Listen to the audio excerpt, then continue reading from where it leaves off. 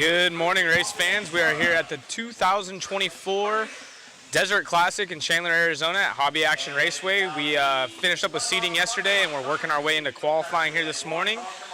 Beautiful weather outside. I think over 350 entries here. It is the first day of qualifying, Friday, March 1st, and we're excited to have you join us. You can see the green screen behind us. We'll have that up and going later on this weekend.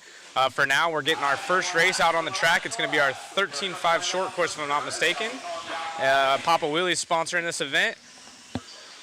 And we got a lot of racing ahead. 2 days of qualifying. They are taking 3 rounds of 4. So typically in IFMAR qualifying, they do 2 of 4 rounds, taking your best 2 rounds out of the 4. But the way Desert Classic is set up this year, they are going to take 3 of the 4 rounds. So qualifying going to be a little bit more important than normal. And then, of course, main events come Sunday.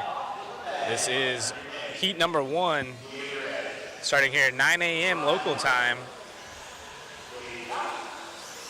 The track was full of traction this morning, so cars should be going quick. Really not a green track, if you will. There's already kind of you'll see it as the race kind of progresses, but there's already a tent on the race line, a little bit of a blue groove. We are mostly on slicks. Most everyone out here is running slick tires in all classes, so pretty good traction and only going to get better as the weekend progresses. Thanks for coming out, Zach. Got the 8 crew this weekend, man. Pretty sweet. A lot of our guys coming out that we had at the Worlds that was here in 2023. So glad to have you out here. You're doing a little bit of racing this weekend. Yeah, I'm going to be racing myself. And like you mentioned, we have the A crew out here. Not that anyone else that works with mod isn't an A crew. You always have the A crew. That's what Larry calls us. That's what Larry calls us. But, of course, we have Chris behind the camera. He's doing the follow cam that you're watching right now. We have Shu, our photographer, so be sure to check that out on Facebook throughout the weekend. We'll be posting awesome photos, as well as I'm printing them here at the track. Yep. So if you guys are in the area, we know a lot of people online chime in, say they are from Arizona most of the time. Got a lot of 8-scale guys and stuff cruise through, so come on by, check out the photo booth.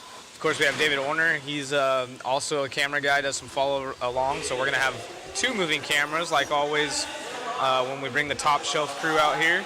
Matt behind the motherboard, if you will, for Mother Matt, and then me talking to you guys. So most definitely. Well, thank you, Zach, for coming on out, and it's going to be a very fun weekend here.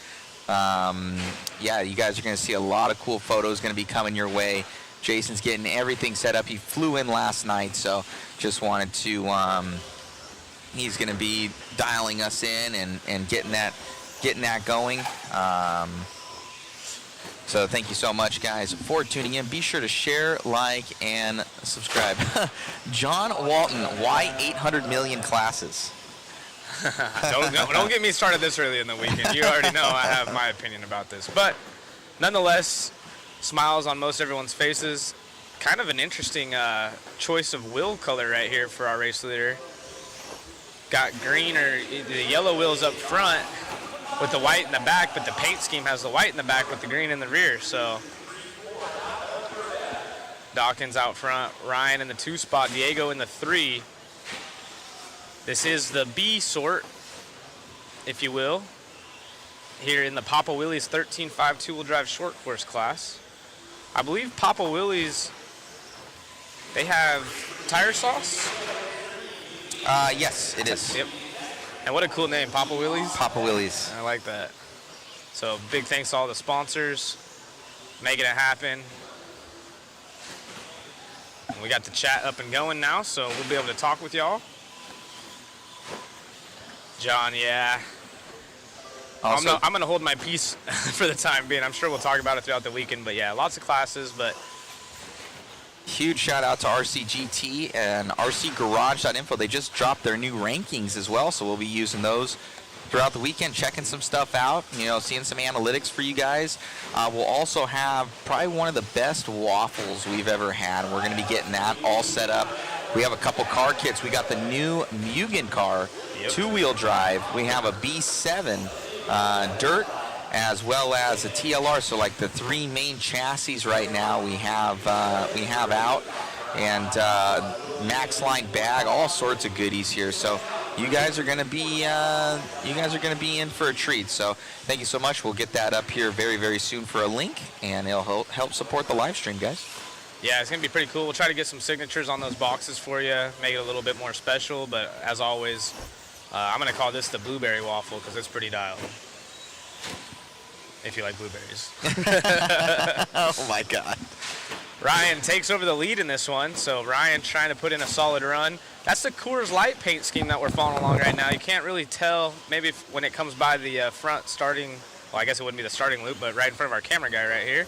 Get a good shot. Pretty sure this is the Coors Light paint scheme one. Kind of hard to tell, but I'm sure Shu will be on it throughout the weekend taking photos. They opted with the red. Most of the time it'd be blue, but it does have the Coors Light logo on the side. Big money sponsorship here.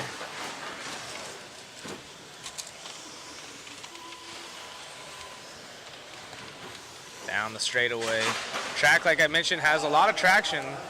So you can check out Ryan's car gripping and ripping here in the Papa Willie's 13.5. Some of these guys going with the Papa Willie's tire sauce and actually using tire warmers. So don't see that at many off-road races, but I was walking around the pits and one of the interesting takes and what I had got a message saying that was kind of the dialed hookup for some of the locals here. They'll put the Papa Willie's tire sauce on, put tire heaters, and they are popping wheelies. Well, Ryan takes the W right there, making it happen.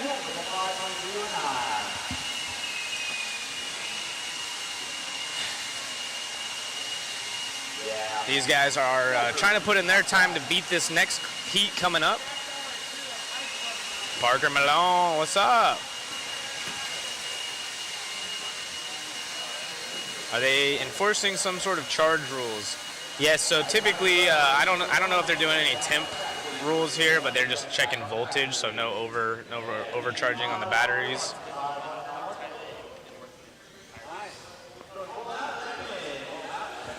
And here is our second heat here in Papa Willie's 13.5 short course. This is our A resort, if you will.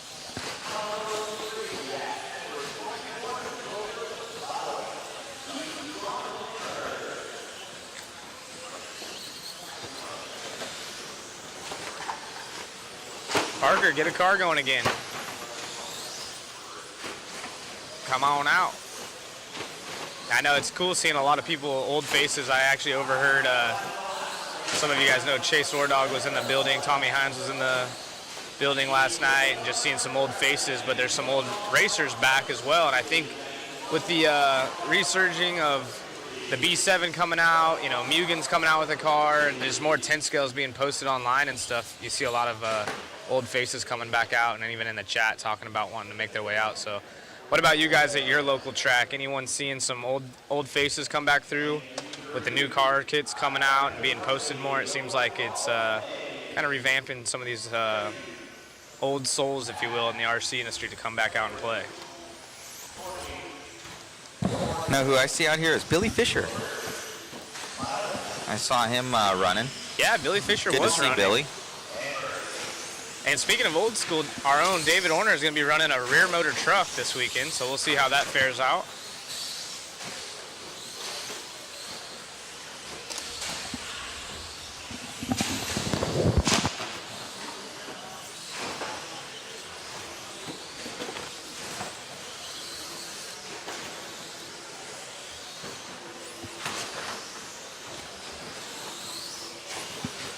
Yeah, some people do charge up to 70 amps.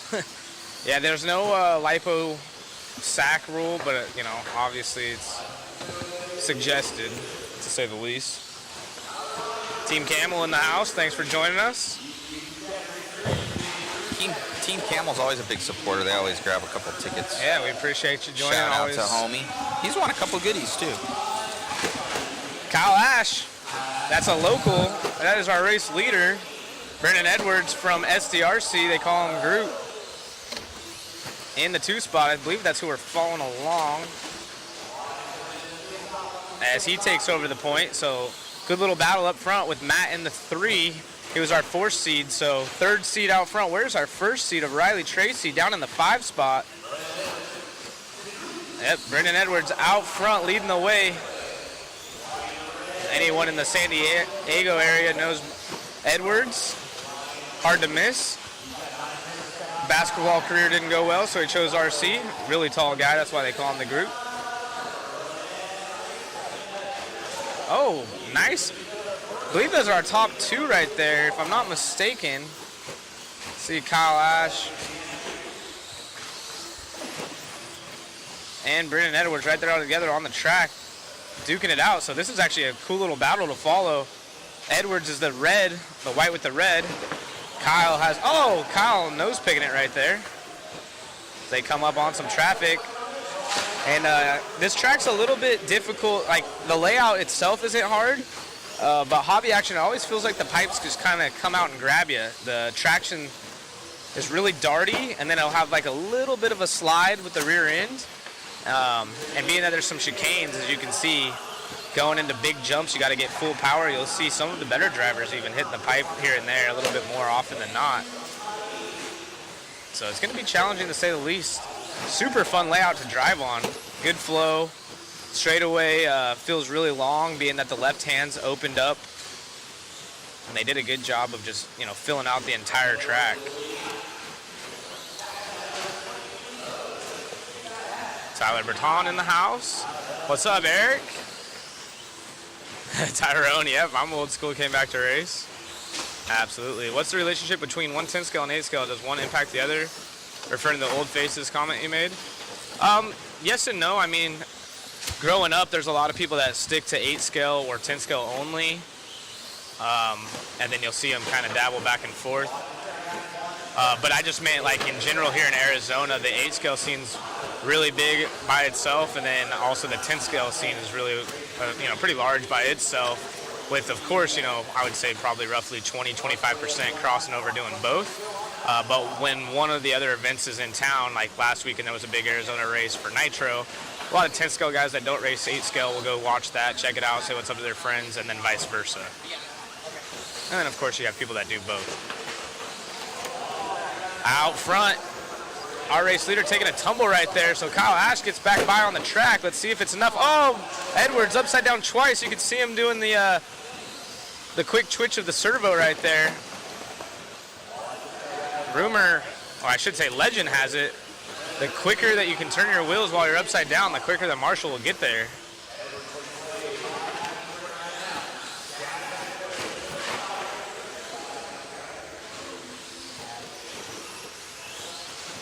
Edwards going all kinds of wide, trying to get back through traffic. He was already through as we follow up with our new race leader, Kyle Ash. He's down the back straightaway. You can check out a good view of the pits right there as we come along. They are completely full, so great job to Hobby Action accommodating everyone as Kyle Ash.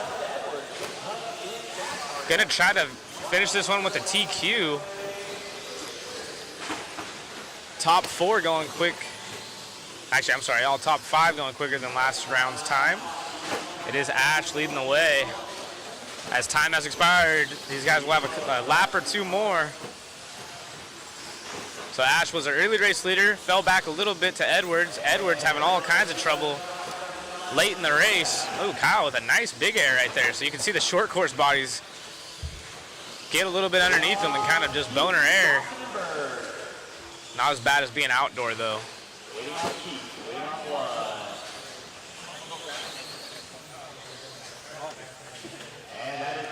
There's Edwards right there with the Reedy sweater on the left-hand side of the screen. Still takes second with Riley Tracy, our top seed, in the 3 spot. He was down in the 5, so nice little comeback right there. Josh in the 4, Chase 5, Justin top 6. Racing here is dead. Been out for 12 years. My boys are nearing age to show them this. Local 10 scale off-road 75 money. Yeah, it wasn't invited. It sounds like backyard track is in order. Where's your local SPD? What is your local spot? But that's cool that you're going to get your kids into it.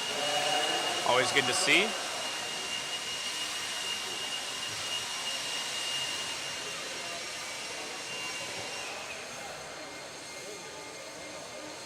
I fight with this as well. Obviously, like you said, you know, in spec racing, money always becomes an issue with trying to get the quickest, best stuff. But at the same time, there are other ways to look at it. You know, back in the day, it sounds like you raced a long time ago as well. You know, you were buying match batteries, brush motors, where you had to cut the comms every time.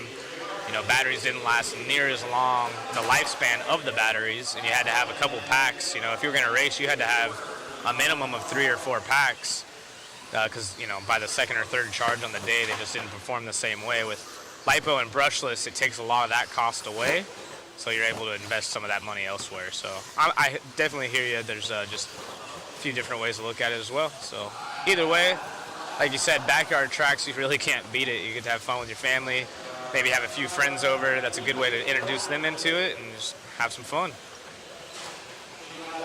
Team Camel, yep, there will be some waffle tickets. We'll get that posted later. We have some awesome prizes. 3 car kits, including the Mugen 2-wheel, the new B7, and the Low C 2-wheel, as well as all kinds of other goodies. We got tools, bags, trinkets here and there. It's going to be a good one. The Netherlands in the house. Holla.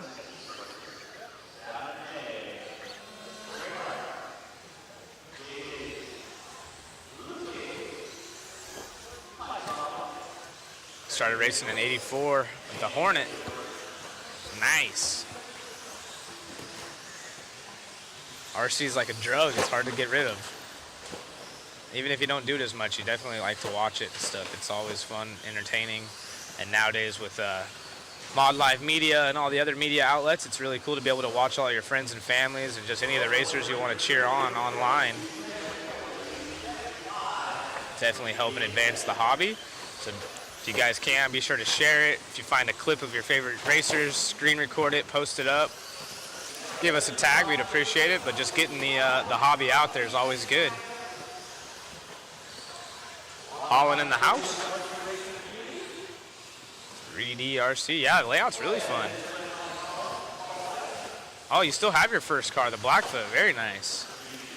All right, we're on Stadium Truck 13.5, so busting out some of these 13.5 classes. There were 4 heats, so this is gonna be our D resort. The way it goes yesterday was seeding. It was just practice towards the end of the day, so we had open practice Wednesday, and then Thursday was open practice for the majority of the day, and then the last couple hours of hobby action being open, we did 1 round of seeding where they take your best 3 consecutive laps, and that puts you in your heats for qualifying. And there will be no resort after this, so you just had to put 3 laps in yesterday to kind of seed you in. So these are going to be the slowest of the 13.5 two-wheel drive stadium truck. But keep in mind, you know, seeding, I saw lots of people have, you know, 2 really good heater laps and then run into traffic or make a mistake, and then same thing, go put in another super heater lap and traffic or mistakes. So might see some names that you expect to be a little bit higher, and it's a totally different ball game when you have to put the full 5-minute run together for qualifying. Again, they are taking your best 3 rounds of 4 this weekend, not just the best 2, so it's going to be a little bit more crucial to be on it. Our own David Orner, he's in a rear motor. He's out there right now. We're following along with him. He's actually leading the heat. So he is one of the racers that didn't even get a chance to seed, so he was probably dead last, got thrown in late race, and that is a rear motor. I believe it's a T4. Looking pretty good out there, honestly. This is about his 2nd pack on the track, so.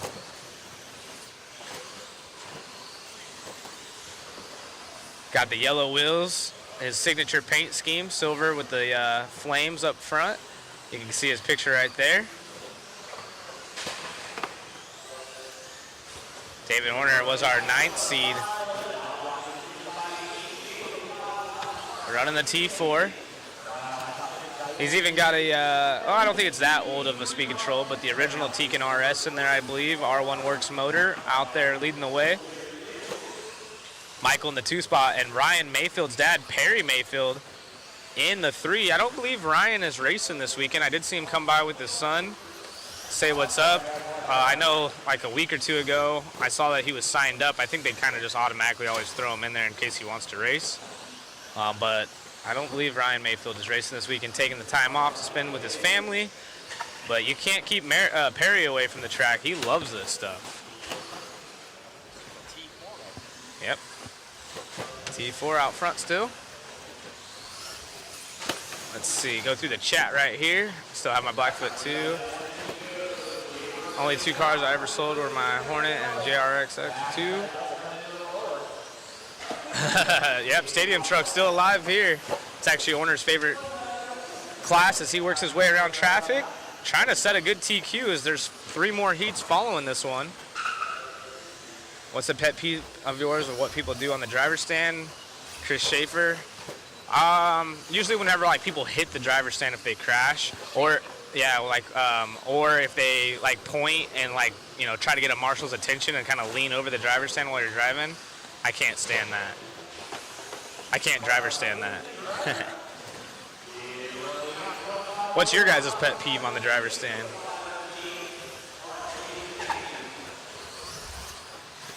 Yep, they ran short course, Jerry. 13.5 short course went there just a moment ago. 3D Racer saying, yep, yelling at the marshals. The Smoking Rat in the house, thanks for joining us. As Orner still leads the way in the old school T4. Ooh, getting hung up right there with some traffic. That was an odd way to get stuck.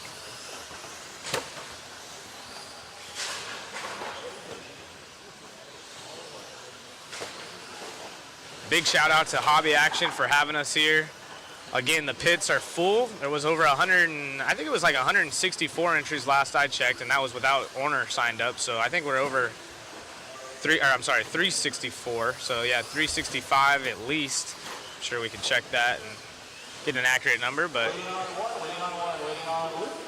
get a good shot of these guys walking off the driver's stand here. Orner gonna take the W, followed by Michael. And Perry Mayfield, Perry throwing up the double peace sign. Looking like he's part of ZZ Top right there.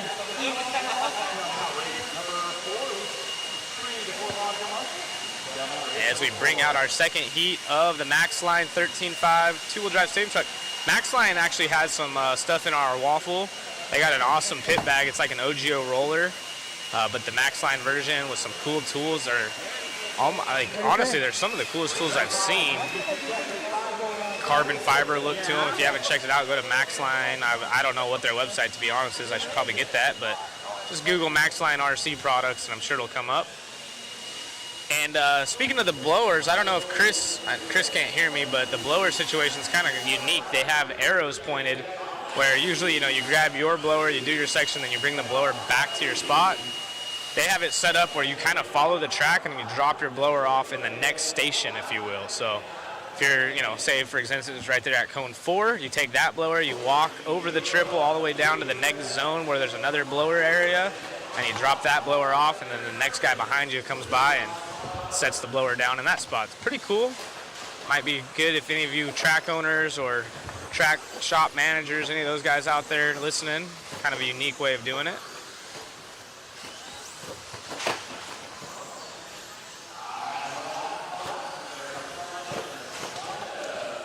We'll get the waffle stuff going here shortly, probably an hour or so. We'll have it ready for you. We'll be sure to let you know. A waffle is a raffle spelled with W. I can't legally say raffle, so call it the waffle.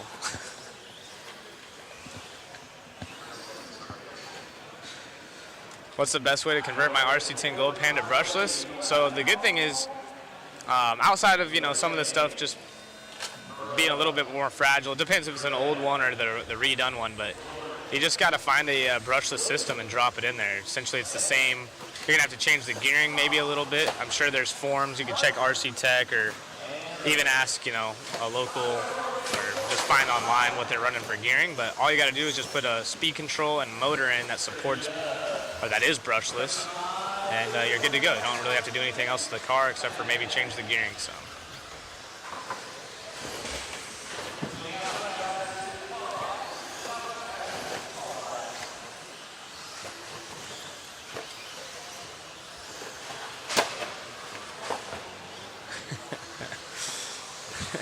Tyrone.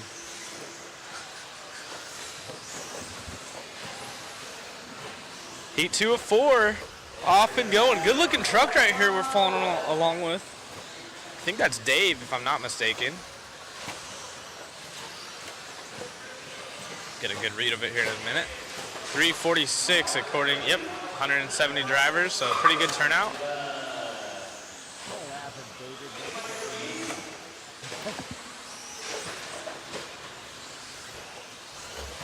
Tyrone, you running DNC?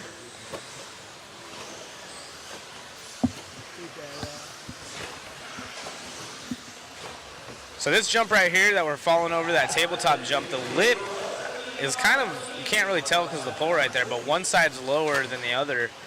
And it can definitely be difficult. These 13.5 trucks kind of soak up the landing, but you'll see some buggy guys struggle to make it while other ones overshoot it. It's a little uneven, but it kind of is, it makes it a little bit better. You have to choose your line over it. It makes it a little bit more off-roady, if you will. So you can see right there, he's just landing up on top, keeping it safe. Going over that triple.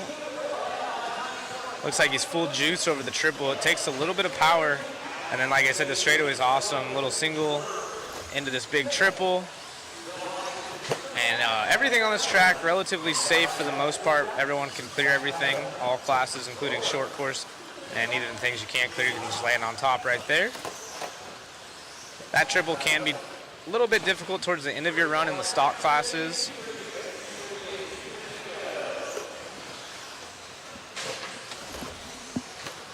What are your guys' local tracks out there in Facebook and YouTube land? How's the local scene going? Again, is the any resurgent going on with the B7 coming out? And who else out there has a new Mugen car they just released? We got a couple of them running out here this weekend. We got one in our waffle, and Tim Long's here. Longtime team manager.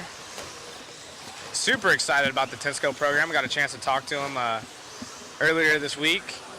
Saying, man, I'm absolutely loving that we have a Tensco car. He's been out there in the sun pitting guys for 20 plus years in the nitro scene, and now he just gets to sit back, relax, sit indoors, and play with this two-wheel buggy.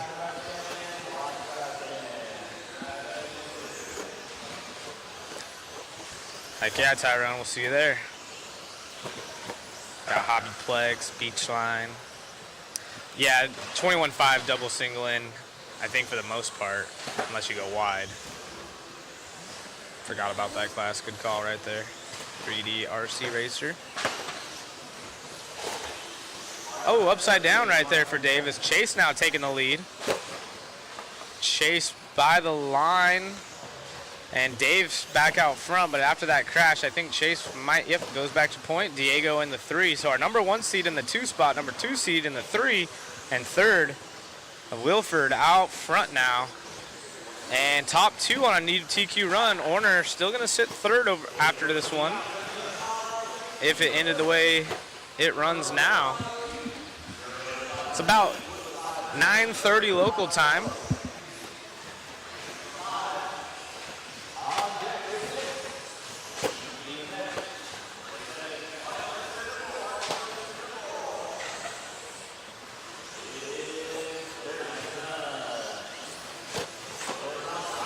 Wilford still out front. Back's never raced before. Awesome. Thanks for joining us, checking it out. Get a good chance to see some of the world's best out here. It's one of the biggest Tensco races in the U.S. at least. Chase still out front. Coming up on through some traffic. Chicanes around him. Oh, gets in the backside of one of them. Oh, man, these trucks look like turtles upside down. Time has expired. See who goes quick.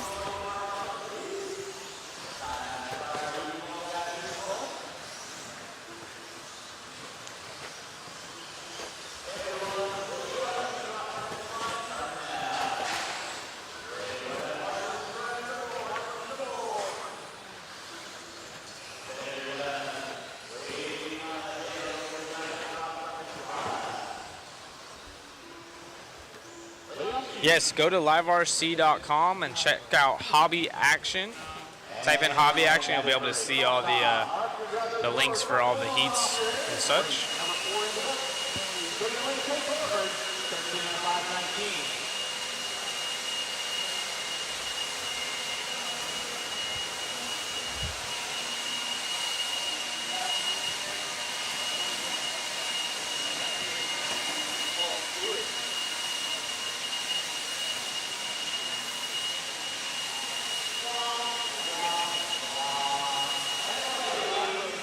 Yes, Hobby's getting some love. Silver Bowl in Vegas. Tyrone building his Mugen 2-wheel. Sick. Peak View RC Raceway in Utah, Isco. I've never even heard of that track. That's cool to hear.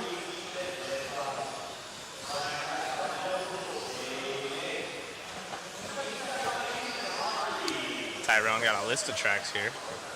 Yes, sir.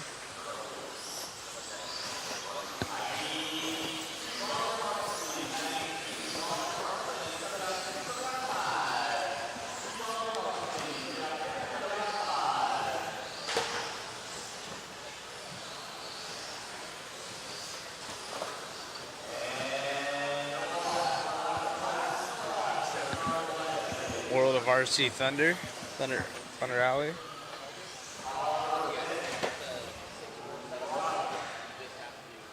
This is our B Resort coming at you next.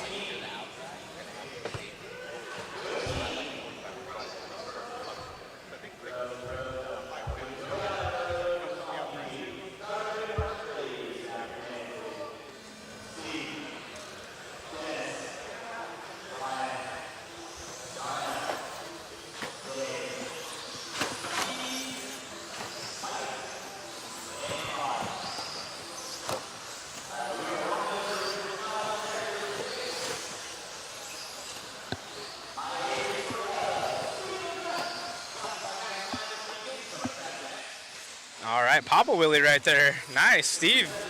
Got a similar looking paint scheme to Orner. Orner's still in our top 5 after this one, but you can see these guys a little bit quicker through the chicanes. That rear motor definitely at a disadvantage on the switchbacks. So our race leader right there down the back straight. Actually, Chucky gonna take the point now from 6th on the grid. Oh no, leader up's on the pipe right there. Tyrone asking.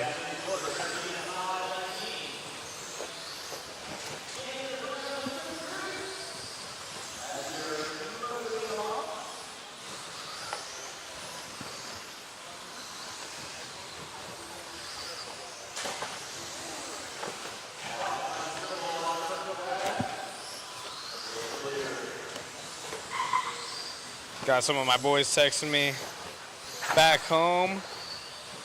They're racing the shootout at Rain Man's Hobby this weekend, so lots of 10-scale racing going on. Mod Live Media was at a big 8-scale race also in Arizona last weekend, so racing is going. RC Hobby alive and well, so entries all across the board everywhere. Good to see.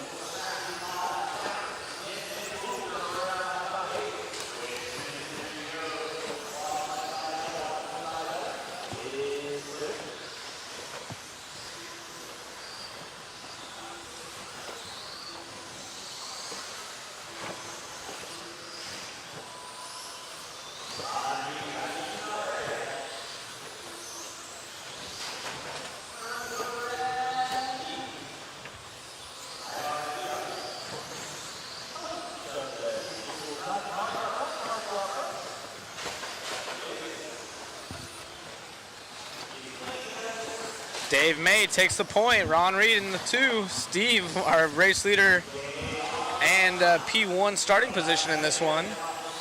Down in the, well, now in the 2, as we got a gaggle of cars together right here. Yeah, no link yet to enter the waffle. Not yet. We'll have it on our website about half hour from now.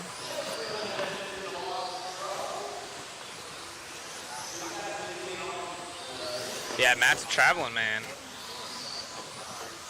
No, 3D Racer. Anyone can enter online. We'll give more details as we get it posted, but you can enter online. You don't have to be here, and you don't have to be watching to win. Brian Kraft out front. He goes by the line, coming down over the big triple.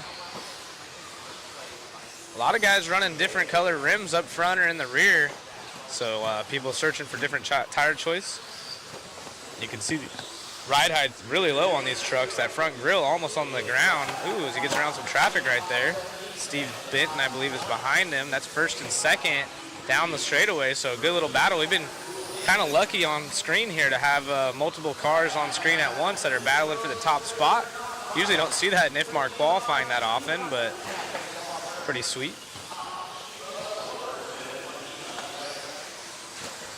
We'll get the waffle entry stuff to you guys here whenever it's all posted. We'll drop links and stuff.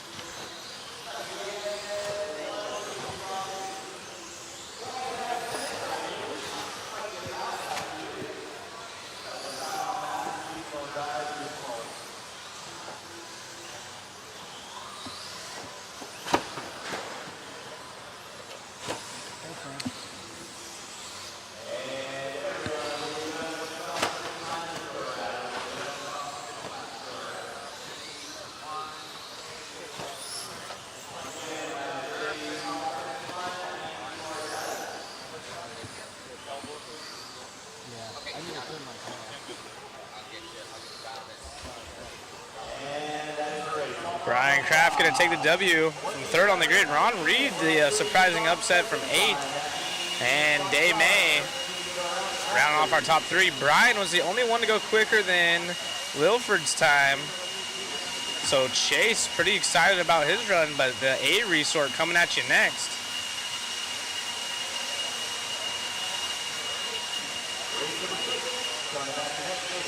Race 6 coming at you next. Again, you guys go to liverc.com, check the hobby action tab. That'll have all of the, you can check out the race entries, the classes, what race number all of your friends, family, fast guys you want to follow. Check out when they're coming up.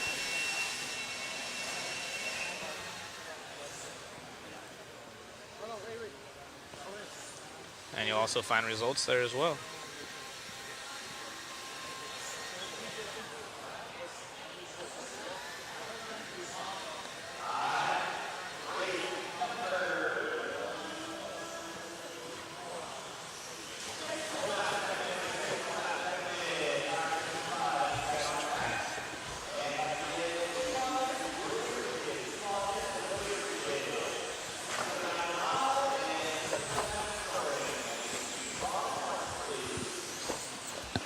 So this will be the fast guys here at 13.5 Stadium Truck. I believe they had a 40 entry cap in most classes.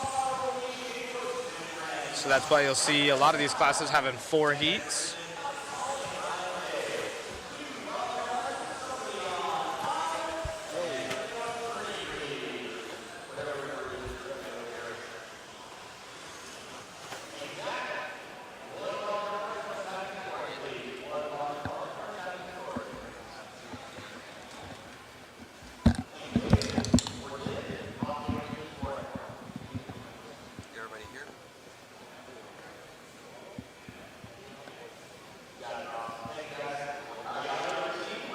Our top seed is going to be Shane Borden, Sammy Moran in this one. Both these boys have been working really hard. Good to see Shane out here going again. Ooh, gets up on 2 right there. Love Shane's paint scheme, the pink with the white in the back. Easy to spot. Ethan Hoskins, he's super fast. Not exactly, I know he's from back east somewhere, I believe, in Factory Tracks. Factory Tracks racer. And Ethan opening off with a quick time. Oh, upside down right there. So let's see Sammy all by himself going big over the tabletop. So you'll see most of these guys probably clearing the whole thing, where last race we saw some of them landing up on top of the table.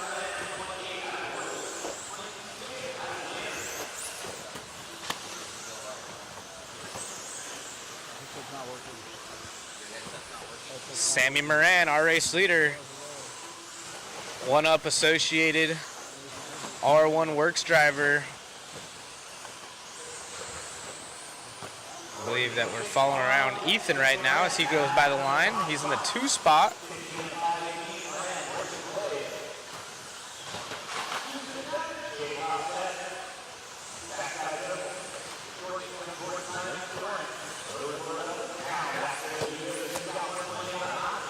Moran, still our race leader, pushes a little wide right there at the end of the straight. Yeah, not bad turnout for stadium trucks, especially here in the 13.5. So Sammy Moran, that red, white, and blue.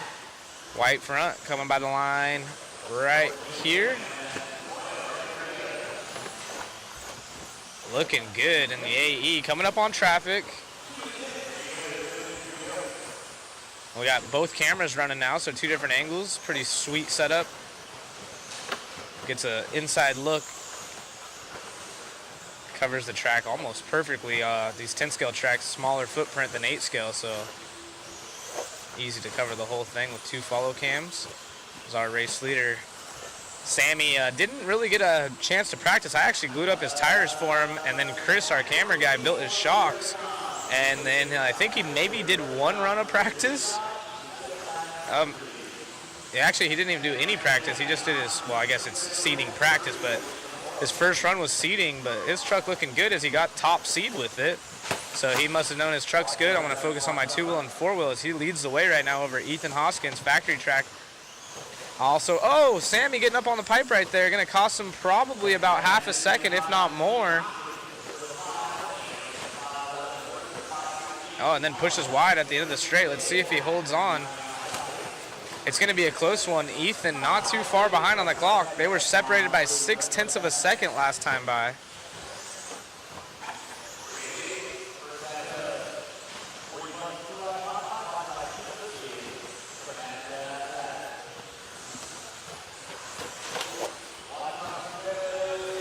Tire choice. Ethan Hoskins in the top left corner right here. Sammy, the main screen. They are separated by 0.2 of a second. All these drivers. Oh, Sammy getting lucky right there.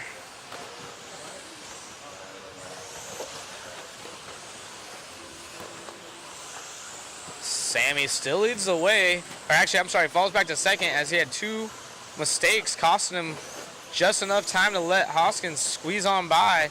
The young 16-year-old driving for factory tracks with the AE ride takes the point as Sammy comes back by.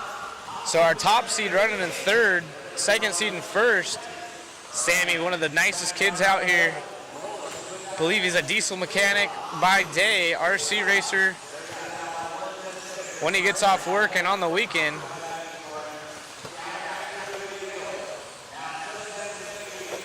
Going good, picking up the pace, knowing what he's got to do. So he's been in this position many a time. And Hoskins, though. Oh, Hoskins up on the pipe right there. Lucky bounce. See, this is going to even things out as time running down. Not sure how much time we have left, but 20 seconds remaining in this one. It's going to come down to the wire, so Sammy up in the top left. Oh, there we go. Full screen of Sammy going big air. He's got to put a heater down. Comes around traffic. Ethan still looking good. But that bounce off the pipe at the end cost him just enough time, and it evened it out. His time has expired, so both those drivers just looking to finish clean. As everyone going quicker than last TQ out of heat number 3 of these guys.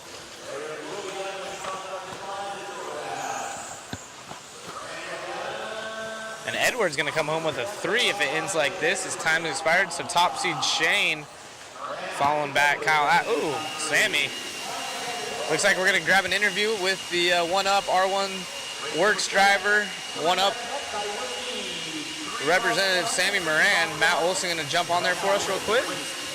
Hold on. Sammy, amazing run out there, man. You and Hoskins. I heard kind of the Mod Live media crew helping you out, getting that truck ready for this race. Yeah, definitely. Big thanks to Chris for building the shocks and everything, helping me get going. And thanks to Matt with the puck systems and everything's been great. Dude, look good out there. Yeah. Any sort of changes going into the next one? Car's feeling good? Yeah, car felt pretty good. Might just mount some new tires and see how it goes. Congratulations on the win, my friend. Thank you, Matt. All right, back to you, Zach, in the booth. Nice work, Sammy. Good to see him take the dub right there. Going into his next 2 runs. And then we got the modified stadium trucks, not as big as the class, but still stadium trucks nonetheless. Only 1 heat, but it's all pretty much factory guys with a few others shuffling in. It looks like they're doing a little bit of track work over here on the right-hand side. Maybe we can get it up on screen. Oh, yeah. Richard's showing a little bit of knee, so we might have to charge a subscription if it gets a little bit more seductive than that. But they are, there we go. Nice. So nothing like taping the track, taping the pipe to the track. I love it. I think maybe, I'm not gonna say, I didn't even hear it, but. Oh. Were they just trying to get rid of the edge of the coupling right there? Oh, Robinson.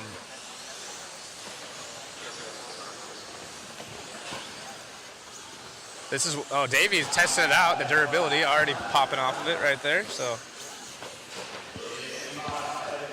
Yep, looks like Kyle's here in the mod truck.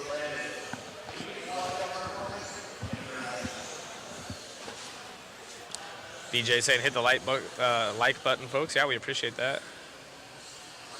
Yeah, that was a really good race right there at the end. So hopefully the mod guys can follow suit with the 13.5 drivers and make it interesting for us. Look at a good look at the pits right there. Completely full as we follow along. Another R1 Works driver, Davey Bada, in the mod class. Oh, what was that? So not the way you want to start, but kind of got a lucky bounce off of it. Love Davey's paint scheme as well. The checkered back looks sweet. Oh, and Evans goes for a tumble too. We barely caught that on screen in time. So again, I told you guys early on in this stream, you're going to see even the top guys making mistakes. It seems like these pipes with the chicanes just come out and kind of grab you. And now we have the Schumacher driver of Brock Champlin. And Brock's stuff has been looking super fast this weekend. Oh, as he makes a mistake. So, oh, it's broken. It's broken. The front right is broke. Oh, wow. Not what you want to see there. And it looks like Sammy's going to try to pop that back on. And we're going to go to Rivkin as our new race leader. There's Bada in the 2 spot. Rivkin coming along as Evans gets stuck on the pipe again. So again, this doesn't look like a typical factory heat, as this track can come out and grab you. We've already seen one car popping a ball cup. Some of our top guys, it looks like, going off the track here and there. Evans having a rough go around. What's up, Clay? Oh, Rivkin upside down. So again, it's just absolutely out of control. So all of our guys have hit the pipe at least once in this heat, flipped over or popped a ball cup or two. So Bada should beat a point as he was only 800ths back. Let's see as he comes by the line and to the point as he goes for a tumble. Man, nobody wants this. So you're going to see some glued sidewalls, I would assume, on some of these trucks, because they are just grabbing with the front end and almost twisting it in the ground or running to the pipe. As you can see, the front end very active on Spencer's car as he goes through the chicane. Another thing with the truck classes, a lot of these drivers focus more of their attention on 2-wheel and 4-wheel, so they don't work as on the setup. I shouldn't say they don't work on the setup, it's just not their most valued class until later on, as it starts to calm down after practice and everything. They get their 2-wheel, 4-wheels dialed in, and then they work on their truck. So I'm sure they'll get them dialed in as the race goes on. Spencer popping a little wheelie coming on the straightaway. Good view of the low ride height that these drivers have, as the follow cam down the back straightaway shows it almost on the ground. The track monster is alive and kicking.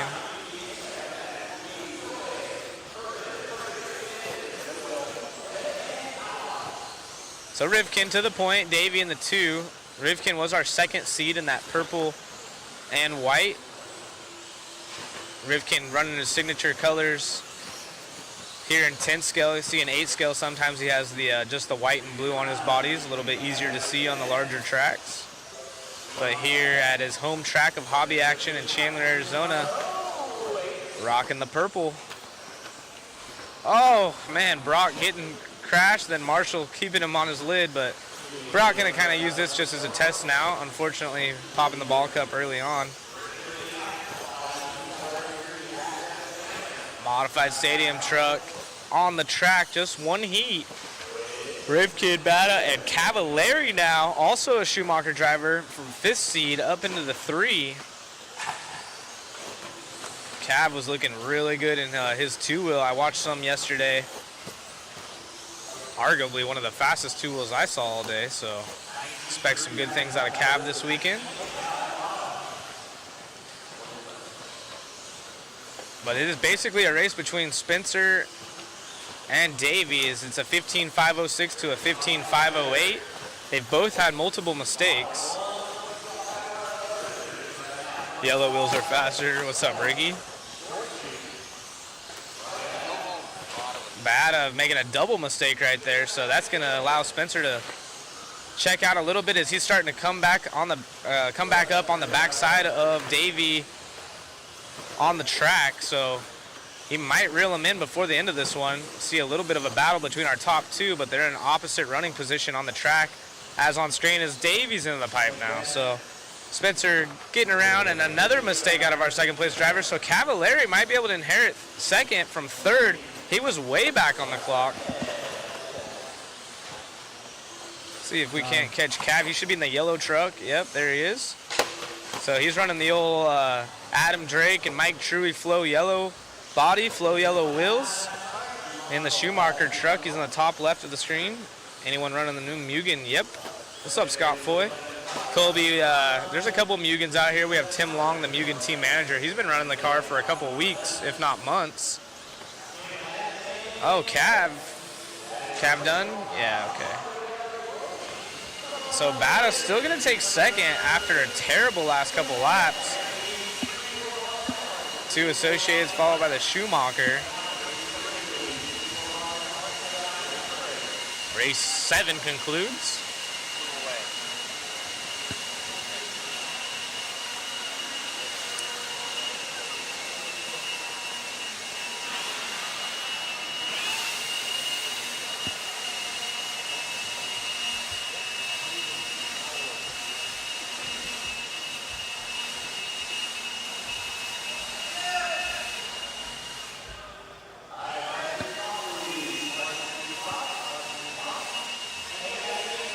Again, we appreciate you guys sharing our stream, liking it, gets it out there. I have a great time covering this event for you guys.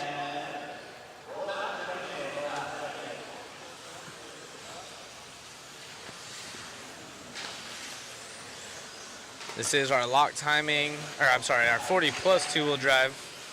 Heat 1 of 3, Jim Silva in this one.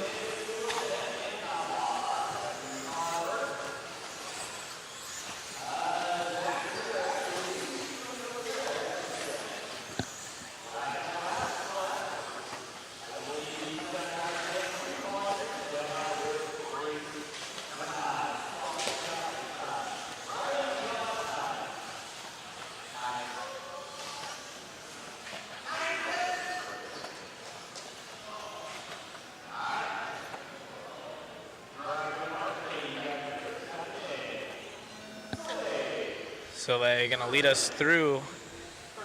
This is our C resort of the 40 plus. This is first time we've seen some 2-wheel buggies on the track today outside of practice this morning.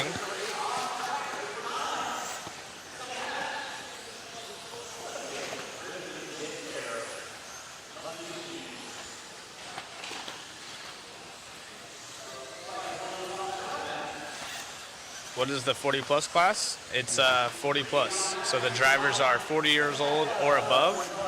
I'm not sure what motors they run. I know There's some places that run mods, some that run 13.5. These look kind of more like 13.5s. Might be open, I'm not sure.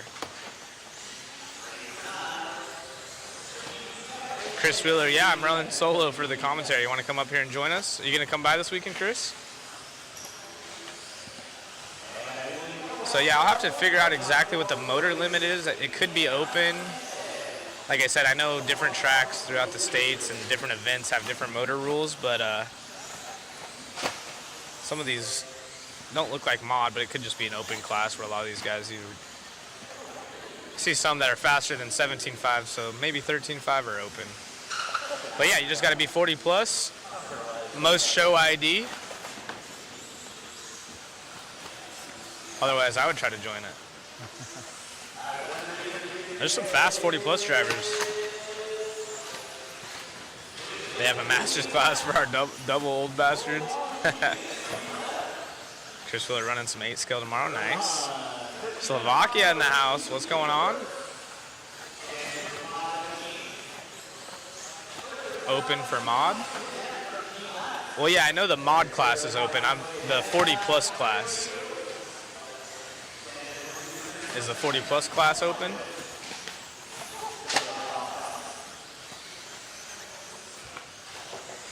They're all 2S. All these classes are going to be 2S, the real MC. Yeah, I'd love to see Wheeler come join us in the booth. Got lots of knowledge in the industry. Come take over for a minute. I'll go grab some interviews or something in the pits, you know, never know. So Jim still leads the way out front. Evan in the 2. Sean Sanchez, local here, in the 3.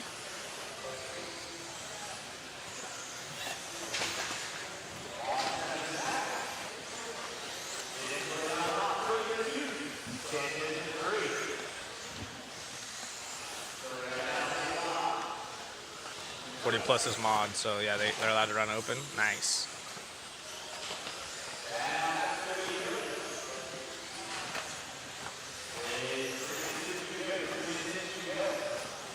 So yeah, being that this class is open, you can tell some drivers still opt in to either turn their mod motors way down or maybe just running a 13.5. And then there's some other drivers you can clearly see they got some horsepower. And I'm sure as we get into some of the quicker heats, you'll really be able to tell that this is an open class, if that's the case. Red Cat manual maker extraordinaire.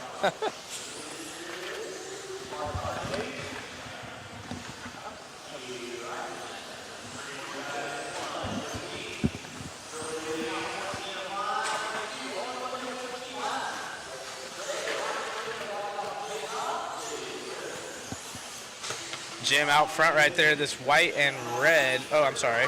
That's, actually, I think that is Jim.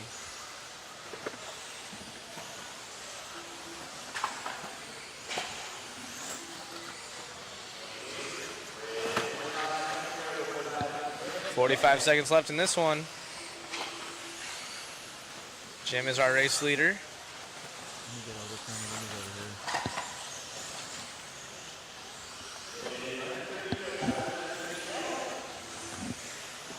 Again, the traction already pretty high. You can kind of see a little bit of a blue groove tint in the line. And it'll only get better and better. Jim in this all white, if I'm not mistaken. Yeah, with the yellow wheels, raw speed rubber out there. Over the big triple. Can you say Barop for electric, or is that a no? Is it Zoom?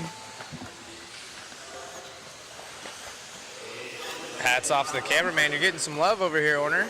Oh, yeah? Yep. And Chris also doing a great job. So it really helps whenever you have camera guys that are into RC, know a lot of the paint schemes, kind of understand what's wanting to be followed. If a battle's on the track, you know, they kind of know the names of racers and stuff. So, yeah, big shout out. Nice catch right there for giving some love to our camera guys. They do a great job.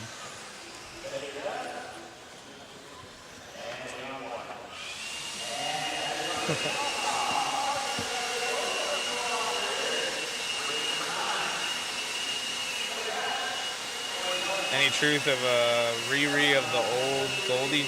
I'm not sure. Oh, it's psh.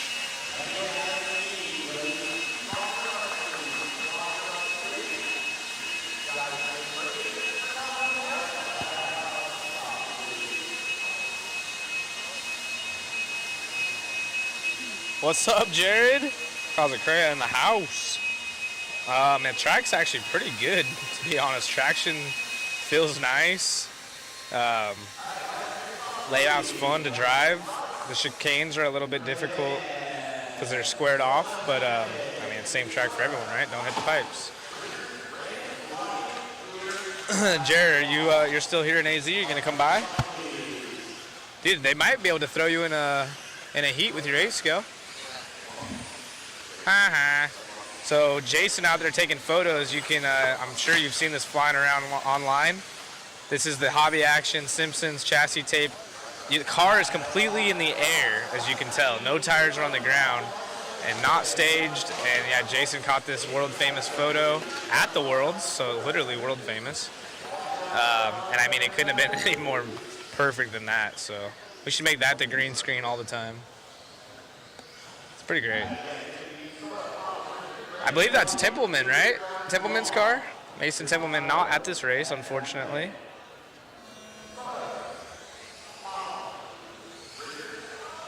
Oh, Jared's gonna come by. We gotta get Jared in the booth. We gotta definitely get Kazacrea in the booth. Oh, his name's Spicy Chicken Nugget. Nice. Tell him to bring the Wendy's. Bring the Wendy's, Jared. That's probably an inside joke I'm not aware of, but it sounds fun. We'll have a chat poll. Do you guys, if anyone eats at Wendy's, I know some people are against it, but do you dip your fries or chicken nuggets in the Frosty, or is that a big no-no? I want to hear the opinions out there. I'm weird. I'll dip the fries or the chicken nugget in the Frosty. I think it's delicious. I get the half and half Frosty. That's another question. You guys vanilla, chocolate, or half and half? That's the thing about Wendy's is their machine always works. It's not like McDonald's, you know? Off here, 40 plus, heat 2 of 3. And you can see some of these guys definitely showcasing this is the open motor rule. We're getting some big air. Dang, happy feet right there. So high knees out of the turn marshal. I believe is that Zach out there, Marshall? Nah, is it? He's a Hobby Action new employee. Yeah. I don't dip, but I do eat the Frosty. Jared Cossack. Dude, that's so dialed. Anytime someone throws a sick whip, that should just like instantly pop up. That might be one of the best photos ever. Jared, if this isn't your Facebook profile picture by the time I get on my phone and check your Facebook, dude, we're done being friends, bro. That is classic. Yes, dude, Chicky Nug Nugs. Oh, of course it's Racecraft, right? That's clean, bro.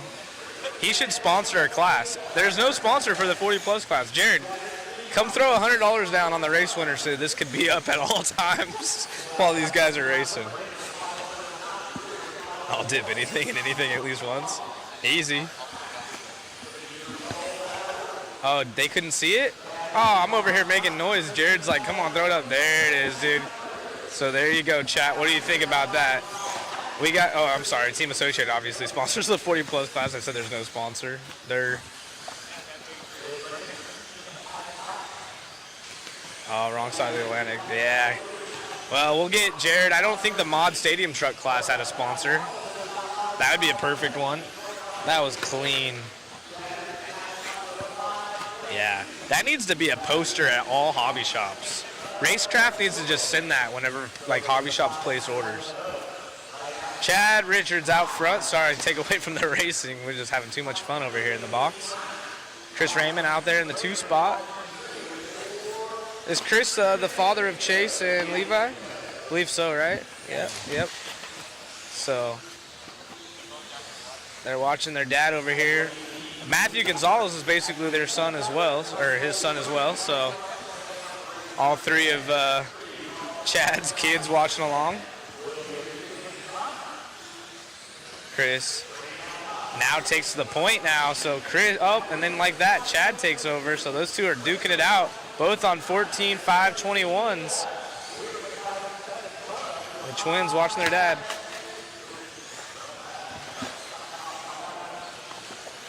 Shiggy Nug Nugs, dude. Tim Long in the Mugen in the 4 spot, getting some love by Tyrone in the chat.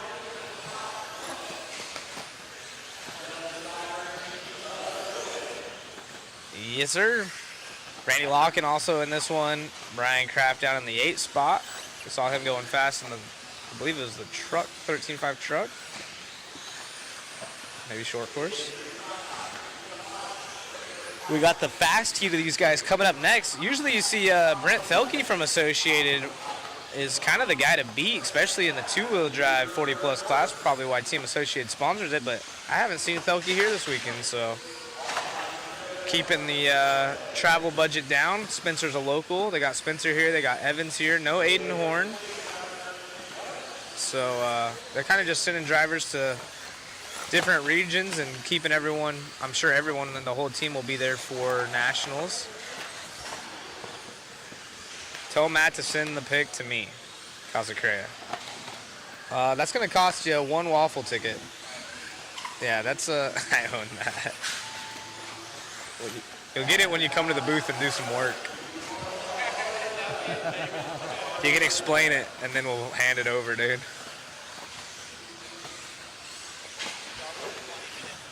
Yeah, he said he's going to come by. So Jim's time out of heat 1 looking good as Chad and Chris Paul, all 3 of those drivers going slower than Jim's times. Sean Sanchez still up in the top 5 as well as this heat expires. Time has expired. Wow. Someone making sure that cement's strong. Quick commercial break. We'll be right back with you for this A resort.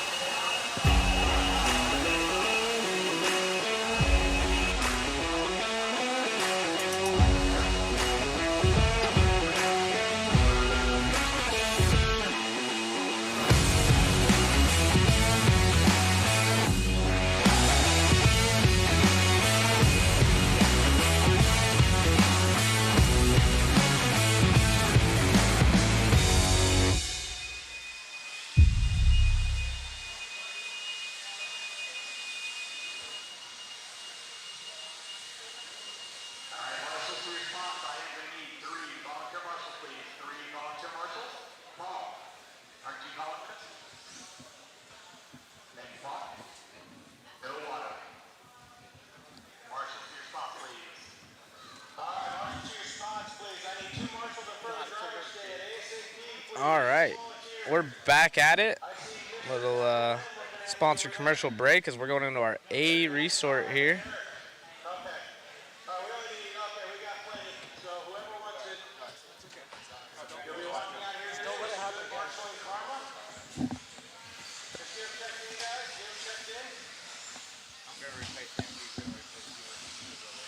Wow, that's crazy.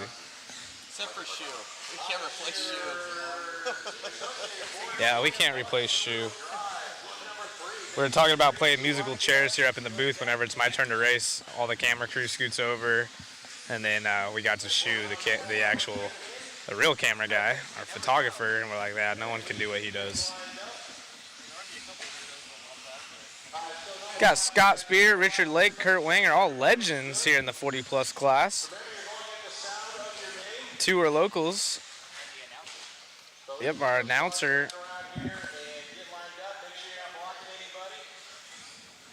This is awesome.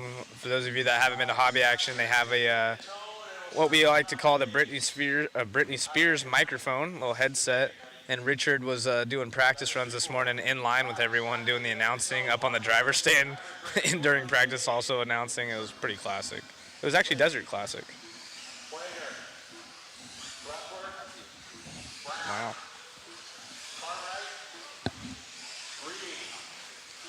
Scott Spear is going to lead us off as we follow him along with the orange, blue, and yellow wheel car down the front side of the booth on the straightaway. Richard Lake Gonna be second with Kurt Winger, an AE and Shell Racing Designs engineer in the 3.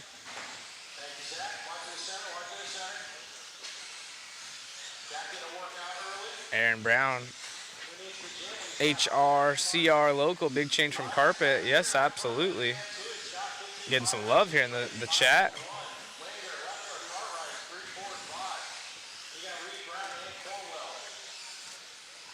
My pet peeve is shared profiles on Facebook.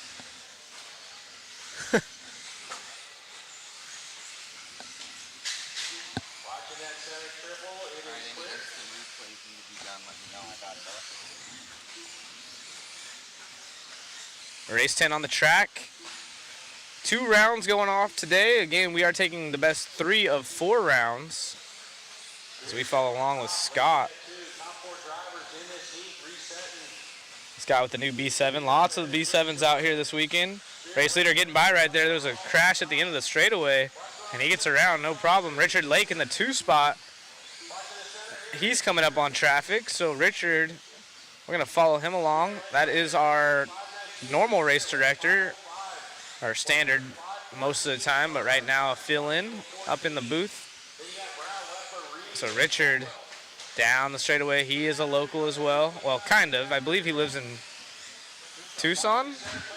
He's staying at Larry Tom's house as well as all of the mod crew. So big shout out to Larry Tom. Oh, second place bouncing off the pipe right there in the chicane. The second chicane, I should say. And Kurt Winger, the associate engineer, he's got Spencer Rivkin out here watching him. They've been working together. Actually saw Kurt grab Spencer's radio and try out something earlier in practice this weekend. I believe Kurt is right here in the green, black, and yep, right there. Oh, see if we can follow Kurt around for a lap or two. He's right behind these guys.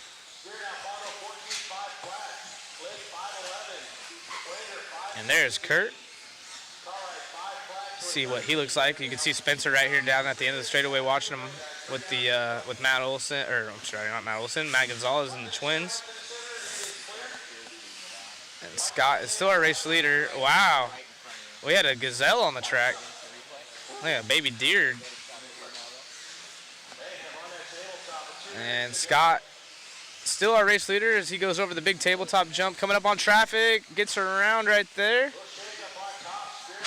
That could have been pretty bad, but Kurt now up in the 2 spot. We were following Kurt around for a little bit. He moved up from 3rd to 2nd. Yeah, the leap of faith. Ryan Reese in the house. It's Larry the Cuddle Panda.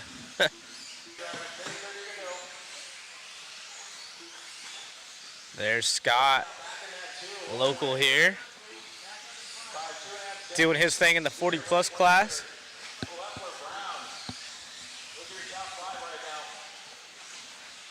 Top 4 going quick, but Jim out of the C reseed, or seeding round, still with a top 5 run, so Jim's got to be extremely happy with that.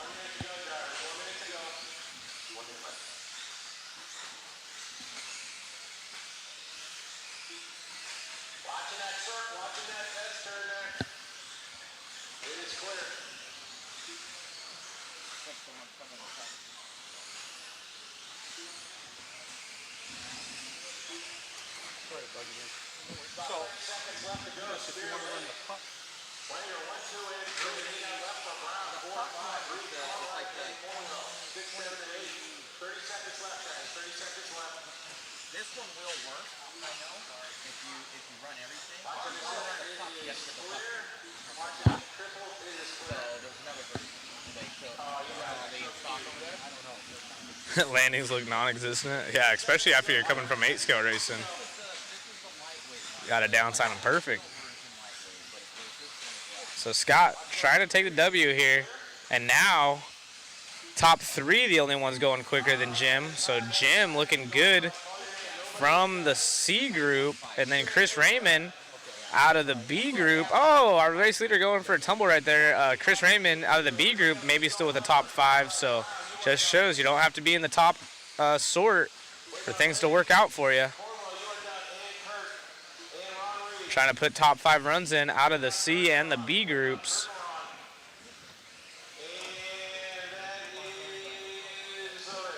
So Scott takes the W. We're going to get a quick interview with him real quick. Gotcha. Here with Scott Spear. Dude, amazing run out there. Wasn't easy, made it happen. Yeah, just been working at the car for a while, new car, trying to figure it out. I think the team's throwing a lot of stuff at it, making it work. We're getting it down, just trying a few things, and hopefully we'll have some same luck going on. So. Right on, man. Congratulations. Cool, thanks, man. Back to you, Zach, in the booth.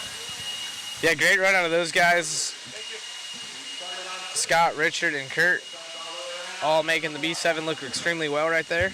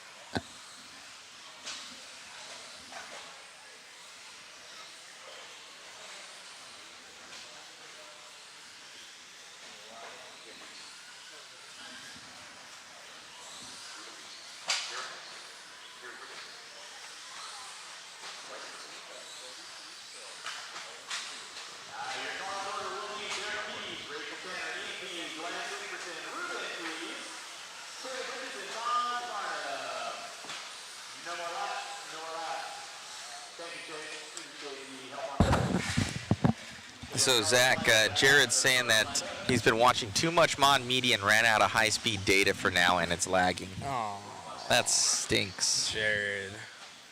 He's going to have to go get his prepaid phone rejuiced. Go to Walmart, get a card. I wonder if he's hotspotting it. You shouldn't be a problem. But if you're out there, if you're chilling at what would it be, the Schumacher's track out there, there's like no reception out there, so that could be why it's lagging. There's really no reception in here, so thankfully you get the Starlink set up for us. Oh yeah, because it could be a dead zone in here. Look at this vintage car. This thing is sweet. Sick in the 21.5 lock timing class. David. Here.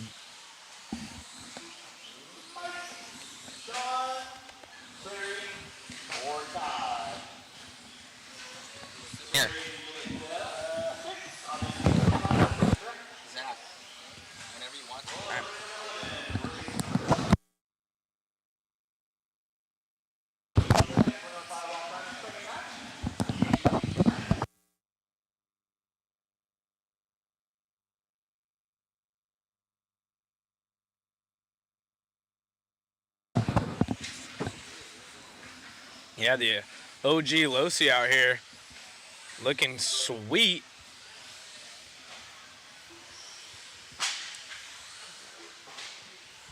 Now it might be easier to get parts for that than the current platform.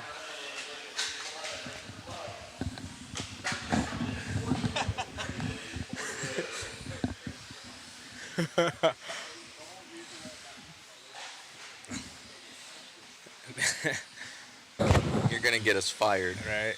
Derek out front. Leads the way. He was the top seed in this heat.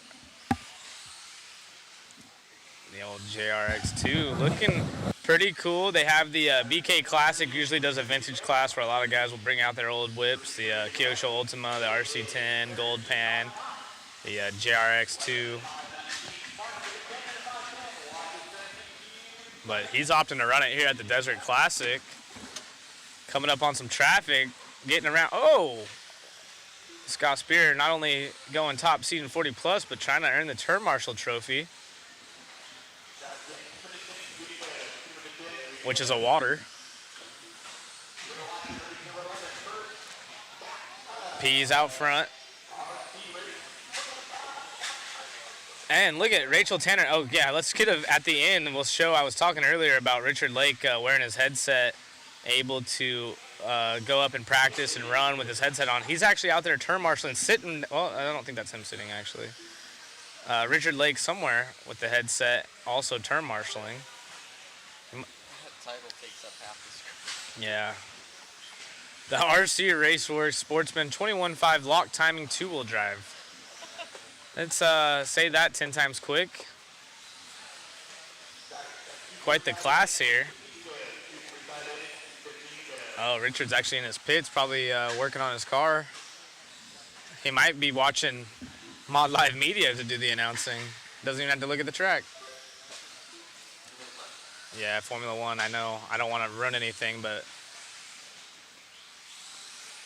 just checked my Instagram feed to see what was going on, and normal suspects up front. I'm sure the chat's going to go crazy about F1 right now and tell us all about it.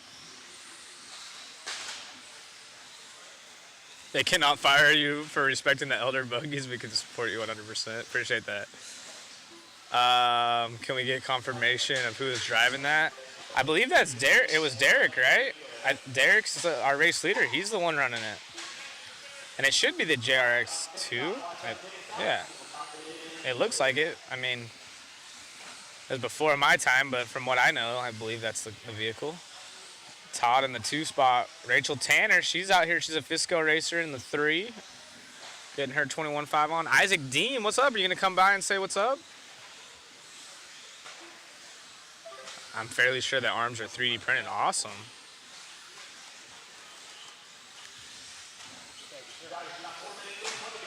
It's a beauty of technology nowadays. You just 3D print some of these old parts. Especially with some of the materials they have now in the printers. You can make awesome stuff. Very durable, clean lines, and almost pretty accessible to anyone that wants to and are interested enough to learn it. Derek, that's our race leader. The old school vintage whip. I'm sure our photographer is going to grab some quick photos or cool photos of that throughout the weekend.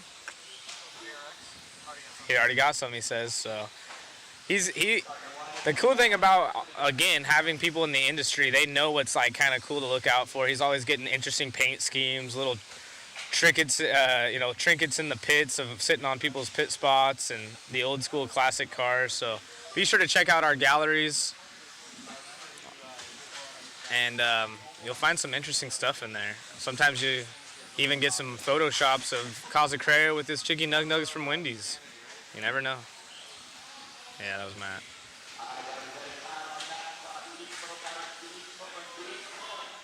Oh, they're testing out some PTG CF wheels next time I'm at the track. Awesome. Yeah, they are foolish for not re-releasing that.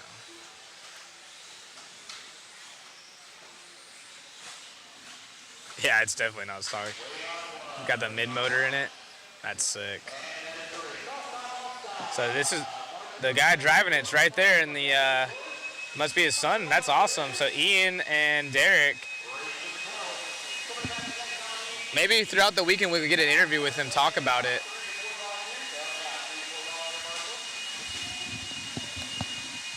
Ryan, do you think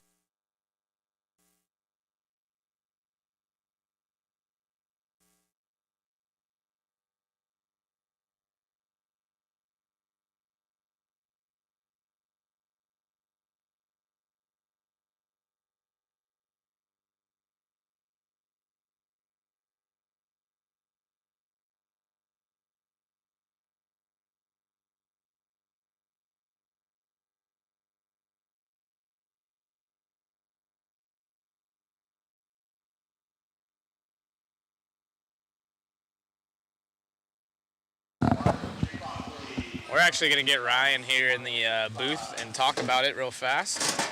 We'll just bring him in for a quick moment, something different, as we have our B seed round right here coming up next in the 21.5 lock timing class, sponsored by RC Raceworks. What's going on, Ryan? So we got Ryan in the booth. We're going to get him a headset on right there. And then we'll have the camera going so you can take the... Oh.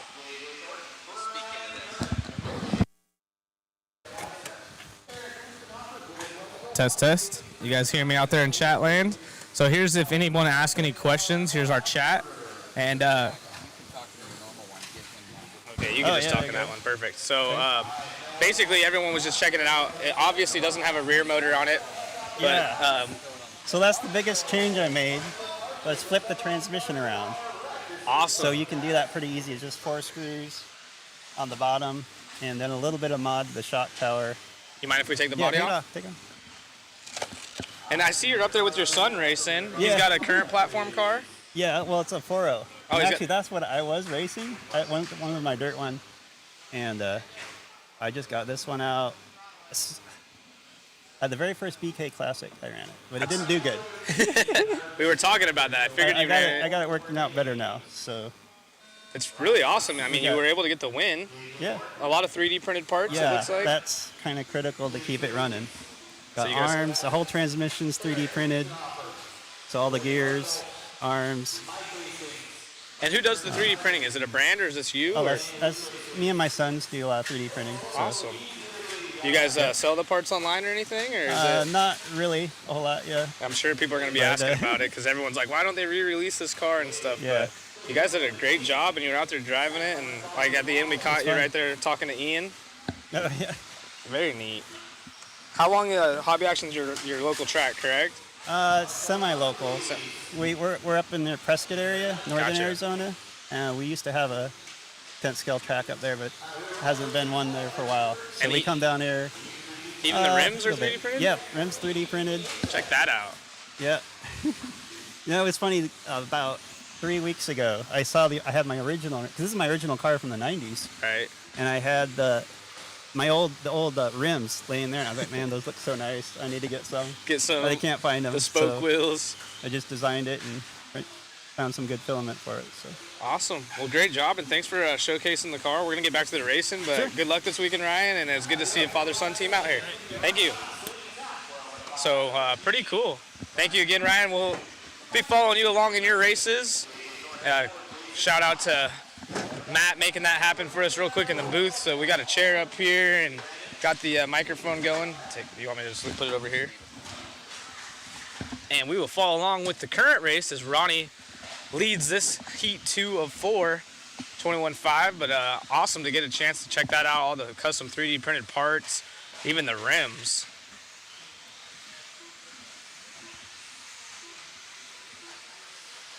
You guys gonna share those Oreos with the drivers today?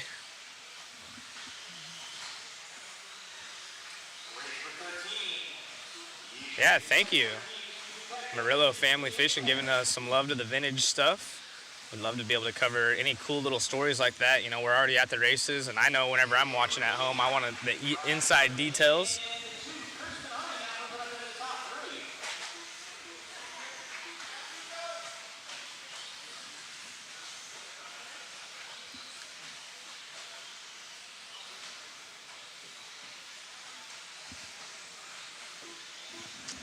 Yeah, so JJ Thornton now takes the point. Yeah, so awesome that Ryan was able to join us. Not only is it cool that he has the vintage car, all the 3D printed skills and stuff, but caught a little cool glimpse of him. So if anyone is friends with Ryan, you know, we caught a glimpse of him right there at the end, giving his son a little pat on the back at the end of the race. And that's what it's about. I mean, you know, it's cool seeing the father-son team standing up there on the driver's stand together in the same heat. And he said that they do the 3D printing together. So way cool. Really can't beat that, and was awesome to capture that on screen. So go back, screen record that, and send it to him if you're friends with Ryan. And giving the vintage class a little bit of love right there. Vintage cars, that is.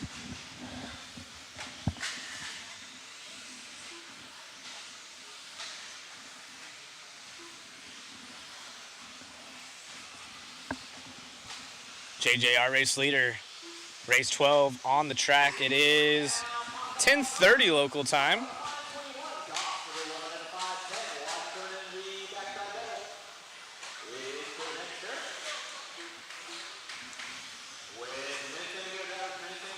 What's your guys' favorite vintage car?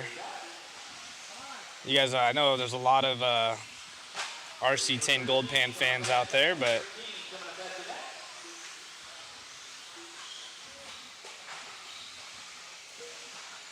love to see if he starts releasing some of those parts and stuff. I'm sure a lot of the Losi fans would love that.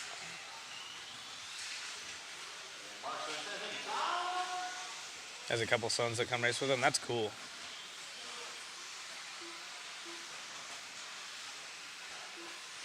JC Racing Products in the UK sells JRX 2 wheels.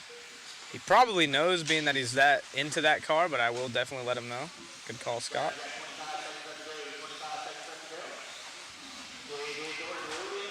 Oh yeah, the Triple X4. That was a sweet car in the four-wheel days. Hardy in the 2 spot now from 9th on the grid. Byron up in the 3. Ronnie was our early race leader, falls back to 4th, trying to battle back out into a top spot. Gonna have some work cut out.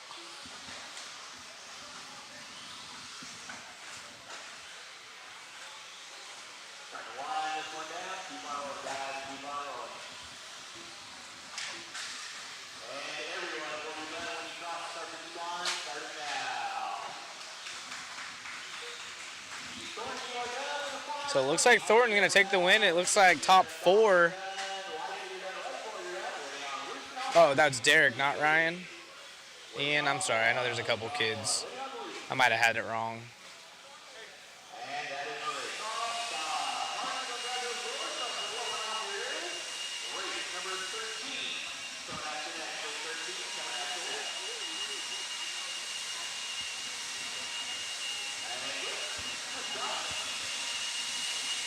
Young JJ making that one happen. That was awesome to see. So lots of kids here in the 21.5 class. This is a slower lock timing motor. A lot of double singles going on. Yeah, David Orner out there. Quite the technique he's got right there. No bend of the elbow, all wrist. He's actually been wearing the same shorts since 4th grade, I think. So saving money. I know.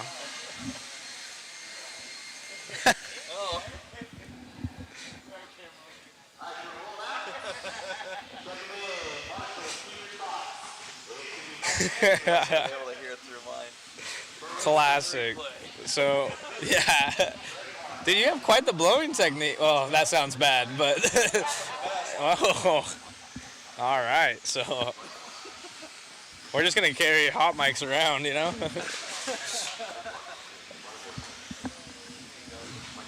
Yeah, here's an instant replay. So, if you want to get better at track maintenance, you been hitting the gym or what, dude? Look at the high top socks. Are those Skechers or New Balance? Yeah, dude. You got Skechers? Nice, nice. The kid behind you, though, he might have you beat, dude. Well, he's naturally lower than me. Yeah, the center of gravity is lower, so. Yeah. Like a slash, he's like a D7. Nice. So that's beautiful technique. That's how you do it right there. There should be like a little class. You know, like when you go to a rental go-kart and they're like, this is how you blow the track off. Nice. The switch off, the relay, if you will, from hand to hand. Mitch on the mic in the house. So again, on the blower situation, since we're on that topic, it's pretty cool. You go from your station, so you grab your blower at your cone, and then you just walk the track to the next station, so you don't have to come back and bring the blower back to that spot. Yeah, only the yellow cones. The red cones don't have blowers. So they have a, we're joking about it, but it's pretty serious around here for the track maintenance.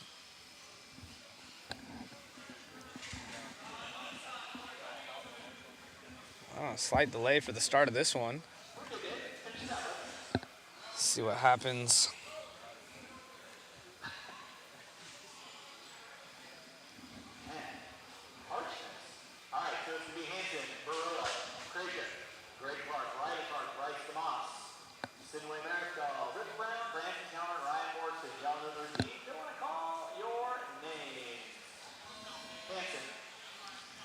This is going to be our B sort. Double single for these ones. So all about consistency. Try not to flip over. This is hard to make up time on the slower motor cars. In mod and stuff, you can put some heaters in.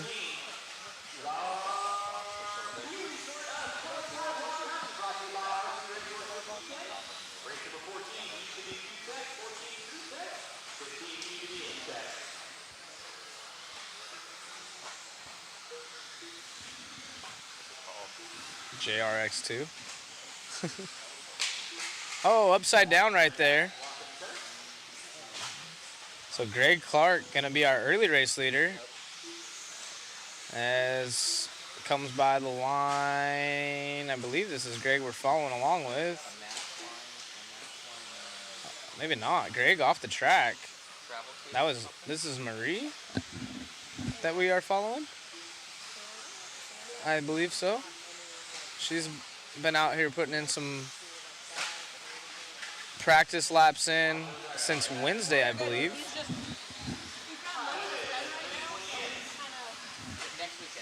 So Greg Clark out front. So I'm not sure what happened with his timing, but maybe his transponder didn't count. We'll try to pick up. Oh no, now it's showing off again. I'm not sure what's happening with Greg. He goes from first to last. So Dave is our race leader. Yeah, he could have missed a lap and they're trying to plug him back in, but Gorilla by the line right there. One of these cars. Oh, yeah, I think it's this yellow and red. This should be Barilla. Hanson in the 2 spot. Marie runs third. She was the 3rd seed in this heat. As they come by the line, let's see. Yeah, 1 and 2 together on the track, so that's Dave and Mike. Oh, upside down out of Mike. Oh, and they're coming up on the backside of some racers. Getting around through the chicane. Barilla looking solid.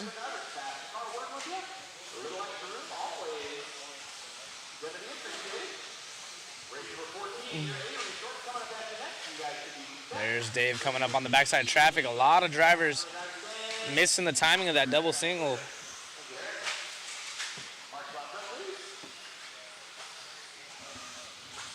Sound keeps going in and out.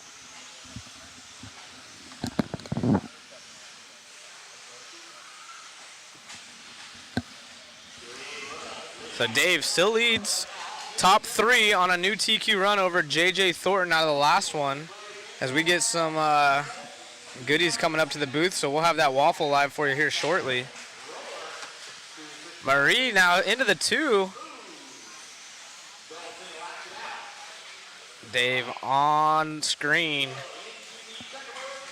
Down the straightaway. Riley Clark up into the 4. Poking his name into this one as our leader coming up on traffic. Gets around 1, gets around 2, and open track through the chicane over the double in front of the driver's stand. Yeah, he has been keeping it nice and clean and comes up on the backside of traffic, doesn't get flustered. Hits, goes into coast mode or hits the brakes, doesn't try to rush into it. And it's paying dividends right now as Dave out front, spanking everyone on a 12.501, 19 seconds quicker than JJ Thornton's time. JJ, though, still looking good with a 2 if things ended the way it is right now. I don't know if the opinion's bigger than the spur. Could be.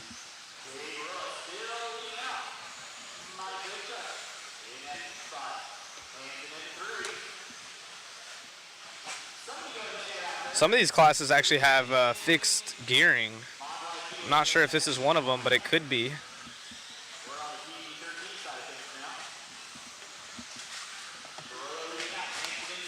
Mike Hansen still in the 2. Marie falls back to 3rd, so that's been the battle between those two. They're separated by just over a second and a half. Mike over Marie.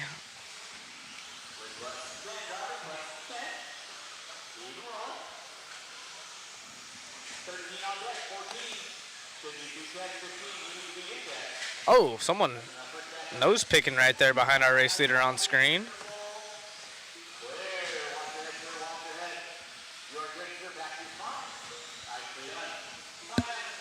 Time has expired.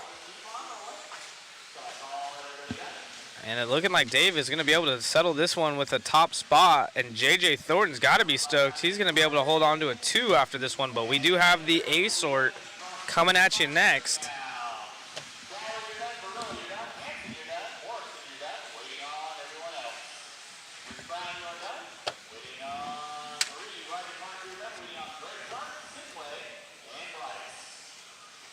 Yeah, there's some classes that have fixed gearing.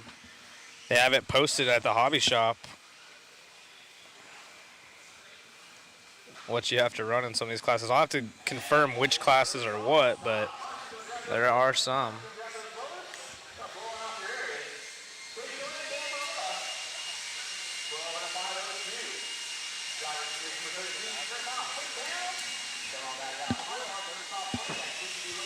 So Mike actually jumps ahead of JJ's time right there at the very end by 0.2 of a second. So JJ Thornton gonna hold on to a third as we go into our final heat. Round 1 of 21.5. Lock time is sponsored by RC Raceworks.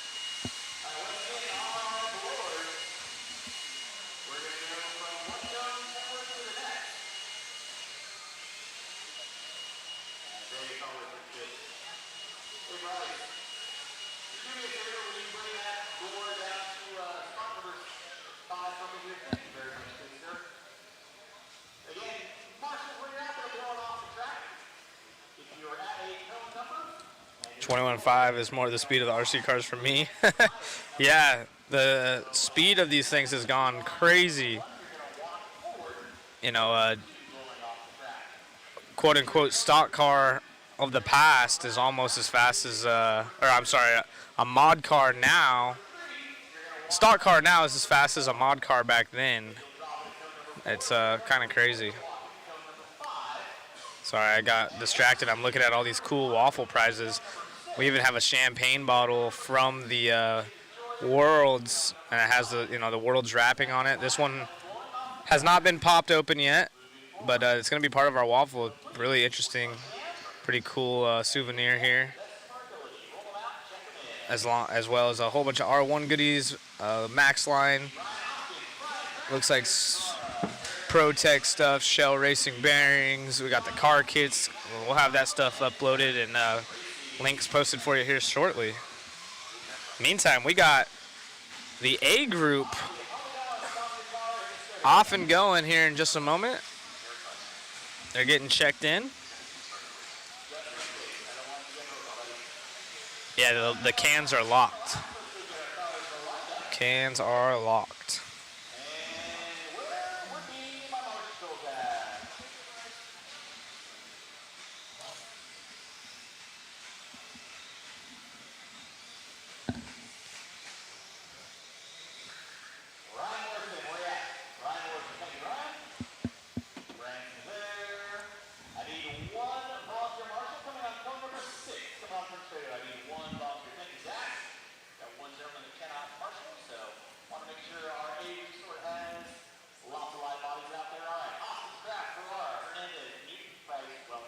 Looking forward to the SCT and stadium truck races, and of course the waffle. Yeah, there was some really good racing in the short course and truck classes. The 13.5 truck A heat was super exciting at the end, and so was the 13.5 stadium or short course class. That stuff was going crazy.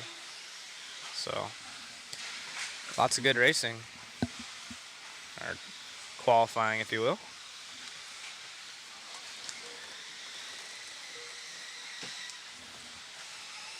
Ryan Kraft started us off early in this one. Everyone come by their first lap, though, so that could be changing as we get a couple minutes into this one. Race 14 on the track.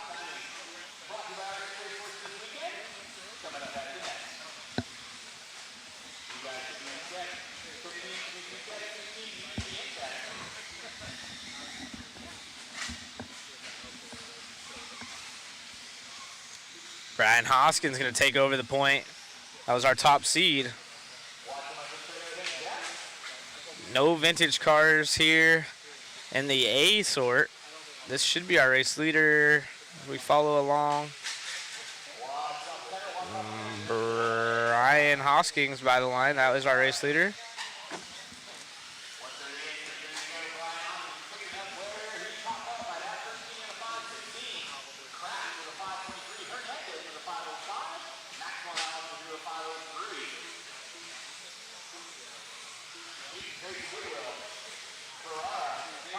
James Maxwell from 8th to 3rd.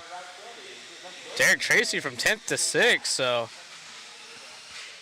a lot of these bottom drivers in this A resort looking to go to the top.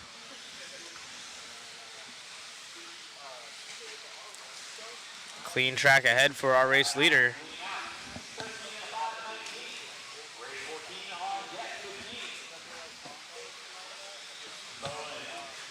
It is top two going quicker than Dave Barilla. Barilla hoping for some mistakes out of Brian and Brian.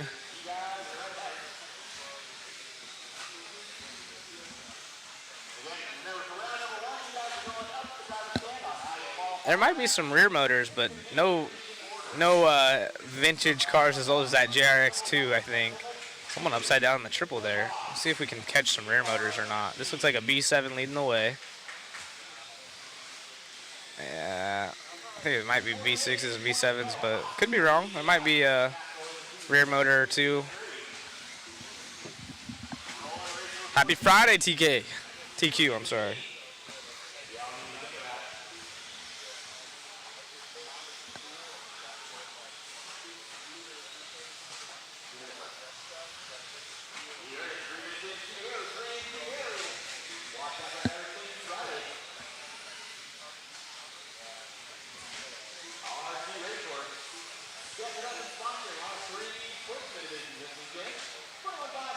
Race leader looking solid here. So 21.5s, opting for the double single lines, almost going for the triple right there out of our race leader, Hoskins, as Maxwell from 8th on the grid up into the 2 and then falls back to 3rd just as I say that. So back to the Brian show. But Maxwell dipping his nose in there. He's only about a second behind Kraft.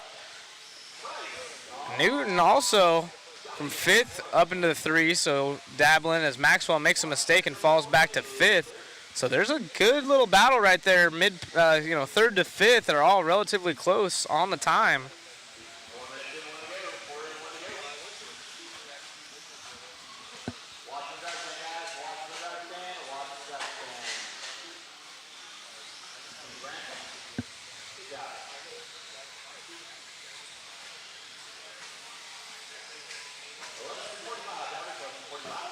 We got 45 seconds left in this one. Brian and Brian have just been dominating from the tone. They were 1st and 2nd seed, but we got Randall in the 3 spot from 5th. We saw James up there as he goes from 5th to 4th. He was up in the 3rd for a moment from 8th on the grid. Bob Goodwill, 9th on the grid, up into the 6th. So really Aaron from 3rd falling back to 7th. Not what he was hoping for. But again, we are taking 3 of the 4 rounds, counting as qualifying.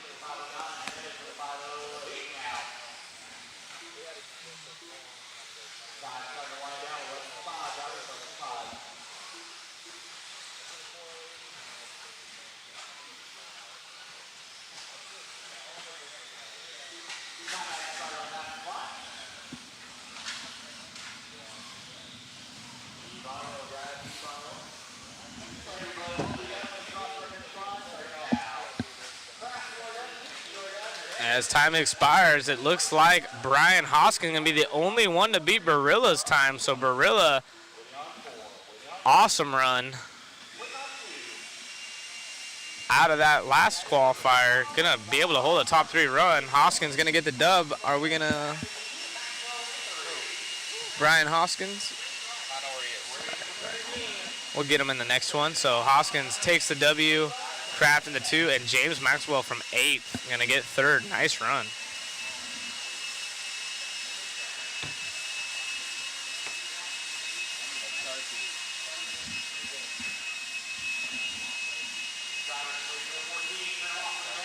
I gave you one yesterday. It should be somewhere.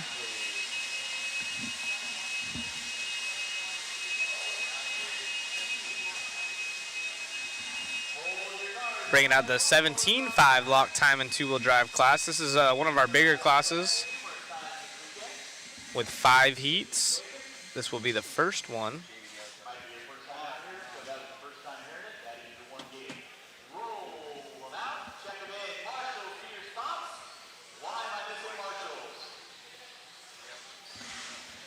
I gave it to you yesterday. I don't know where it went.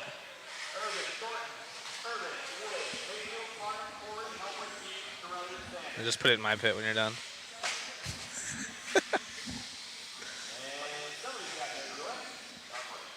Looks like we're gonna probably have Rivkin sign that champagne bottle, maybe.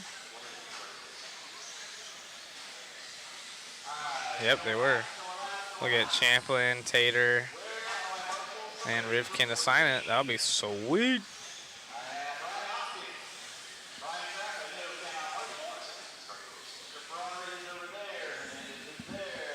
David, zoom in over there on Tater signing it. You're getting a signature out of the current WC in two-wheel drive. There's Spencer, so that was second place. Also going to sign it.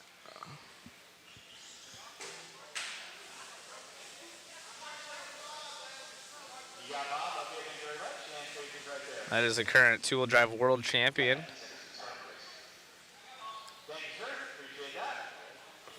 With the TLR. And then Rivkin sitting next to Kurt Wenger. There's Jerome Robinson, young, fast kid, up and coming. And we're going to get to racing here. Another Brian. We got lots of Brians.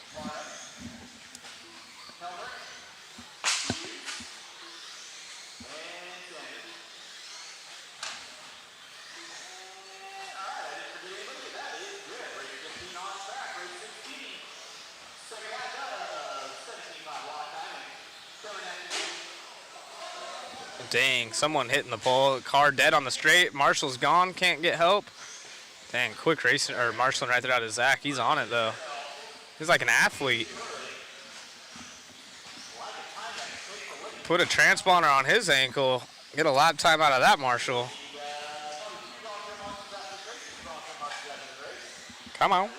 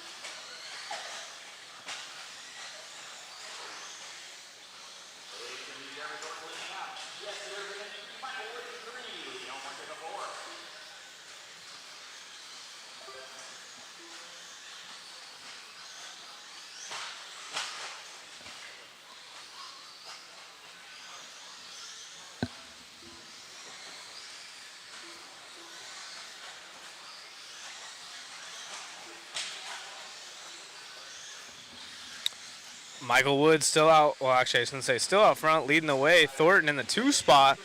Jesse Irvine and Leah Helmrich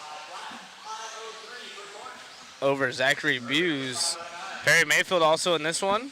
So Bowen, our early race leader, falls way back to the 8th spot. 12 cars in this heat, so packed race, packed driver stand. Track is nice.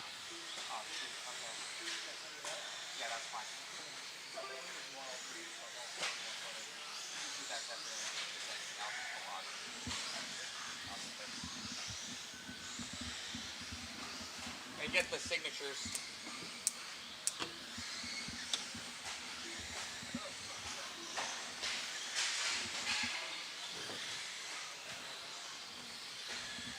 Just send it on Michael Wood, Messenger or Jeremy Thornton, and Jesse Irvine. Now Jesse goes to the point right there. without is fine. Probably easier. So the 17.5 log timing, obviously they can clear the triples. Some of them are actually really quick. Wait till we get to the faster heats. They're impressive for lock timing.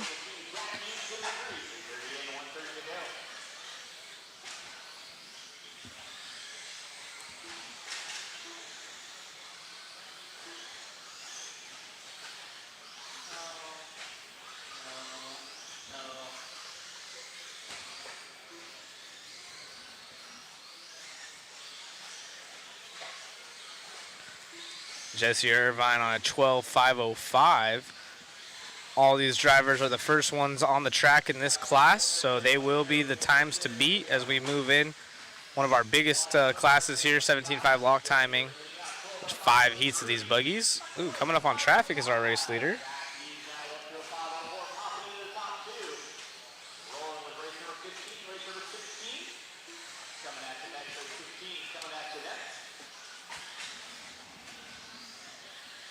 Yes, TQ, there will be. We'll get that posted here soon. Zachary all the way from 10th on the grid up in the top spot now. I was about to say he's in second, but he takes over the lead. And he should be coming by the line. It's hard to see sometimes. A lot of guys on red. Nope, that's Jeremy.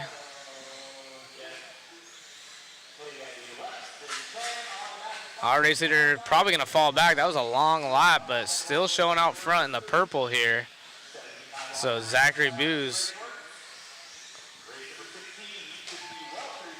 took over the lead from 10th on the ground. Upside down right there, Marshall on it. See if Jeremy Thornton can respond, as they were separated by about a second and a half. And Michael Wood also in the mix, so it's a 5:03, 5:03, and a 5:04 as time has expired. See if Zach hangs on to it. I'm not sure what the lock timing motor is. RC Raceworks sponsoring this class as well. I know there was one lock timing class that was a hobby wing, but I'm not sure if it's this class or another one or all of them.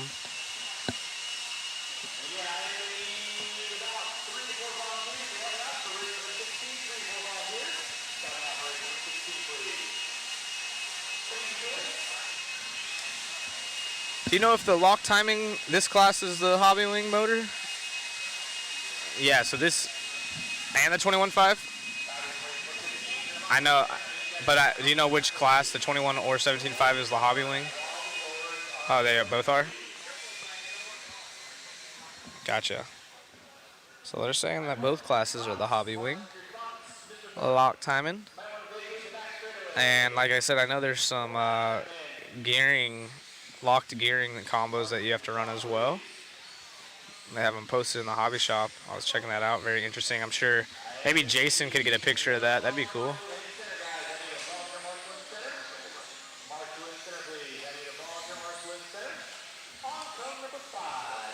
If we could get Jason to work, it's hard.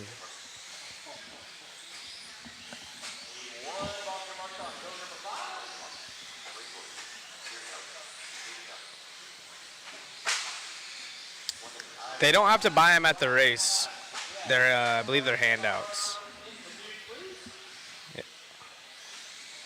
Oh, you do have to buy them? They're the Just Stocks? Yeah, they're cheap motors. They're like 50 bucks. I know they club race with them. Pretty cool deal.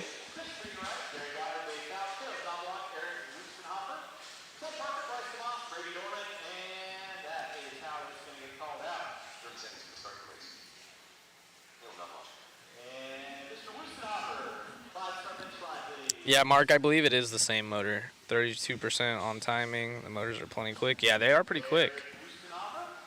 For a lock timing.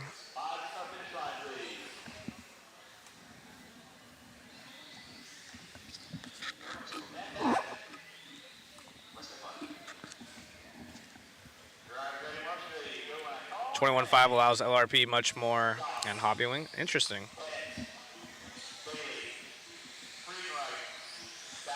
The hobby action house rules. Thank you for the update, Robert. Race 16 on the track. This is our second heat of 5 out of our 17.5 lock timing. You would think maybe Hobby Wing would sponsor one of those. Maybe they sponsor like the 4-wheel class or something. RC Raceworks, I believe this is the second class that they've sponsored, so big shout out to them. Jackson gonna lead us around early on, but we'll let these guys get a few laps sorted and see who's going quick.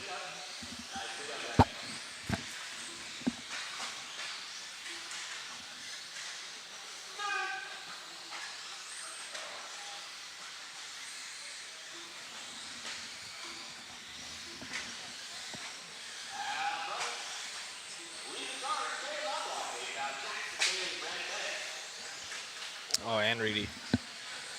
Caleb from 7th. Only driver going quicker than Zach's time out of that last race. So it is early on, but it looks like a lot of carnage on the track. We saw 12 drivers on the stand in the last heat. I believe all of the remaining heats are going to be filled with 10 in this class.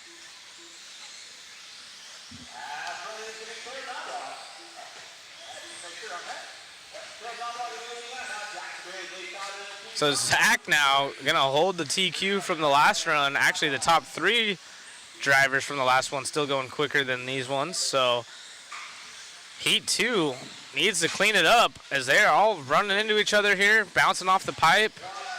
You can hear the chirping. Current leader is on screen, Jackson Bailey. Jackson was quick enough early on to go TQ pace-wise. Right now he's on a 12.505, so I'd assume if he can keep it clean, he should be able to jump ahead of Zach and the other 2 drivers that are beating Jackson's current time. As he comes up on traffic, does a donut. And he's still on a 505, but he's got huge margins between himself and the next driver of Ronnie Goss and David in the 3. So Ted Parker not too far out of that one. Battle for 3rd happening on screen. Yeah, Mark, how have you been? Good to see you in here. Love seeing some of the old names in the chat. Appreciate you joining in. Not everyone that watches chimes in on the chat, but it's always good to have you guys here. Ooh, race leader coming up on the backside of traffic. Let's see how they work together.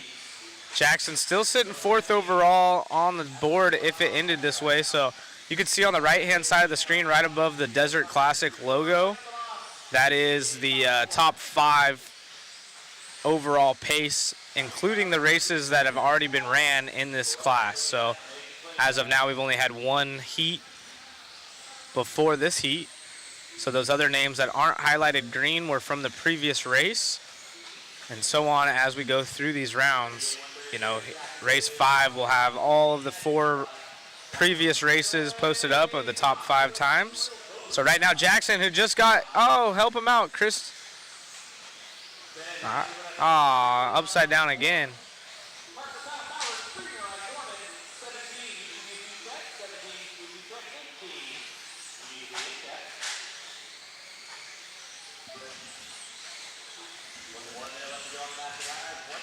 One minute left on the master clock. Jackson now falls off to a 5:10 pace. He still has over a 10-second cushion between himself and second.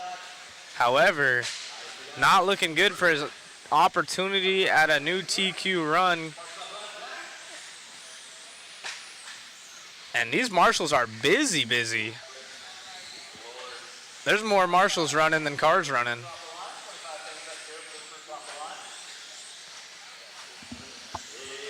Yeah, Chris looking good. He put his running shoes on.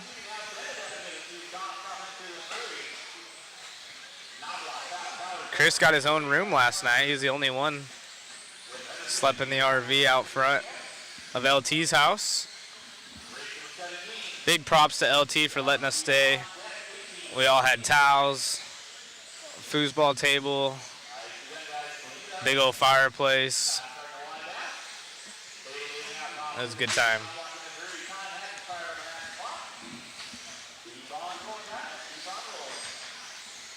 Yeah, marshals are getting their workout in. Time has expired. Jackson back on a 5:05 pace, so definitely has the speed to make a run happen. And Ronnie Goss, who was the quick guy going into this one out of seating, gonna fall back to 4th right there at the end. So you provide warm towels. Oh, Ricky. There's a good look at Chris, if there's such thing. I'm just kidding. Wave to your fans, Chris. Nice. Yep.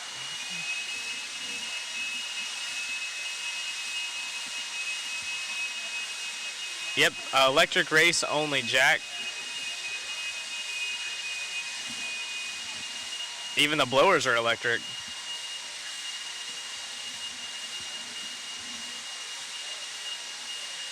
Yeah, you guys were getting it. Race 17. Hey, Chris.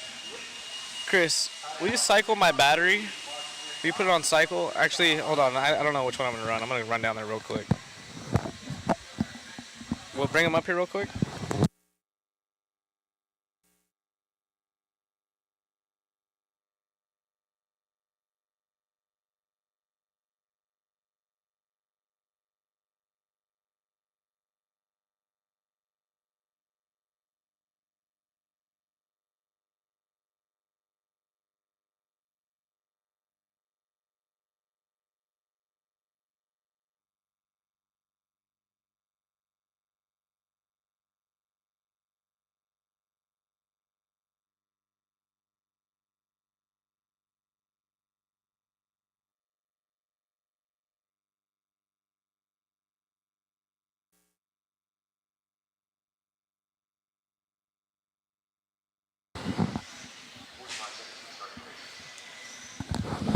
You know how to do it?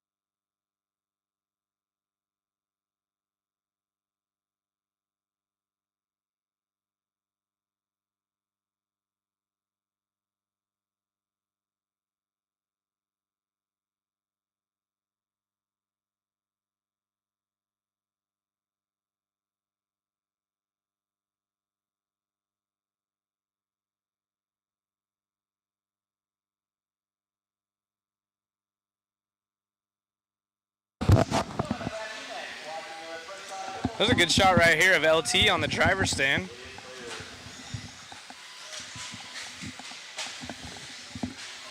And we're off back into the racing here. This is the third heat of 5 here in the 17.5 lock timing two-wheel drive class.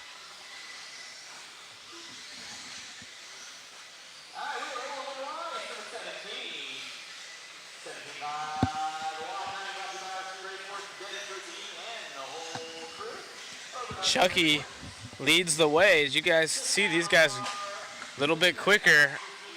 Chucky, the only one going faster than Zach's time, though. Larry Tom, the host of this event, Hobby Action ringleader in the 2 spot. Kenny Morrison in the 3.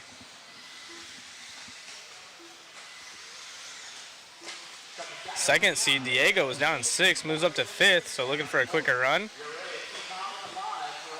So again, all these 17.5 lock timing, they can clear all the jumps, no problem. Looking solid.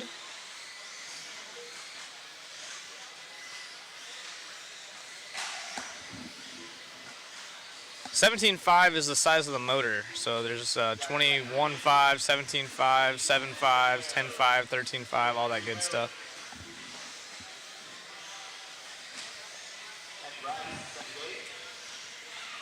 What's up, Jay Smith? Still have my wallet. Appreciate you. Been a long time since the OCRC days. It sure has. You still racing much or what?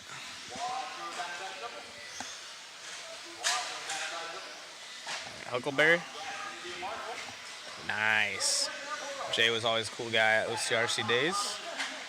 Chucky still out front. Larry Tom trying to pick up the pace. Those two are the only ones going quicker than Zach's time.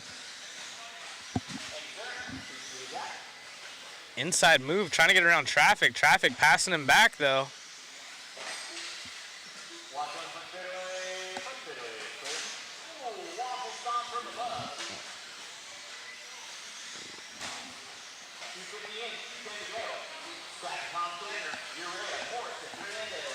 So there's Chucky by the line. All white buggy, our race leader. Car is looking pretty hooked up. Works his way around traffic that he was battling with there for a while. This hobby really needs a few more two-wheel drive buggy classes. Yeah. Yep, the lower the number, the faster. You'll see some on-road cars with 4.5s, 5.5s. They also make even like a 6.0s, 7.0s, stuff like that as well. But most of the classes are 0.5 somethings.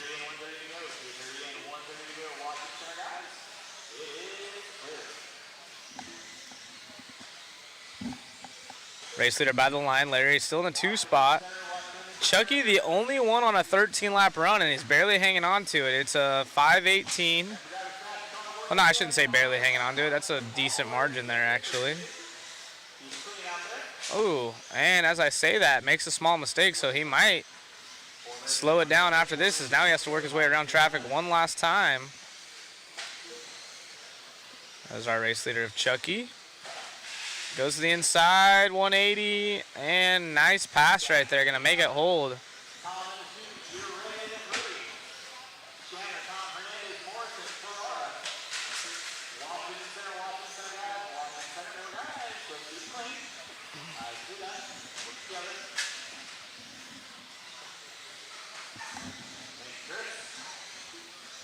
So Chucky, the only one beating Zach's time now, as Larry falls off pace.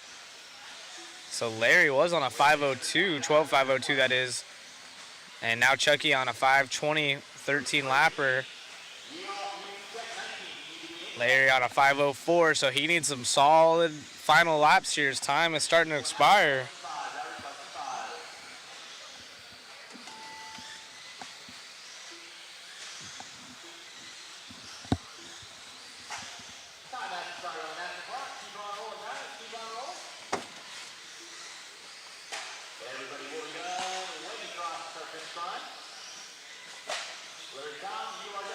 Bobble right there on the last lap for our race leader. Sounded worse than it was, but you know who's looking really good is Zach, Michael, and Thornton, all still going or holding strong. Larry Tom gonna get into the top 5 there at the end.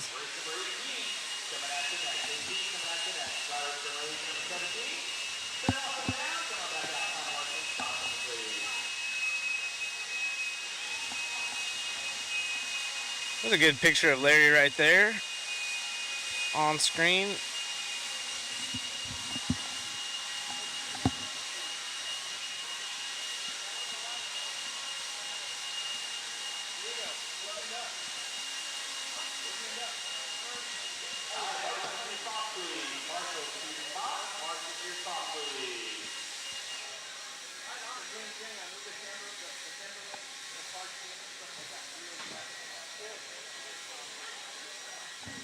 Yes, Red, please. I know, but I'm going to do it multiple times. Thank you.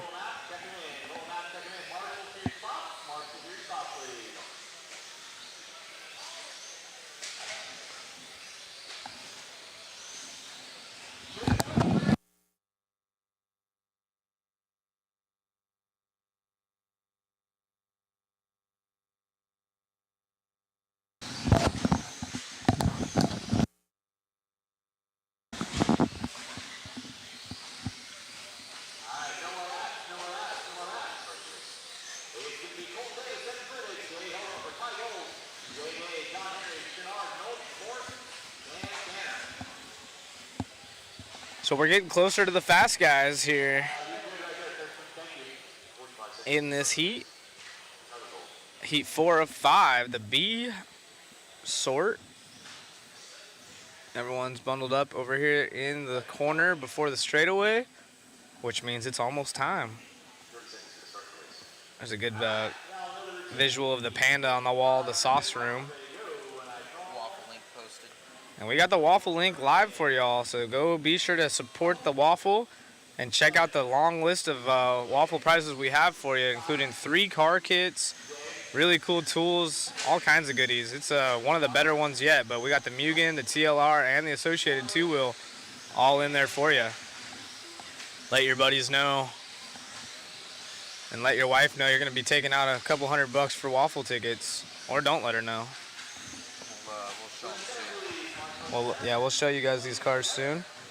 Excited to have the Mugen fully released now. And the TLR's the roller. It's the pre-built car. Pretty cool. Dave May out front.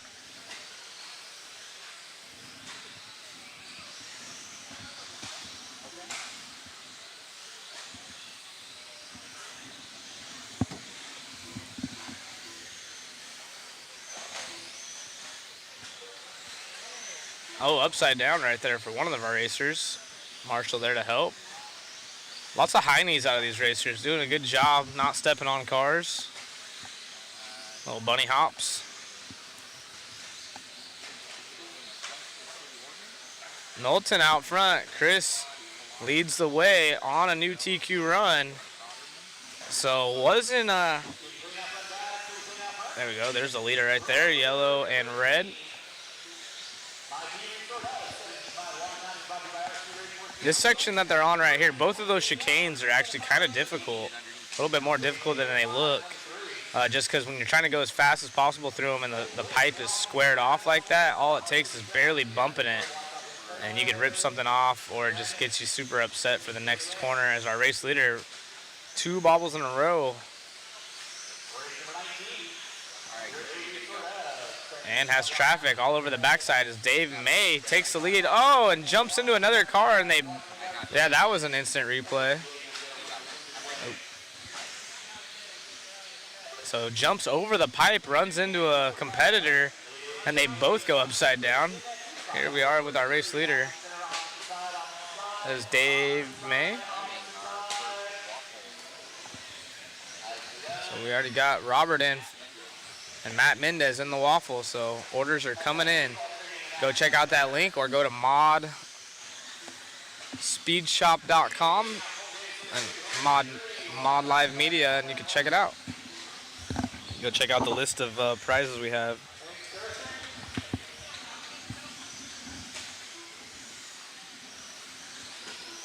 Chris is getting cheered on here in the chat. Jerica online cheering on Chris. Super cool to see. That's what we love, utilizing the live coverage for friends, family, fans, all that good stuff to check out the live racing action. Dave May leads the way. Let me know when you send it. John Henry out there in the 2, and Colton now top seed in this heat, down in the 3 spot.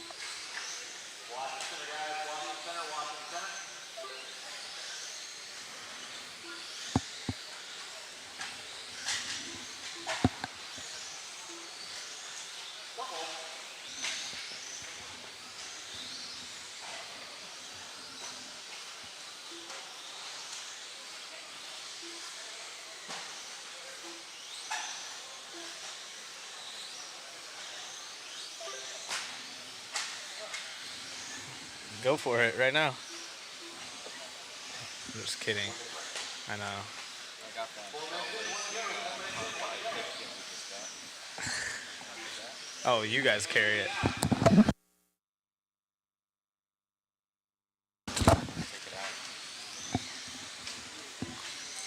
I mean,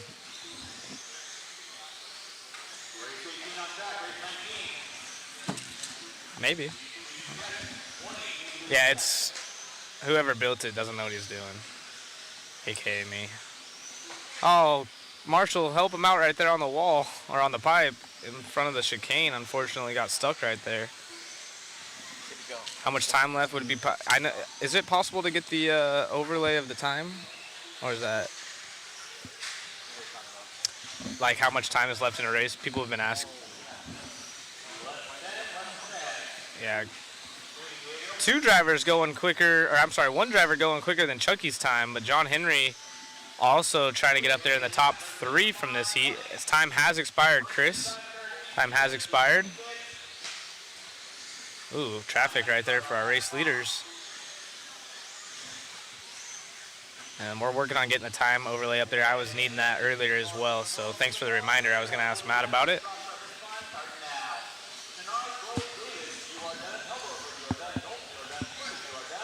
I forgot to ask about it. I know we normally have it. That's why I was like,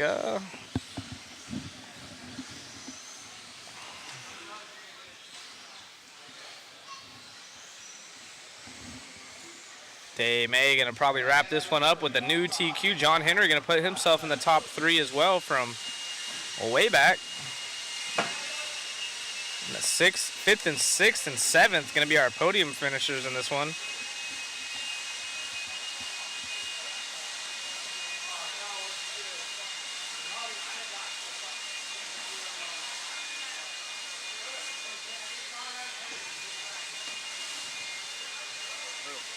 Got it. Thank you. So we should have the overlay right there on the top of the RCGT logo, so you can check it out. Good old race clock. Chris, is that thing cycling now? Is it? Perfect. Should be good, I think. I hope. What race is this? 18? Yeah, I'm just trying to time it right.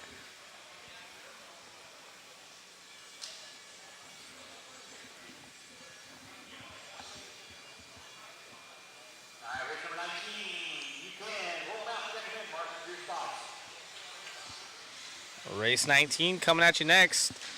B group. Getting quicker and quicker. So you'll see some really good times out of the B and A groups. I like to compare them to just the standard 17.5 expert class. See where things land.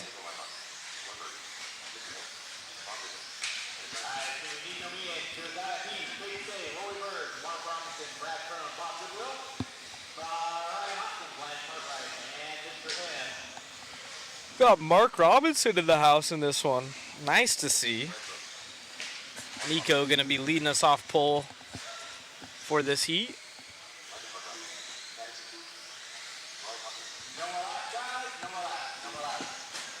Got a dancing kid here at the end of the straight. Nice. Pumped up to see some RC cars.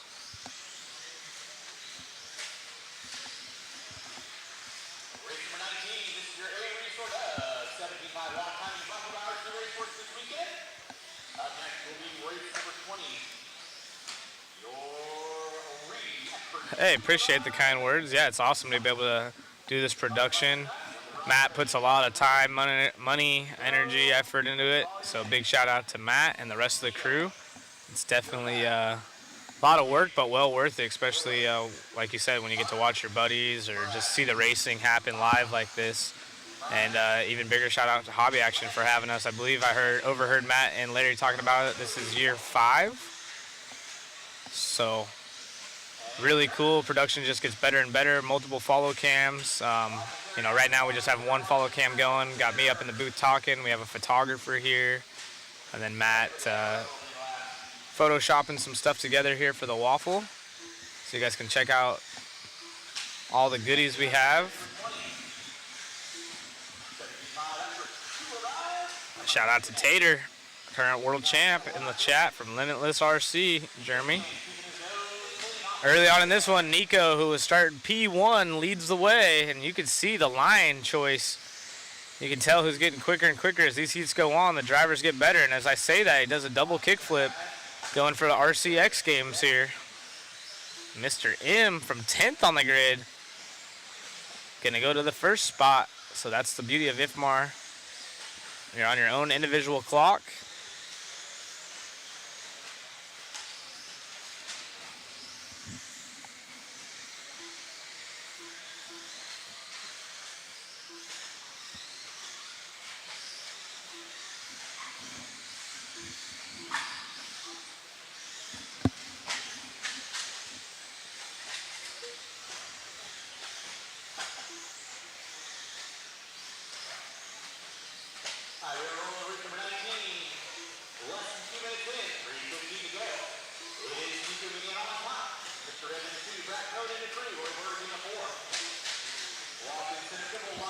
And upside down on the triple, double crash right there, so not going to help the time as our top 3 now going quicker than Day and Chucky. So Mr. M, oh, another bobble right there. Mr. M, Nico, and Brad.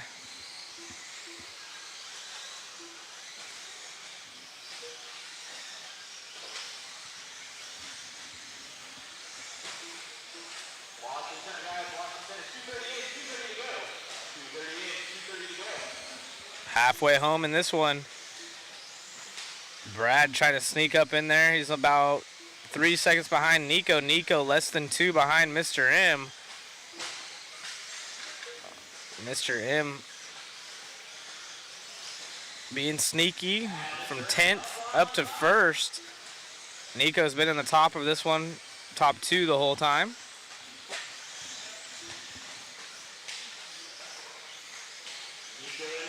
And Brad down there in the 3 spot. Oh man, really fast through the chicane right there, but then clipping the pipe, doing another kickflip for the orange and yellow. Cost him just a little bit of time, but fast line through the chicane.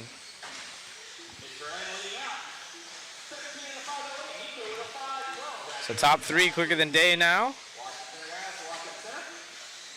And top 4 going quicker, so impressive run out of the top half of these guys, but they do have a whole heat coming after them in the next one. So whoever sets the quick time still has to defend off 10 drivers in the next heat, and those will be the fastest ones from seeding. So looking for some new paces to be set. Lowest we've seen so far is this 13.511 out of both Nico and Mr. M. So Nico on some heaters now, trying to dethrone Mr. M in this one. This is race, oh, I'm sorry, this is race 5. My mistake. These are the fastest of the fast. There is no heat after that. Race 20 coming up next. That will be a separate class. That'll be the Expert 17.5. I'm actually racing that class myself, so appreciate Chris getting my car ready. Oh, get out the way. So it's a 5.10 now out of Mr. M, going quicker.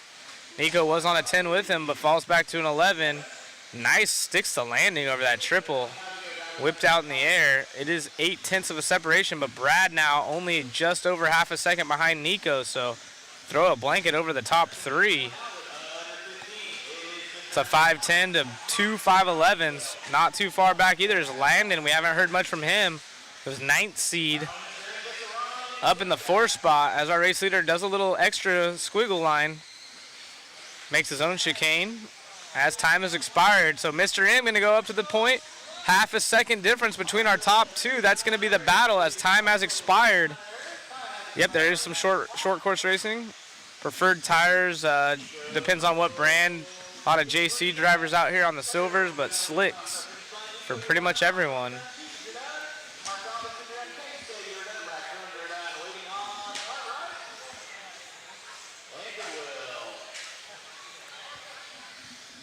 Wow.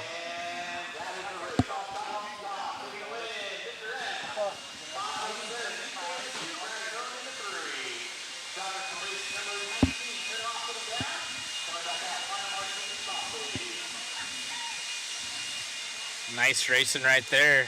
We're going to go into the expert buggy class.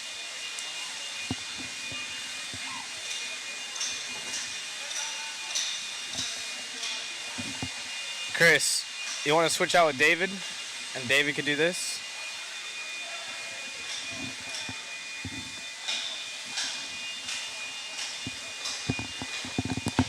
Richard putting in the extra work over there. Not just the racer, not just the announcer, also track crew. Wow. Wow.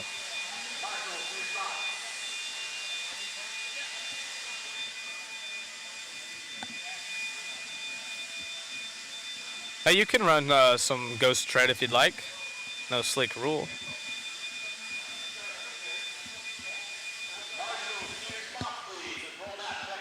Warner, you want to do this?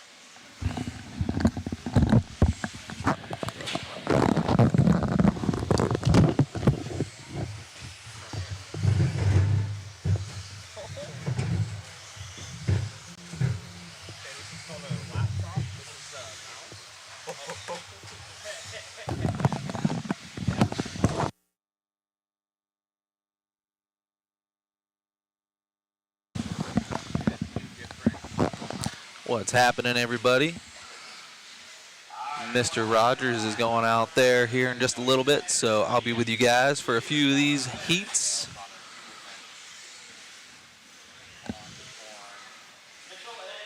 check out the chat here, kind of get caught up. What's going on?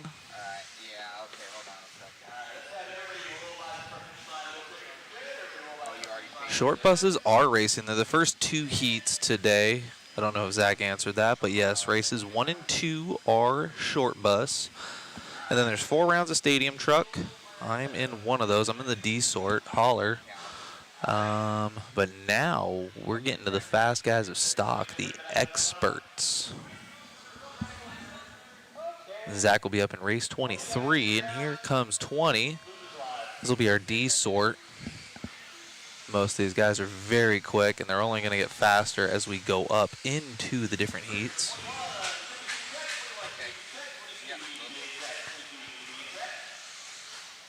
Hopefully in about 3 weeks. All right, thanks, buddy. All right, talk soon. Love you, buddy.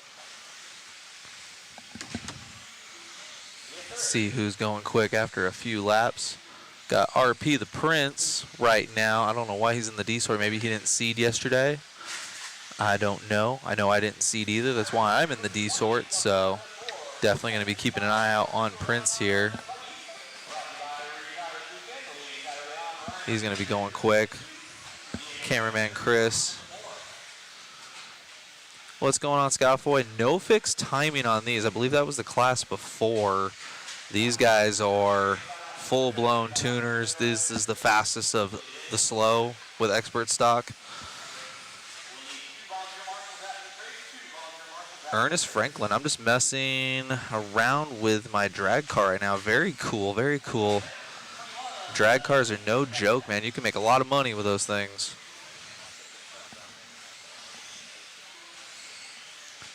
Mr. M used to beat the brakes off me when he was 10. He was moving that around.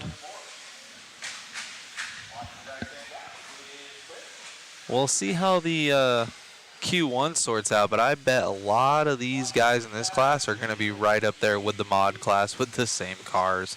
But we'll see. These D-Sort guys already ripping. Ryan Prince out there on a 15.515. He is almost, dropping down to a 14.505 on that one. Let's see if he can bring it back up. Must have missed a bobble here. Cameraman Chris got him on the cam here. Ryan Prince, actually a 10 scale world's competitor in two-wheel. He was getting saucy in the worlds out there, having fun.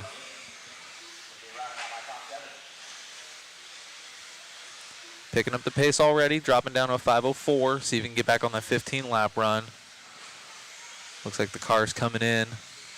Settling down a little bit, not as icy. Ooh, double single.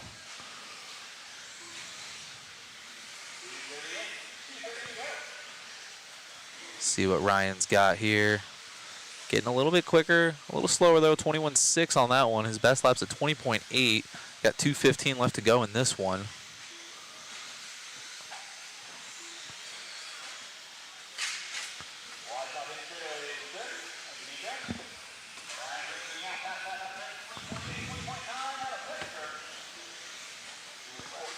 Less than two. Ryan Prince working on his 8th lap. Slicing and dicing through traffic in this D-Sort. There it is. That was nice coming off the double. And as I say that, casing the triple for Prince, but making it look good. Dropping down to a 503. Let's see if that case hurts. It doesn't. Still a great lap for Ryan. But Diego there on a 13.5 flat. He's wanting to go 14. Ryan Prince wanting to go back up to 15. He had the pace earlier. Less than a minute and a half, and as I say that, a bobble for Prince, getting a little squirrely there. 22.8, ay, that is an eternity in the stock class.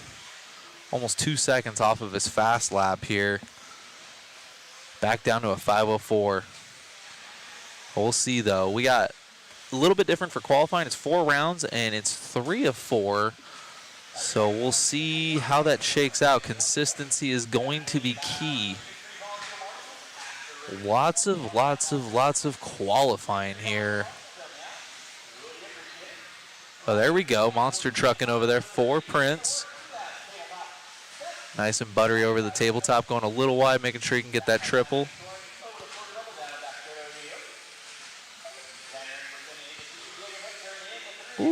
Ooh, getting a little bicycle there for Prince. TQ Chef, I need a B7 in my life. Man, I'm telling you. I was just talking to Sammy Moran earlier because I'm rocking the T4 still. I'm thinking about that T7. We'll see. Because it's only a matter of when, not if, for that T7. And I'm thinking I'm jonesing for one. And I got a little distracted looking at the comments. Prince down to a 5'10", so definitely has the pace. We just got to clean up a little bit of consistency. Ryan, always a competitor here and should definitely be in the A main here.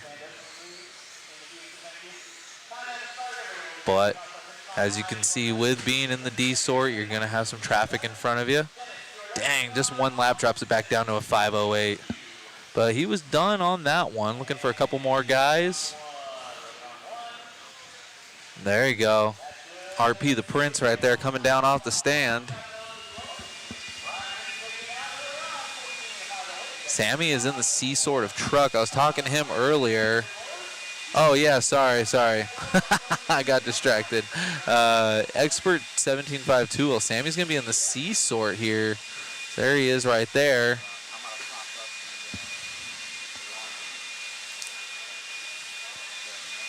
All right, guys, check it out on cam. We got the waffle popping up here. Matt's been slaving away on the Photoshop. Look at that. Signed champagne. Got the Mugen, the TLR, and the Associated.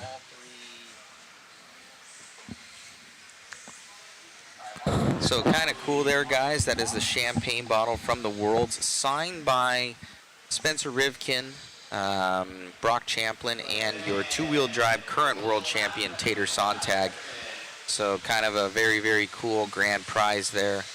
Little memento. And then we got the B7D there, MSB1, that brand new Mugen, the 22 DC kit right there, a Max Line bag, and a slew of other goodies. We got an R1 battery on there, ProTech servo. It's 15 prizes in total, so 15 winners. We're going to do an R1 fan, ceramic lube, and sensor wire combo, ProTech 160T, Max Line set of tools, Hobby Action flannel. So go and check that out. We got some Mod Large Pit Pal sweatshirt on there. Help support the live stream, guy. We have a very, very large crew this weekend, so we make it possible for everybody to be here, and you guys make it possible with that waffle. So check that on out and click on the link. Thank you. Enjoy the live stream, guys. Good info from Matt there. We're going to get this C sort going here. Chris taking off with our first seater in the C sort, Andrew Davis. Back on in the chat real quick while these guys go ahead and sort themselves out the first couple of laps. TQ Chef, yep. Need a B7. Altegra, think they'll do a new ST? I'm thinking so. I mean, with the B7, I would say, I'm not going to put a timeline guess on it, but I know a T7's coming. And I think I might be jonesing for one. We'll see. And we got Ryan Harris should be in this race. I agree. That dude's always fast, very entertaining, good insight. Very good for the industry.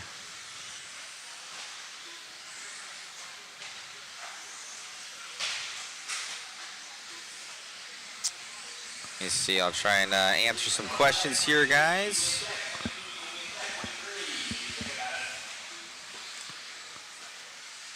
Matt, can you find out what color that car is and just keep 2 or 4 the magenta purple looking car? I don't know what that means. Yes, the answer is yes. But back to the racing. We got Sammy Moran over here, 21-3. Yes, Sammy in the lead. Looking quick, looking to go 15. Ryan Prince was on a 15-lap pace earlier, but dropped it down. Sammy Moran starting off a little cold, but warming up here with that B7. It's got an all-new paint scheme on here. Here for Sammy, looks like an all-blue car. So not his signature paint scheme right now. So I'm wondering why he ended up switching. Well, because I know that Zach's going to be up as well, guys. I'll transfer you two over to doing dual camera action. So we'll get on that because Zach is going to be in this one as well. So we got the C group up right now. Thank you all for tuning in. Hopefully you guys loving the live stream. Sammy going to be crashing out right now. Just as he got back on a 15, he's going to lose that. Back on a 14.505. All that work just lost with one quick bobble.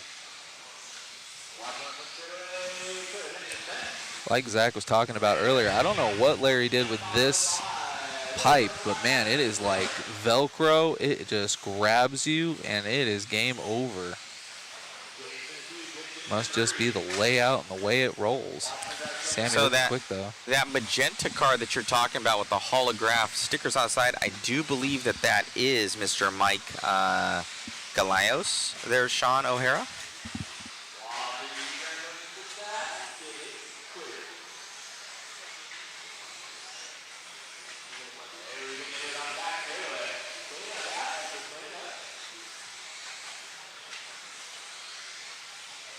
Answer a couple questions here. We got Altegra back in the chat. Yeah, you would want to run the dirt car here. The grip is high, but it's nothing like carpet. So definitely want to rock the dirt car out here.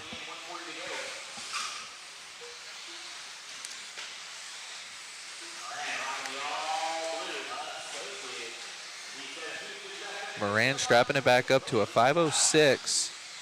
Getting his way through traffic over the tabletop. Super buttery. Coming down a little sideways, making it look good.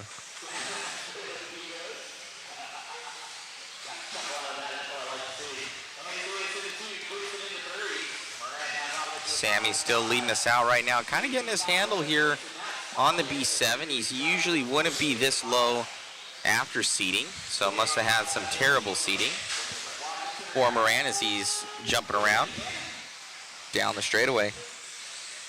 Already down to a 505. Under a minute left to go, so a few more laps in for Sammy. See if he can strap it up. Looking good out there. The J-Con's looking absolutely glued to the track right now. Getting through some lap traffic here.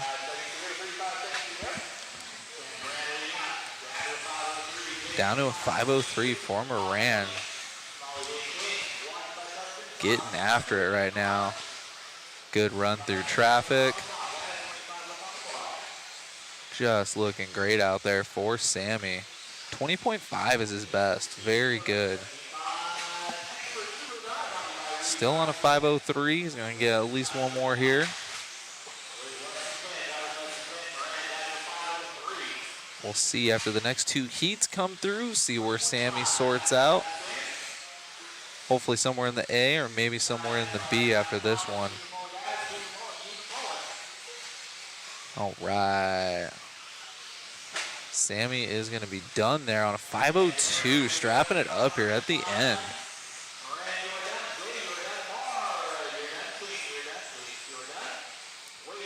And Andrew Davis on a 14.515. Philip with a 519. Super tight racing from our expert stock drivers. Everybody coming off the stand here. I got Sammy there.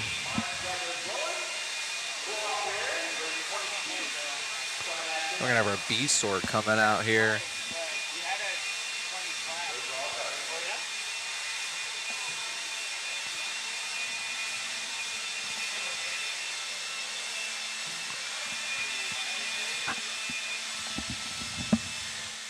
Probably go dual camera on the next one. We'll go out on the next one.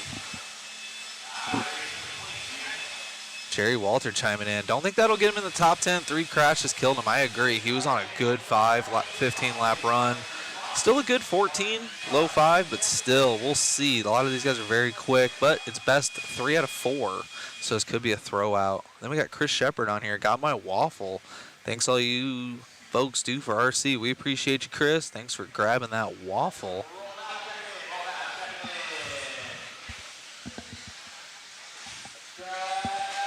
All right. Got some fast names even in the B sort. We got Brendan Edwards, Matthew Willoughby, Jermaine Robinson. See what these guys got here.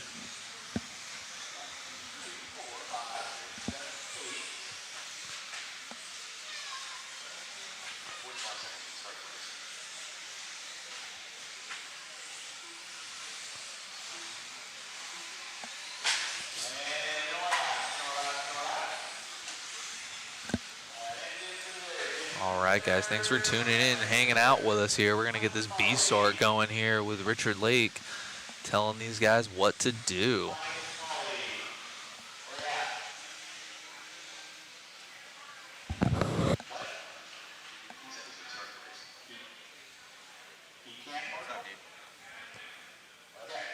What's up? Oh, we'll do, man. All right, all right.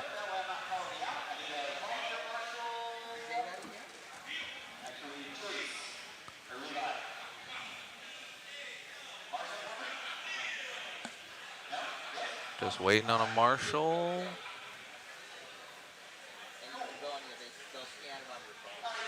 And we're going to get this party started. Cameraman Chris out there going to follow our first car.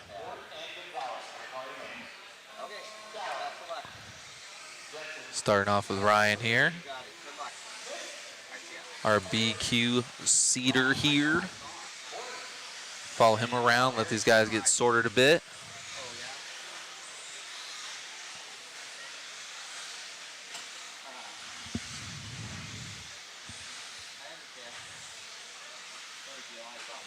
What's going on, Mike Gonzalez? Follow Matt, please. We will probably end up catching up with Willoughby here. He's always fast. I got word he just went upside down. He's going to be coming through right there on the double. Coming around. We're going to follow around here with our leader for now. But let's go ahead and jump on with Willoughby. He's in the 4th spot, but we'll catch him. He should be... There he is. Matthew Willoughby, always quick. Home track, moved to AZ, like a few of us did. Jackie's out here now. I moved out here in 09.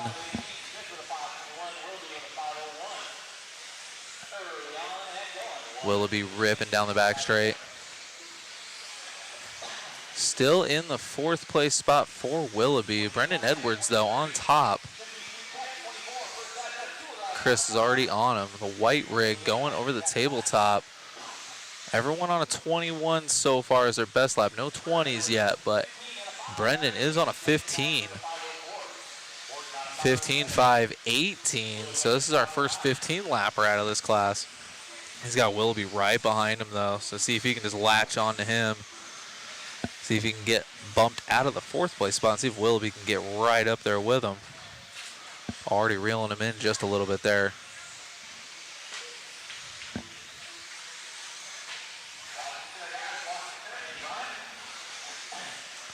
Down to a 5.17. He's dropping it almost every lap, but Willoughby's right behind him on track. Right now, Willoughby's on a 14.506, but Brendan Edwards on a 15.517. Those two cars right together on the track, though, doing the same laps.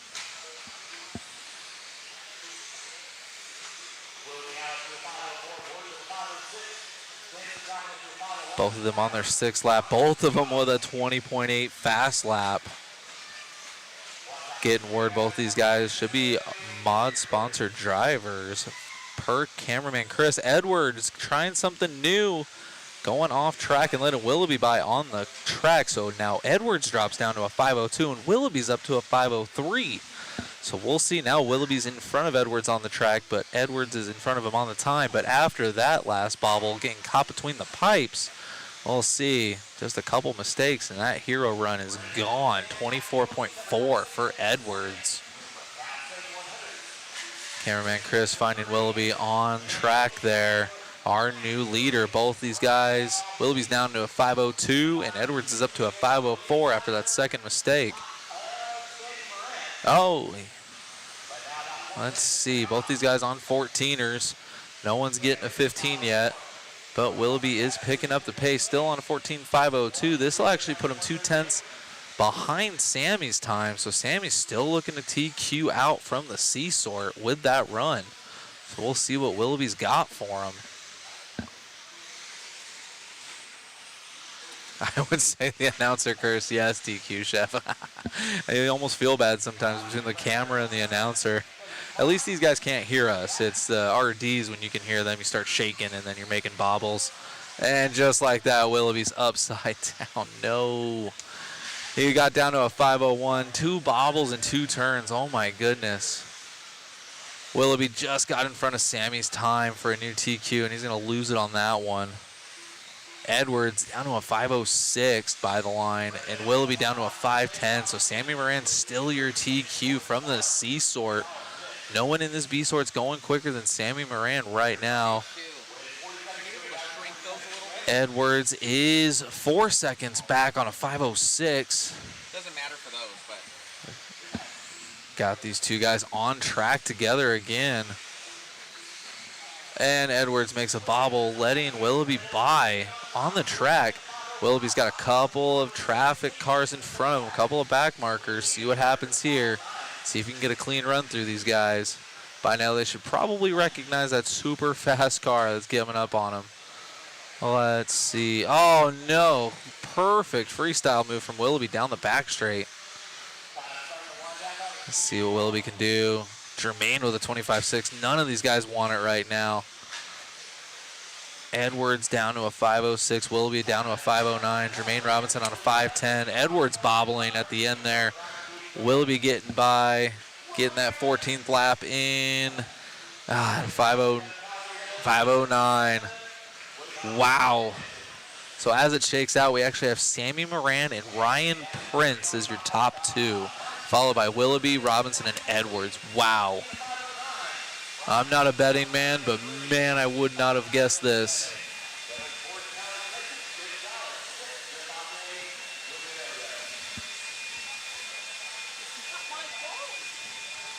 Wow. Drama there. I am going to be jumping on cam. Matt is going to be jumping in doing double duty, producing and announcing. We'll be back in just a bit. Listen for Matt's voice. what's happening, guys? Thank you all for tuning in. Fast dudes are coming up in this one. We're going to try and be doing a little bit of dual cam action.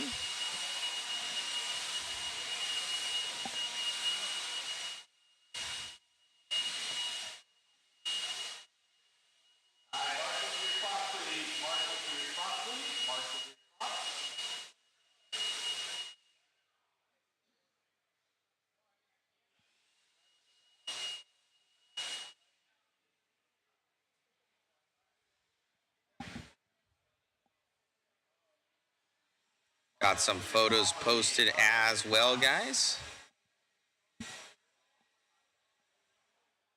Check out Mod Live Media on Facebook. I will link that over for you. You guys can check out all the photos.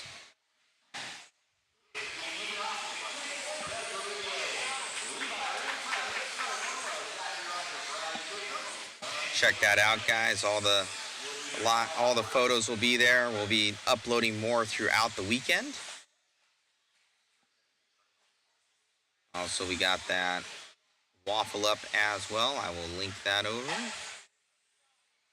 Probably our biggest one ever, so be sure to get in on it. That brand new Mugen up for grabs, pretty sweet. Check that out.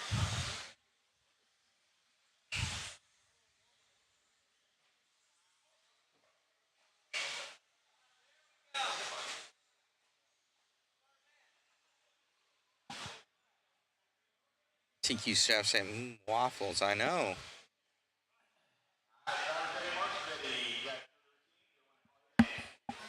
All right, we're getting this one going.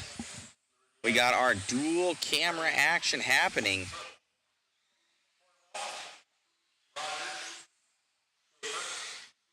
See who's going fast in this one. Right now, Sammy Moran setting that top TQ pace with a 14.502 right now, with Ryan Prince with that 14.508. So can these guys do anything about it? So Ethan Hoskins going to be going by first here. It's going to be in this all blue factory tracks. Ooh, a little bit of over rotation there in that blue car. I'm sure that that's a brand new B7. Looks like a lot of these guys possibly trying out that new J Concepts body that just came out. Through the double down the straightaway. Yeah, all of them with the single colors out here. So most likely with the brand new J-Con body, these team drivers getting these things and testing them out, just spray bombing it. Oh, into the pipe right there for Ethan, but it's going to be Doug in the lead. Let's pick that one up, please, Chris. So Doug on with Doug right now as he's coming through. He's got that all red body, but usually that's how he paints his cars anyway, so no big thing here. Here for Doug also on the JC body, accessories, tires, rims, everything like that. Huge shout out to J Concepts, always a huge supporter of the streams. We have Levi Raymond going to be in that P2 position. See if we can find Levi. Blue car that's in front of Doug right now is going to be Levi Raymond. So, no, I don't think that he is. The blue one behind it. So, just stuff in the pipe there. So, Doug's still leading us out with 3:15 left to go here, guys.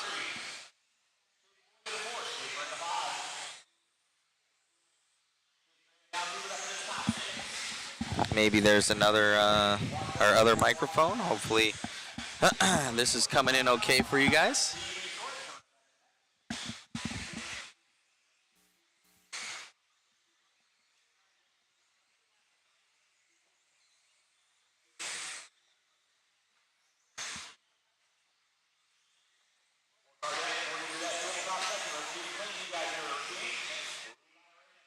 That might be a little bit better for the noise gate. Thank you about that. All right, Doug still in the lead. Levi Raymond going to be taking that one over again. We got Levi on camera. Oh, dropping down there for Levi. So he's going to drop back down. Doug going to take that one back over again. We're going to have Ethan Hoskins going to be back in that P2. He's 0.6 of a second back right now. Thank you, Danny. Also have Zach Rogers in this one. He's in that 9th place position, though, right now. So he's going to be coming back, I'm sure, into the booth and saying, I got to go back to the drawing board, as he has a slow lap there. 15, 5, 11, your top 5 all on new TQ runs. Doug, Levi, Ethan, Riley, and Chase with 1:50 left to go here.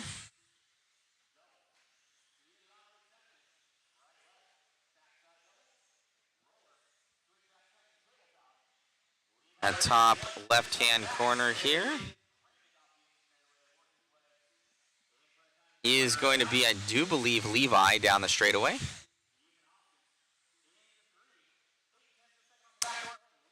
As timing and scoring seems to need to catch up a little bit. With 1:15 left to go. A little bit harder to track these guys now, as we usually know their paint schemes, but now that they all have one color bodies, we're trying to check them out as Doug comes on by the line on that main screen. Down that straightaway, I believe this is Levi. And I do believe that's Levi. So Levi on, but it's going to be Ethan Hoskins going to take over that P2 position. He is trailing on pace, it looks, by about 2 seconds. Levi Raymond, he's another second back. Now Ethan jumps up again. So 1 second behind your leader here for Ethan Hoskins. Levi Raymond going by the line. Let's see if we can find Ethan Hoskins right now for David. So we got him on camera now here. Ethan Hoskins. No, he just came by the line. Oh, yep, David's got him. Up over the double. That top left-hand corner is going to be your P2 position. We're going to have Doug Leverrier going to be in that P1 with Zach Rogers, your house announcer right now. He is in that 3 position. Oh, issues. Major issues for Doug Leverrier right there. That's probably going to give it to Hoskins, right? That will give it to Hoskins. Let's see as he clicks on by the line. That was a major issue. Unfortunate there for Doug. We'll go to instant replay. After we'll get with Hoskins. Hoskins looks like he's gonna take that one. Doug going down to that 3rd place position. Man, oh man. So Ethan gonna grab that one.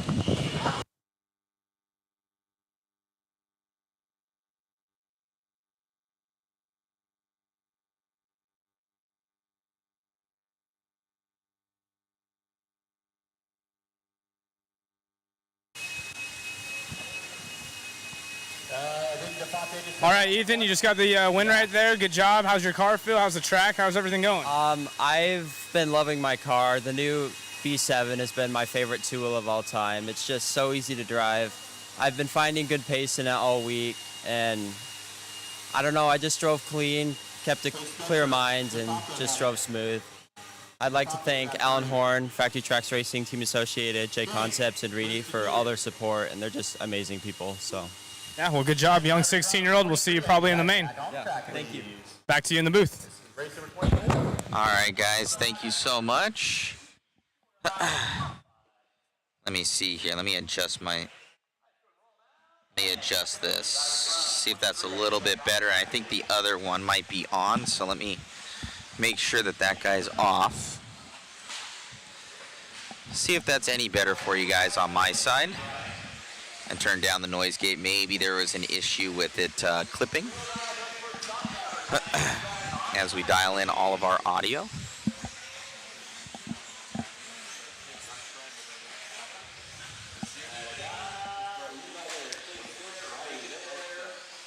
No, it's not. Because he has it too close to the edge.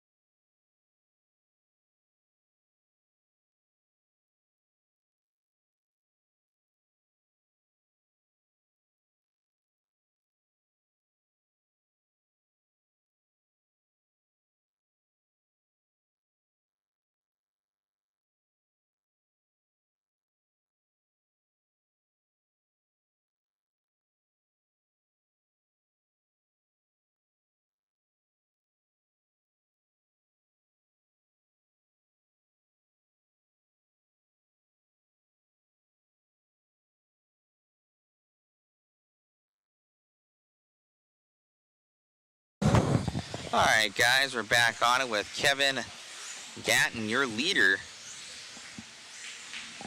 Let's see how this audio is coming in.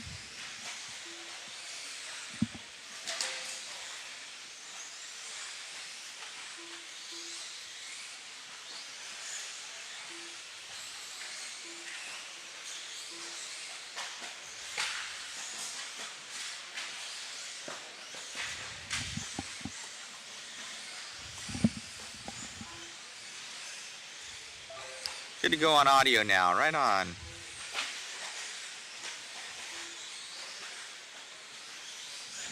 We should have, here we go. Maybe there's some ambient there for you guys. We had that, we had some other issues.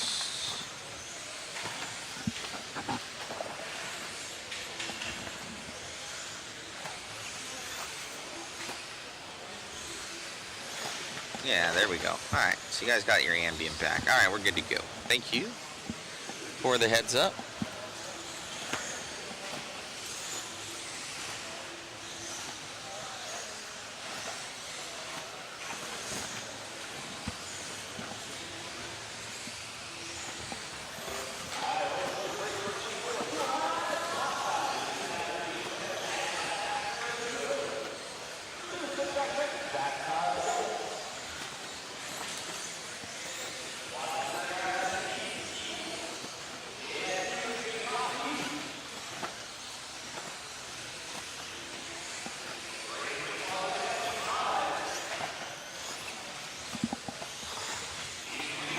Up and over that double for Kevin Gatton. I'll turn on Richard Lake right now for you. Kevin Gatton leading out. Josh Keith in that 2. Defate in the 3. Williford in the 4. Sanchez going to take an E. 2:50 in. 2 minutes to go. Kevin Gatton leading out, 14 and a 5, 16. Josh Keith with a 5 flat. Thank you, Tyler. Appreciate the assist on that.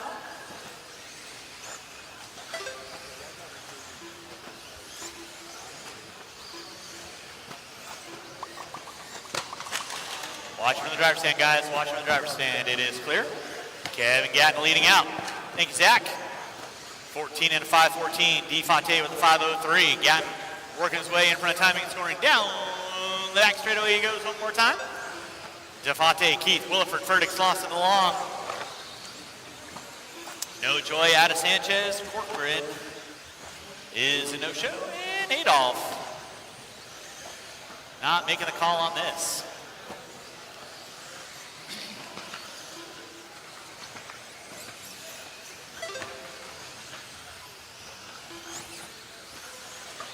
Four minutes in, one to go. 4 minutes in, one to go. Kevin Gatton leading out. Josh Keith in that 2. DeFonte in the 3. Race 25. Y'all should be in line. 25 should be in line. 26. You should be through tech. 27. You're a qualifier. Be thinking about it.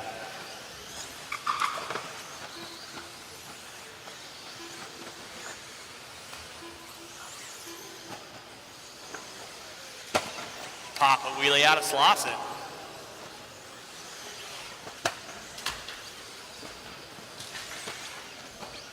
Thank you, Kyler. Appreciate it. All right, back with you guys. Anybody racing that MSB1 out there? I know that Tim Long is, and a bunch of people are building them up. We're also giving away one this weekend as well.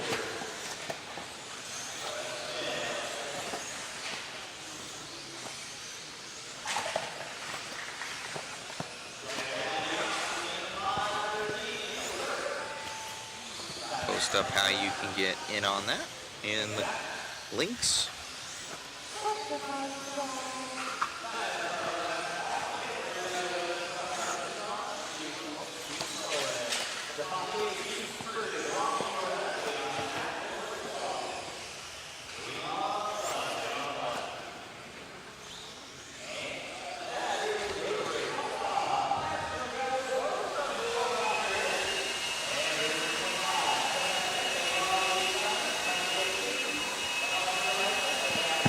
Let me fix camera 1, guys.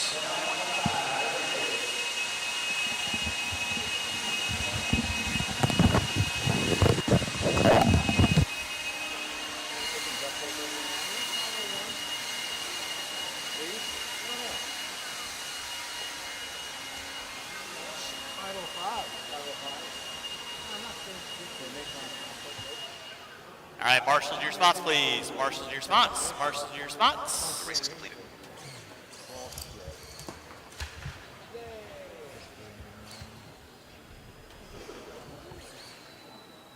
All right, let's go ahead and roll them out. Check them in. Roll them out. Check them in.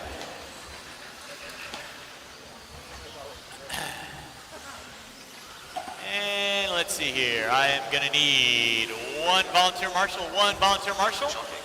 Off in front of the driver's stand. I need one volunteer marshal in front of the driver's stand, please. One volunteer marshal in front of the driver's stand, please. One volunteer marshal in front of the driver's stand. And no more laps, no more laps, no more laps, no more laps. It's going to be Justin Bodowitz, Mike Sora, Jimmy Leff, Aaron Brown, Chad Richards, Jim Silve, Sean King, Paul Weir, Tyler Bailey, and Matt Tormey. Right over there by Mr. Slauson Marie. Thank you very much. All right, y'all know the routine. Drivers ready, marshals ready to go when I call your names. Justin, Mike, Jimmy Leff, Aaron Brown, Chad Richards, Jim Silve, Paul Weir, Tyler Bailey. All right, I'm back at it, And Matt guys. Tormey. Kevin Waller, maybe Zach needs to put the 5-gear back in this car. I wish that was the issue. I think I had a sensor wire not plugged in. I don't get to work on my car. I'm up in the booth. So I was thrashing, trying to get it going earlier this morning, and it felt like almost like I didn't put the sensor wire all the way in, like I left a side out or something. But thanks for the kind words, Kevin. I'm actually pretty happy. I don't ever race. I haven't raced in years competitively, and I just borrow a car and put it in the A resource. So I think the 3 gears is great. I think the 5 gears is great. Just like putting ceramic bearings in your car or tie screws. Just another little hop-up part. It was dialed for me. Like I said, I Didn't even own an RC car 2 weeks ago. Will Doug ever get out of stock?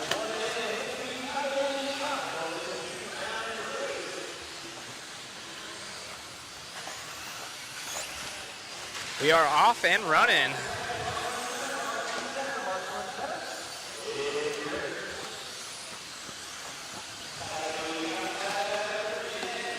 Got the clubhouse in the chat. What's going on? This is Heat 2 of 4 and Mod Buggy. So the fast of the fast coming up here shortly.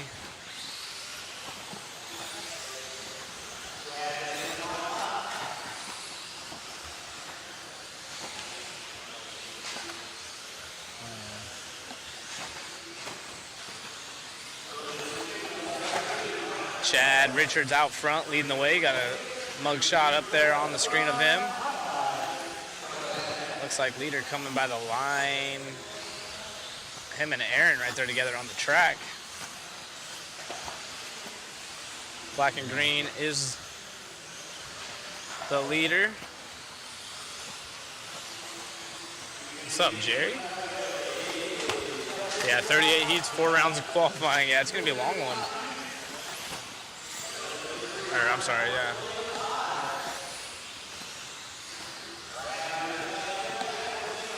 They are taking the best 3 of 4 rounds, so not just taking 2 of 4, taking 3 of 4.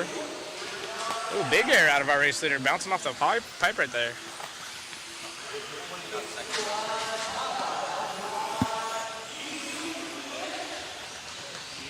James up in the 2 spot now. So Chad from 5th on the grid, going up to the P1.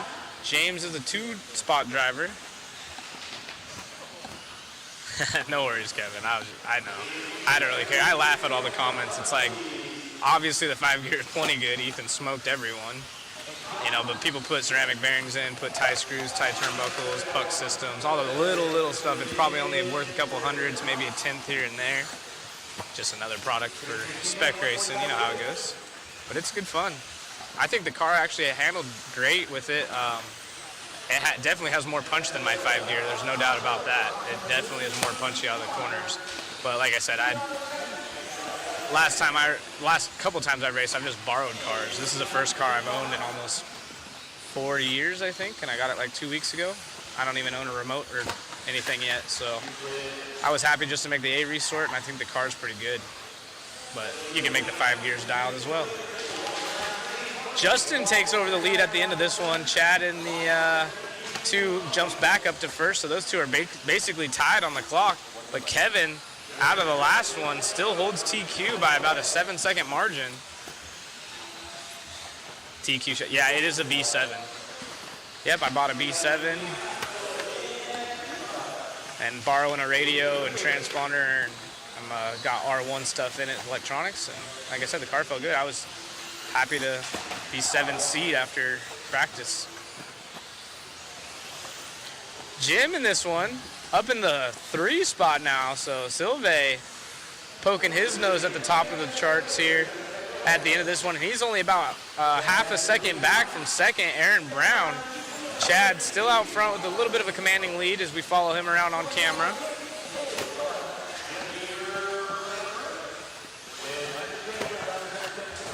Yeah. The funny thing is, yeah, like I remember back whenever the Centro buggy came out from X Factory, and everyone just talked mad crap about that thing. And then, of course, you know, a couple years later, Associated comes out with their mid-motor car, and then it's the best thing in the world. And now, obviously, it's just progressed from there. So you got to take the chatter for what it is, and it doesn't really affect anything. People vote with their money.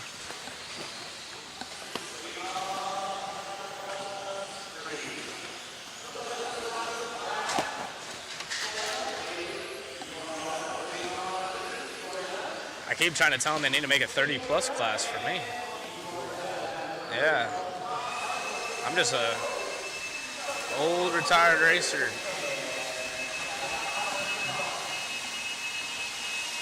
Chad takes the dub. Leffler in there. Top 3, nice run. Only 2 seconds off Jim right there. So Jim puts in a solid run from 6. Aaron Brown unfortunately falls back. We saw Justin dip his toes in the podium spots that run, but he's going to finish 4th overall, followed by Tyler Bailey in the 6th, Shanteen 7, Matt, Mike, and Paul. I remember when Maud had the best drivers rally. No crap, Filbert. That's funny.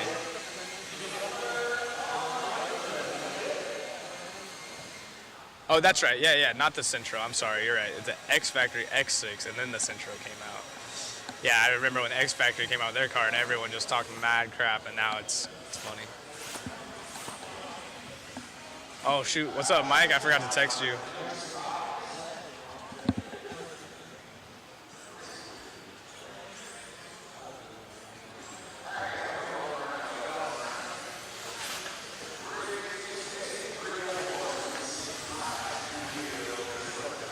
Yeah, so hopefully someone wrenches on my car. I don't see it in my pit, so I think Sammy might have grabbed it and hopefully figured something out for me. Like I said, I'm up in the booth, so was unable to work on it for those asking. Yeah, I'm pretty bummed about that because, yeah, with 3 rounds counting, it is a shame. I'd really like to showcase the 3 gear. Like I said, being in the A resort made me stoked. I feel like I had a good chance at maybe a podium. I don't know about winning. These guys are fast, but my lap times were great. My car feels great, and then unfortunately in that one, I think I was trying to thrash last night, getting it all dialed, built some shocks, changed some stuff, motor, sensor wires. I actually put a new sensor wire on, and I think I just maybe didn't press one side in all the way because it didn't, like, it felt like on like 2 or 3, it felt like it was like in and out of power, and then it got really bad about halfway through. So I just marshaled and came right back in the booth. I haven't even seen it yet. My car's gone, so we'll see what happens. But we are off here in Heat 3. We got our WC, our current 2-wheel drive world champ in this one, in the B group. So I'm expecting some big things out of Tater Sontag. Josh Ben, also super fast local here. He'll be good to go. Follow him around. Both TLR drivers. Tater goes by.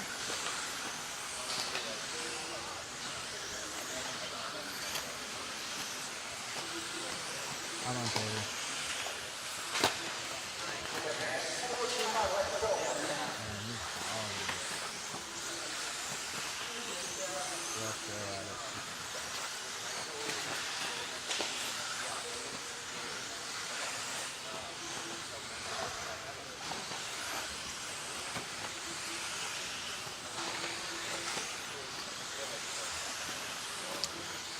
Ghost wrencher, yeah.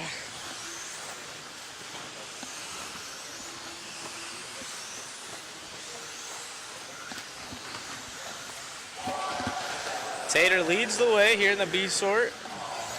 Zach, a newest employee here at Hobby Action in the 2 spot. Kyle Davis in the 3. Let's see if we could pick up Tater, our race leader. Oh no! Oh, poor Tater. Looks like he popped something off, so not what we were hoping for. And Tater back out there, so let's see if he can put in some fast laps. Obviously, this is probably going to be a throwaway. I would assume he's sure hoping so. Hopefully it doesn't get worse than this. But Zach, Scott, Kyle, that is our running order. So Hobby Action employee Zach, turn marshal extraordinaire out there, leads the way in this one. We are following around Tater. He's down in the 8 spot, but again, this is our current 2-wheel drive world champ from this track. So, I don't know. Tater comes down the straightaway. Tater goes up to 6 now, even pulling off with that ball cup fix. And trying to put in some heaters now is our current WC. Obviously, probably driving a little bit frustrated right now.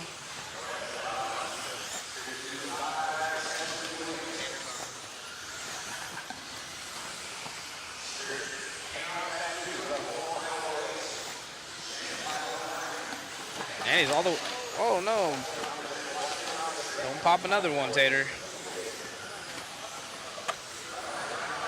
Pretty sick shot of the triple coming right at you when they throw a little whip like that. It was cool to see Tater get his car sideways, buck around right there. Zach in the 1, Scott in the 2, and Aaron in the 3. Josh Ben down in the 4. He was the B top seed.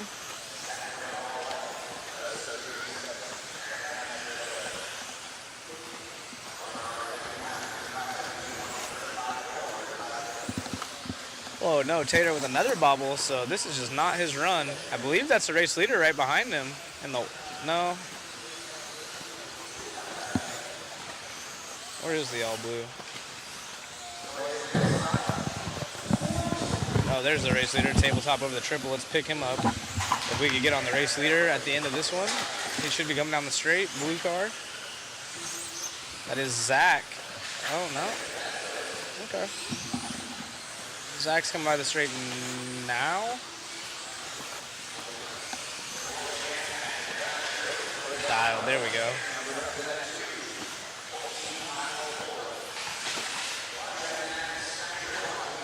Yeah, he is the all white, so. Oh, and he's upside down. I thought that was our race leader, so sorry about that with the camera angles there.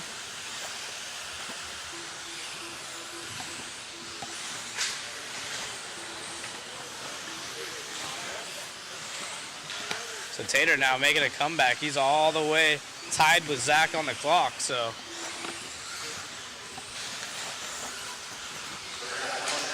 Tater definitely should be going quicker here as the day goes on. Oh, jumping over right there. I think that was Scott Spears that clears out. TLR pink and purplish color over the triple here, coming straight towards us. Had a heck of a run, but still able to try to get a W. And still going to go quicker than everyone in the heats behind him. So even with all that carnage, trying to get at least like a top 10 if he could salvage it. If anyone has issues in the next heat, because the next heat is going to be full of heavy hitters.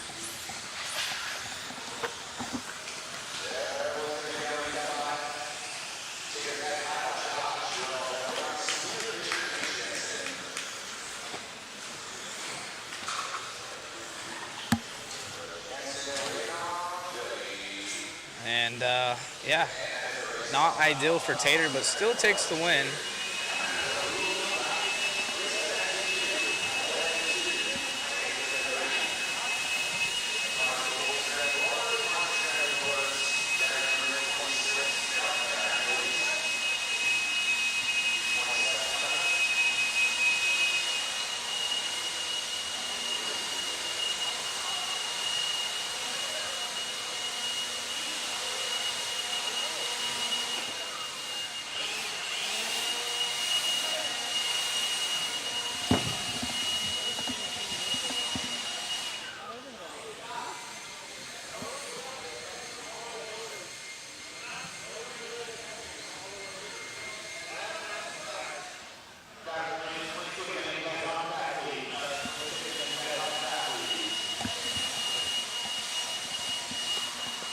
And there's a good view of all of the top seed drivers. A lot of familiar faces. You got Shim Shady over there on the far left-hand side.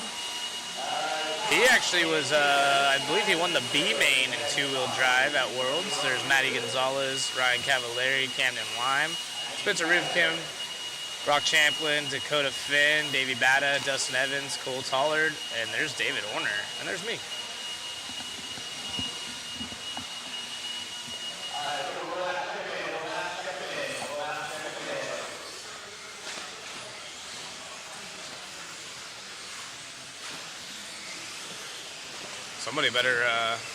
Somebody's get their last warning here in the chat. Virginia Bravo, last warning, you need to confirm this page belongs to you, Matt. Yeah, 19.4 out of young Sontag in that last one. He was getting, I think he did a 19.6 on the last lap even.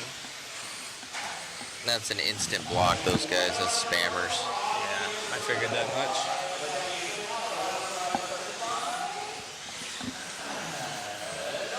So Sontag, 15.518. Obviously, he probably was trying to get that ball cut popped on for, I'd say, at least 10 seconds. Then he had a mistake or two, so.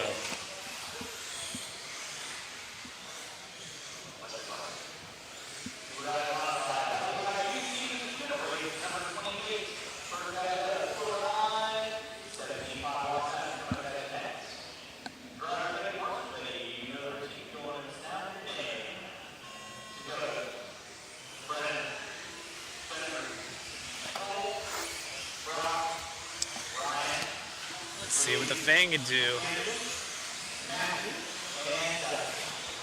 Super impressed out of Schimmel. He was flying. Those guys, and Taller right there. So 3 of the top 5, including first and second out of seating, are TLR cars. Oh, Finn upside down coming up short. So looks like Rivkin up in the top left of the screen is going to be our race leader, I would assume. Yep, and they are. Oh, no. Sorry, our contact fell out.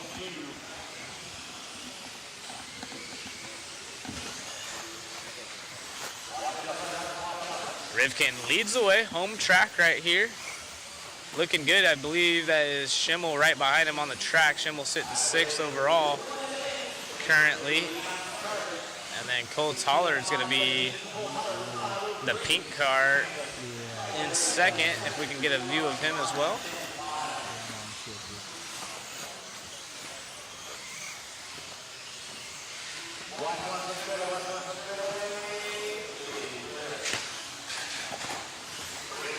So top left is Spencer, and we're following around second, Cole Tollard. That's the TLR driver of Tollard. He's about, well, he's not far off, but not going to be quite close. There's a 16.516 out of Rivkin. Tollard 15.501 with about a 15.505 right there for Cavalieri. So back on with Rivkin. Rivkin's car hooked up. He's been putting in some work. I saw him and Kurt Winger switching off remotes a few times. Kurt's watching on standby here, checking it out. They've been shooting ideas off each other. I think Kurt's been testing some stuff out or trying different setup things in his runs just to see his feedback on it.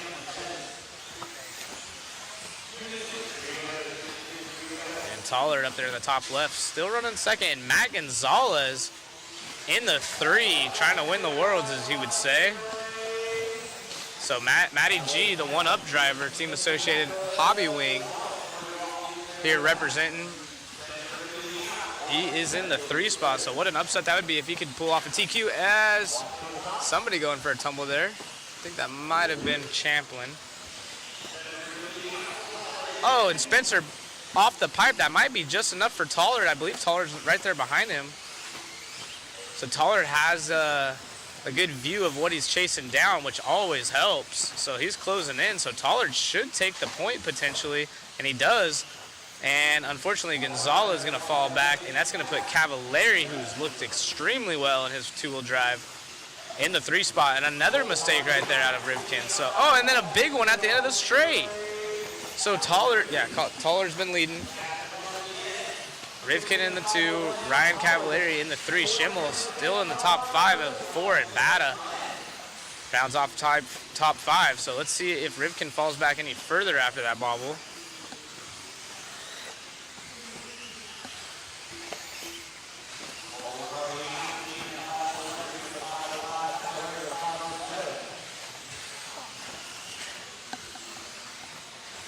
Following Cole Tollard, our race leader, his 2 will looking extremely hooked up. Coming up on some traffic on the backside here on the straight. There's Cavalieri at the bottom of the screen. He was, or still in 3rd.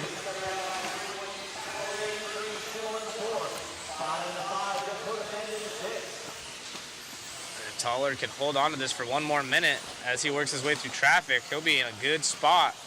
He's got a commanding lead now up on Rivkin. Rivkin, though, was on a 16-lap pace. Everyone is on a 15 or slower now. Dakota trying to fight back. Oh, there's a bobble right there out of our race leader, and he's got to get back by traffic, and that is Rivkin. So, and Schimmel. So actually, our 3 of our top 4 drivers all there together. Oh boy, and this is going to be a tough one because Tollard, obviously wants to get by Rivkin, but Rivkin's right here in the fight. So all 3 of these guys are going to have to just work together like it's a main event. Oh, up on 2 right there for Tollard. So they get around traffic. That's Matty G, who was right up in the mix early on. Oh, and Tollard, oh no, all kinds of issues. Rivkin, they're all just jumping back and forth. Not sure who the white car is. They're trying to get out of the, that's Schimmel actually, so he wants to stay in it, but also be out of the way. Man, this is absolutely insane. Now Finn back up in the mix, so at the end of this one, as time is going to expire, it is going to be a wild one to see who goes quick. Tollard, though, who started 4th, between out of all of them, leading the pack, so he should take the W. This is wild at the end. Cavalieri sneaks up into the top. Bata up there in the top 4. So CFT, baby.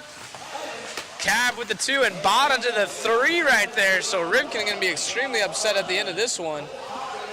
Wow, we got to get an interview with Cole right there. Dang, that was a wild one. Good job, Cole. We'll get a quick interview. Right there behind the box. Wow, what a race. We're gonna grab Cole. Man, that was... We didn't know what was going on. Battling. Yeah, that was crazy. I can't believe like that actually kind of worked out a little bit. But yeah, Spencer ran really good. The rest of the guys were coming, but it's just so hard to stay consistent out there. So just gotta give it out to all the guys that helped me out to get me to these races. It's very much appreciated. Dude, looks good out there, man. Congratulations on your win. Take it into the next one. Thanks. It's gonna be tough with 3 out of the 4 rounds counting. Congrats. Thanks. You got it. Back to you, Zach, in the booth. Well, that was awesome. Can't believe, like he said, it kind of worked out. I mean, obviously, it depends on what side of the fence you are on, but what a race right there. They kept it relatively clean for as much carnage as that were going on. We saw Spencer have to do the double single. Tater's obviously trying not to wreck either of them, especially his teammate Cole, and they made it work out somehow. Rivkin looked pretty disappointed at the end, as anyone would be, going from 1st to 4th. And then Cav sneaking up in there. He was smiling off the driver's stand. Leave Bata also with the top 3. So, yeah, like Cole mentioned, they are taking 3 of the 4. So, not just taking 2 like normal, taking 3 of 4.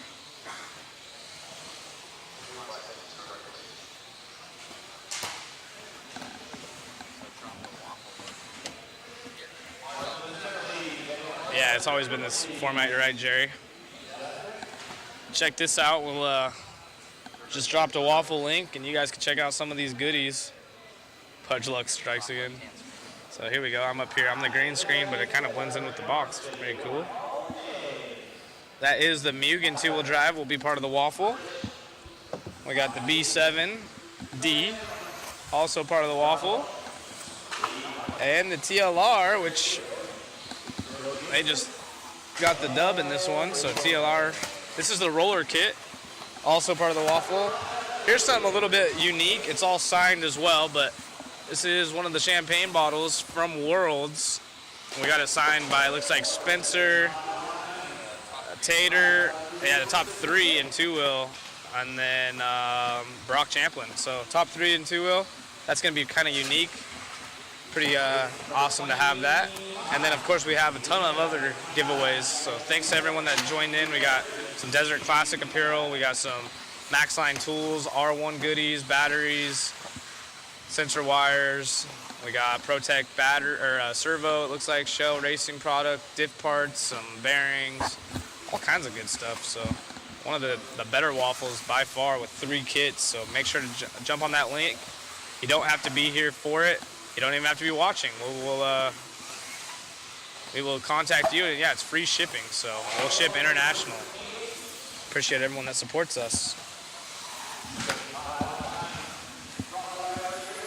So 17.5 lock time in here. Heat 1 of 4.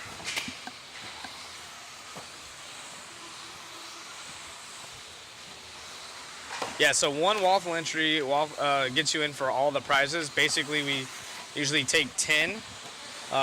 Most of the time, Matt will take some bonuses, but it's first come, or I guess first choice, first serve. So if you are the first ticket or name drawn, we'll do a little spinny wheel live so everyone can see it. And if your name is drawn first, then you get first dibs on whatever you want, so on down the list.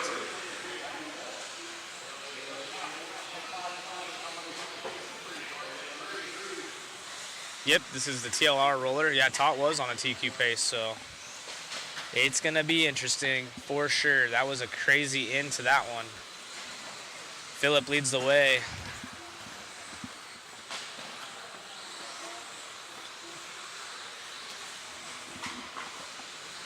The waffle will be on Sunday after the event, so you can get tickets all weekend long via that link, or go to modspeedshop.com.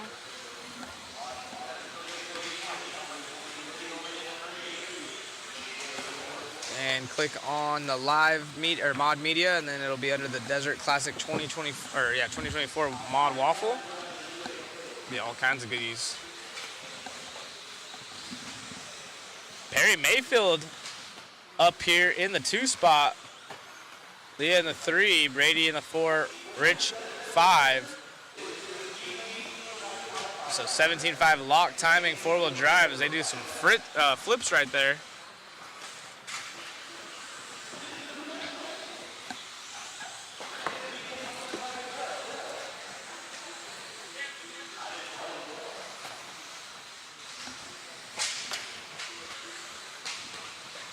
Got the Cavalieri looking paint scheme down the front of the driver's stand, triple, going big.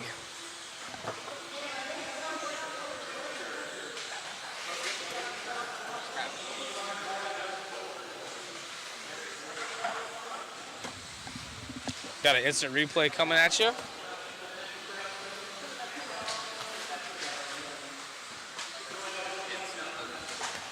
Oh man, they hit midair. And perfect front flip, and then he takes him back out like, hey bud. And then boomer, crash.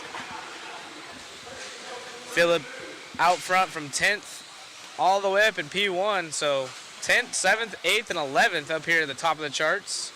Brian, who was the quick starter in this one, all the way down in 6th.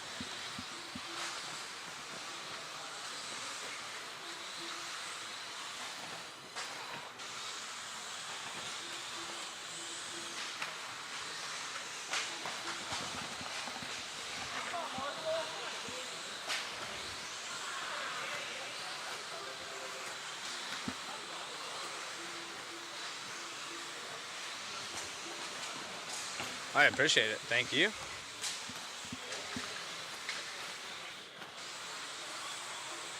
Cavalieri mimic paint scheme, almost taking an A-arm off right there, but looking pretty good.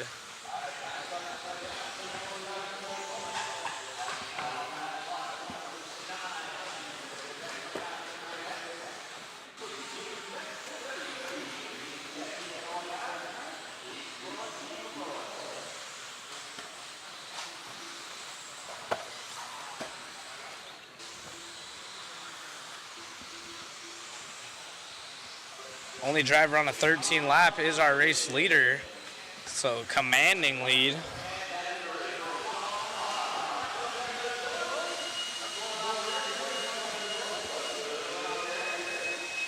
Gonna take the W right there with Perry Mayfield in the 3.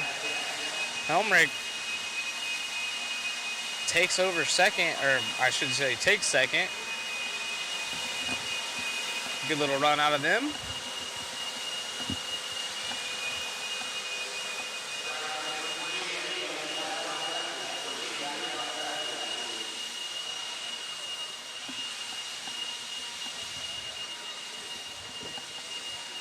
Awesome view of the driver's stand, all the signage for Desert Classic, some leftovers from the Worlds.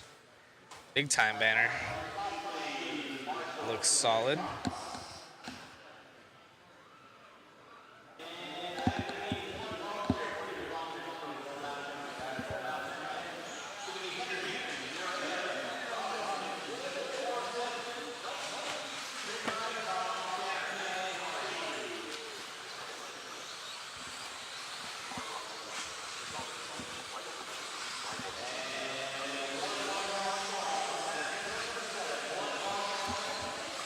Working our way here through round number 1, 12:40 local time.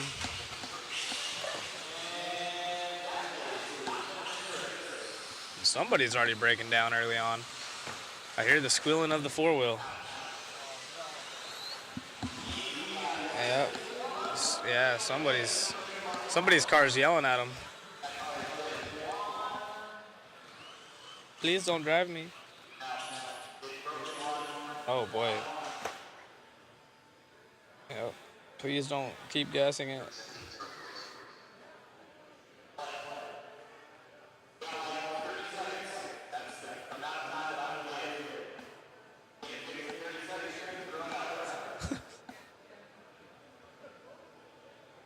That's a no.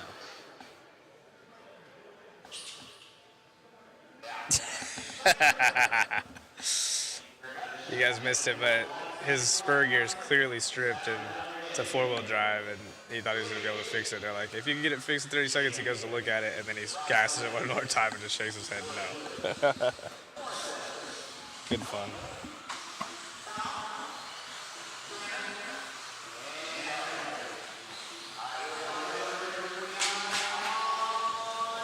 We'll give these guys a couple laps, see who's going quick.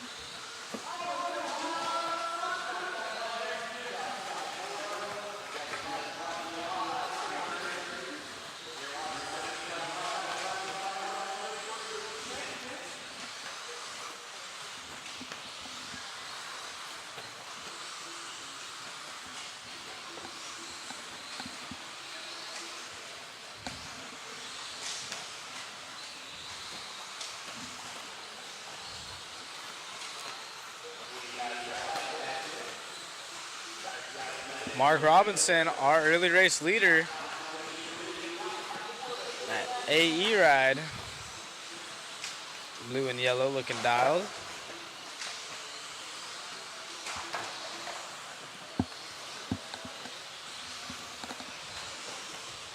His son Jermaine, extremely talented young driver, also racing this weekend.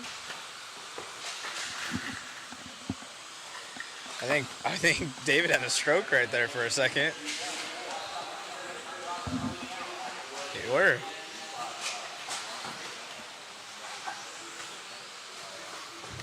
And we're back on with our race leader here, Mark Robinson over Michael Wood, Tommy Tom.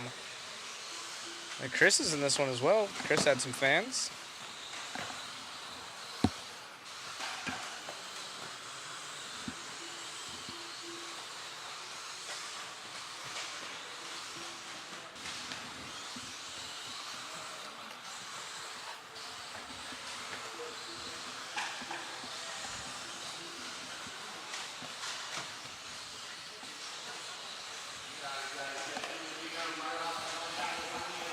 Mark still leads the way. 22-2 last time by, but John Henry with a 22-3 last time by as well, up in the 2 spot, and that was our top seed out of this heat. Trying to come at you next. Jerica in here cheering on Chris.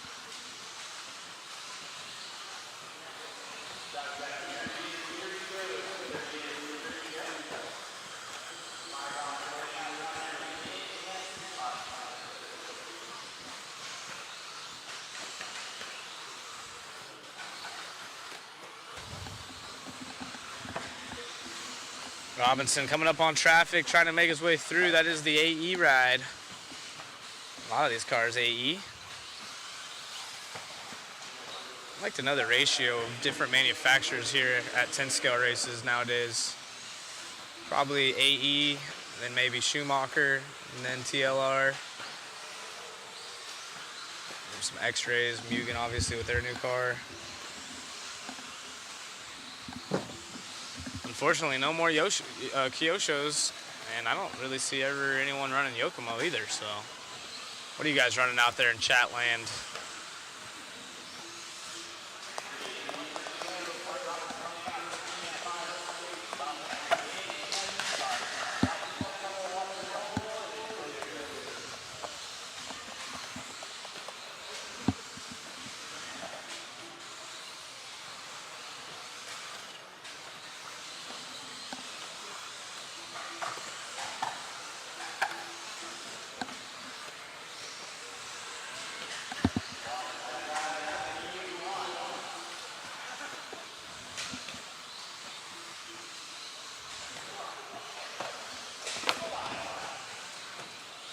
Techno is like 80% of our local track.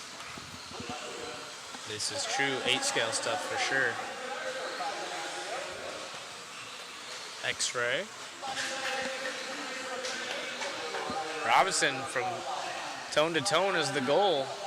14.521 to John Henry's thirds. 13.509. Phillips still looking good from that last heat. Trying to get himself a top 5, well, top 3 as time winds down this one. But we do have 2 more heats coming up next. and they just continuously get faster. Oh.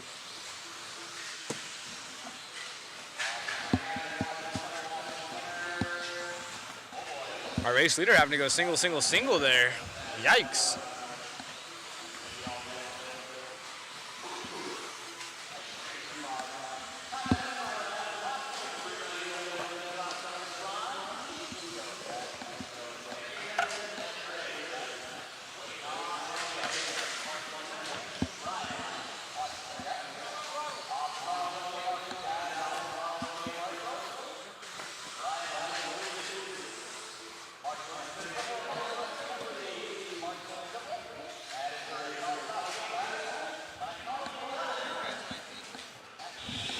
Yeah, I'll take like a Dr. Pepper or something. I'll take a DP. Dr. Pepper if you don't mind. Oh, yeah, that's fine.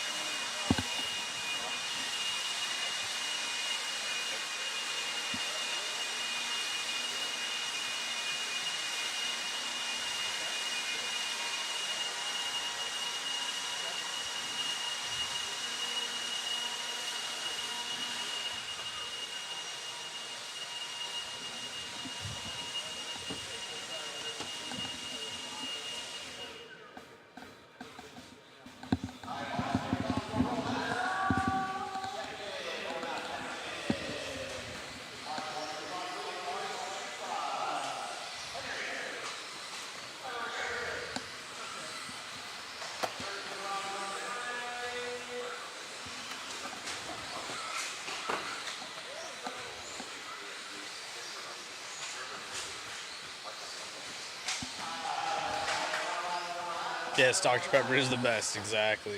Thanks, Chris. Support. Look at these, upside down. Somebody help this car out. Somebody help me. Uh-oh. Somebody lost their body? Uh-oh. Yep, we're going to have to charge a subscription for this naked one. Looks like purple, purple, purple, and then a green turnbuckle. The old four-wheel drive. Off and going.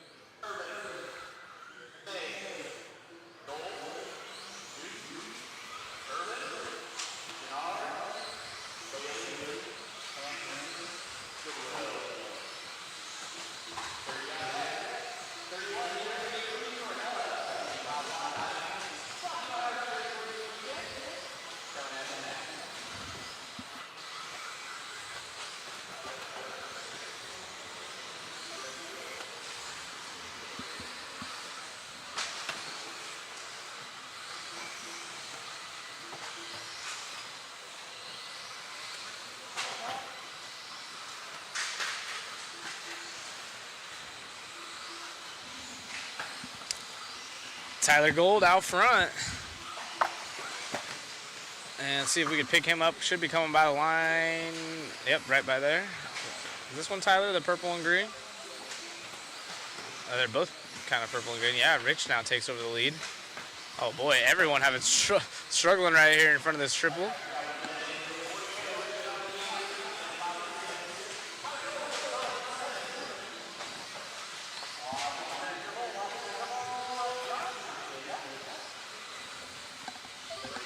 So Mark Robinson's time, the only one, 14, still out front.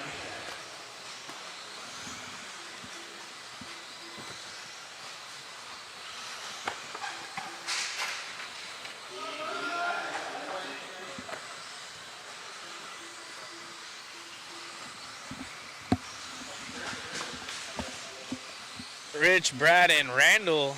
That is our running order. Tyler Gold, who was our early race leader, falls back to fourth, where he seeded. What are your guys' thoughts on the track? You guys enjoying this layout? Is it fun to watch? I like driving it. It's just difficult enough where it's not like you don't have to time everything completely right as far as the jumps go, but like the actual course, if you will, is difficult. So the 2 chicanes, if you clip a pipe, as we saw in the mod truck heat earlier, and even Cole saying in his interview after the 2-wheel buggy race, like it's hard to be consistent. Just a lot of interesting spots where the pipes feel like they come out and grab you.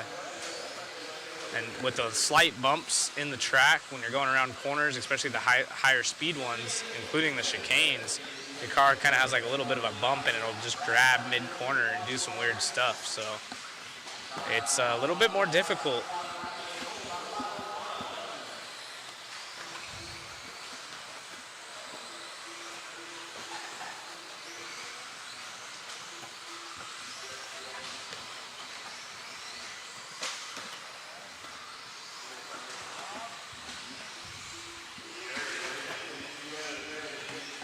Oh, kind sir, thank you. We got the 40-ounce DPs up here.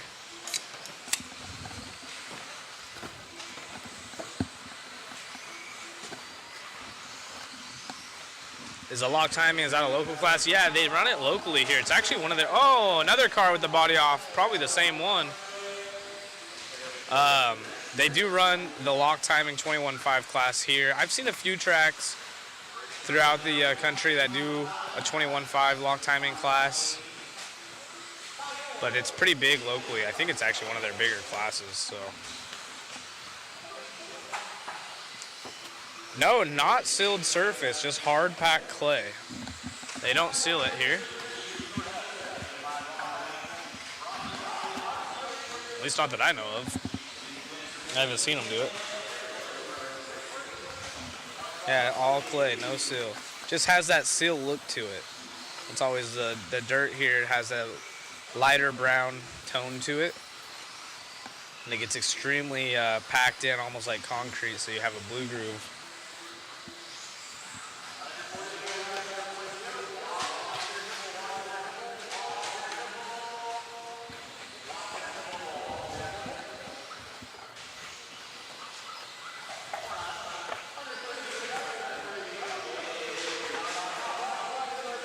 Rich takes over the lead with 20 seconds left on the master clock. Tyler back up in the 2 spot. Day May wanting to join the fight.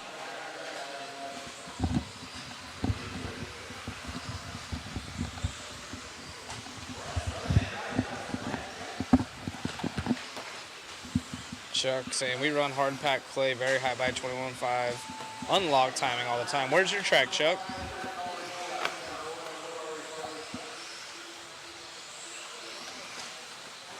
As this one comes to a close, nobody going quicker than Mark's time. Actually, the top 3 times from the last heat are safe. As Rich gonna be good enough for 4th, but that's about it. Oh, runs in the back of someone there at the end. Race 30 concluded.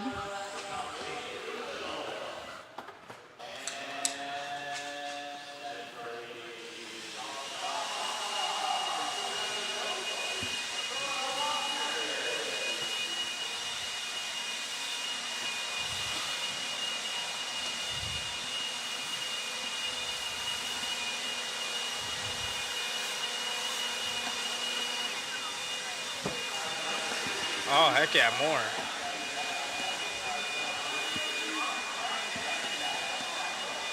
More's awesome.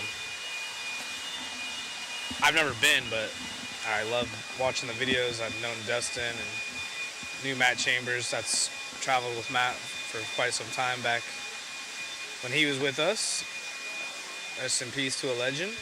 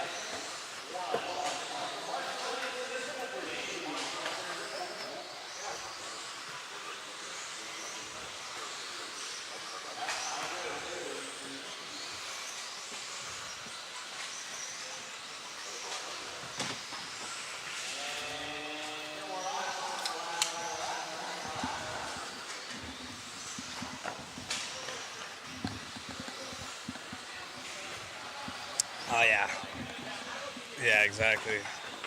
Bring it back to life, a good old Dr. Pepper.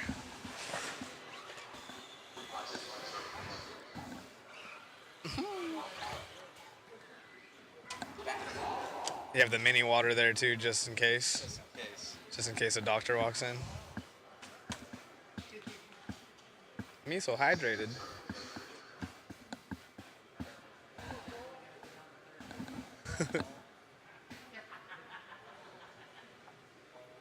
Oh, we got the GoPro up on the head, up on the stand.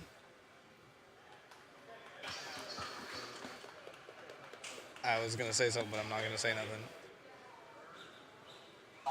Pretty dialed, actually. I wonder if he has a YouTube channel. We should ask. You can see right there on the right-hand side. Got a GoPro. This is our A Resort 17.5 lock timing. Oh, here's a good shot of it. Nice.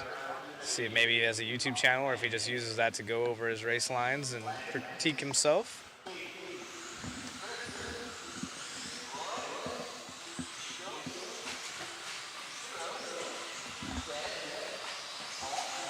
That's Hero.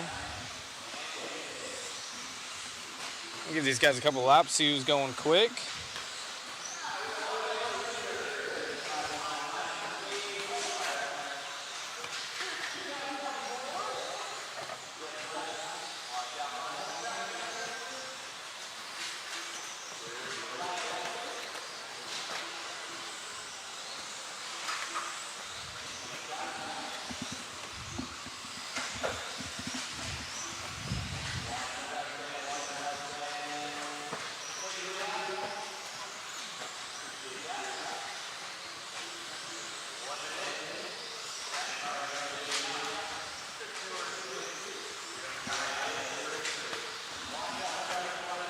Let's go, Chris Mueller. That's our cameraman, Chris, as we call him. That's an empty seat. Oh, no, upside down right there for someone. Chris should be one of our faster drivers in this heat, as he was third, and he's in second now. He's in a Techno car.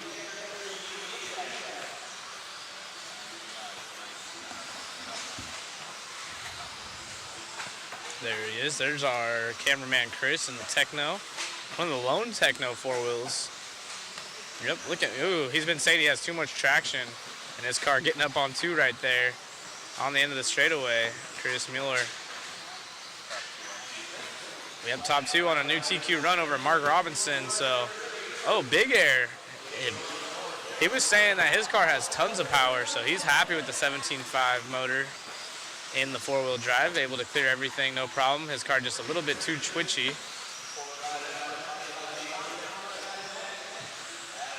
Chris Mueller up to the point now. So Chris, ooh, getting around traffic right there. That is our race leader. Oh no. And his car is really fast, so that Techno with some free drivetrain. And he gets around and clears traffic now, down the straightaway. Kind of looks like it rides on the nose, but extremely quick through the corners, no doubt. He's just driving nice and safe. Backs off right there. Smart driving out of Chris. One of the nicest dudes in RC. Willing to help anyone. Help me get my car ready. Help Sammy get his car ready with some shocks. His car turns though.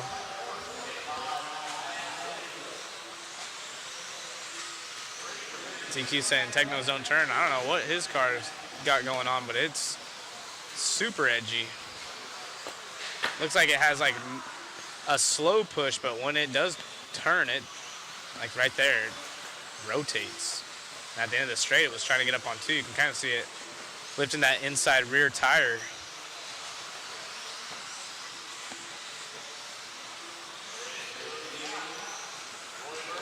Chris with a 1.8 second lead on Roy.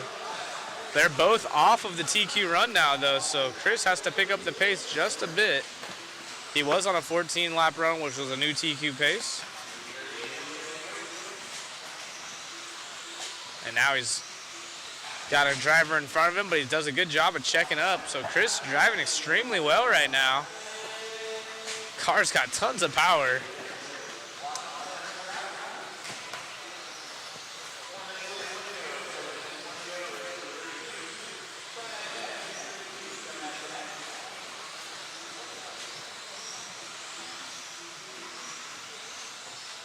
don't turn as well as others. Yeah. Not sure. I don't know. His just looks really good. Maybe it's his setup. Not sure what he has going on, but I know he's been saying that it's super twitchy and has too much steering. But I have heard that in the past that the Technos don't turn, so I'm not sure. Again, he doesn't really get to wrench on his car as much either, so it could just have no shock oil in the front end. Who knows?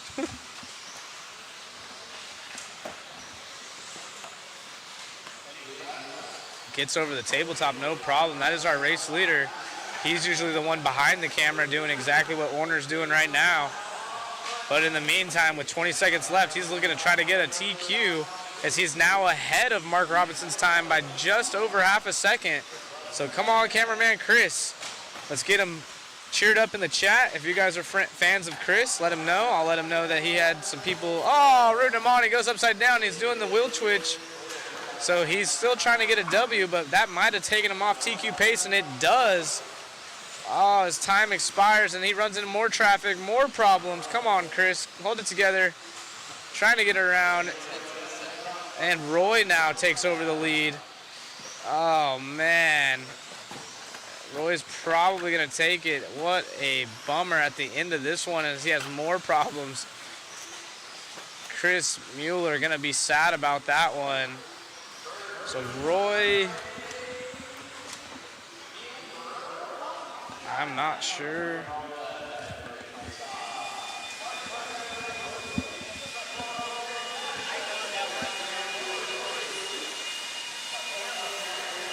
Are you asking?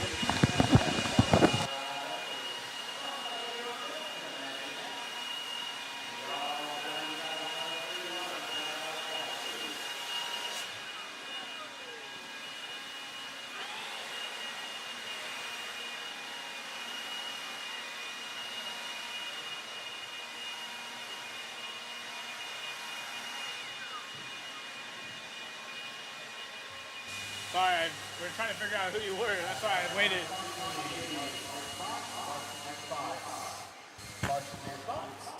All right, we're here with Roy. You just got the TQ right there. Expected a little bit more smiles out of you. You look nervous, or how was it? Nervous. I was a little unexpected because I was like third or fourth most of the race, and then at the end, I got it somehow. But yeah, just kind of put my head down and drove. What do you think of the track? It looks a little bit edgy out there. Have you changed anything with your setup? No, this car's been pretty consistent. I haven't had to change much since yesterday. All right, well, hope to see you again. Appreciate you coming up here, Roy. Back in the booth. All right, thank you so much, Zach. Thank you guys for tuning in. Be sure to share, like, and subscribe. Bummer there for Chris on that one. He had it. He kind of shaking his head afterwards. He's like, oh, man, he knew he had it. Yeah, well, TQ has it best said right here.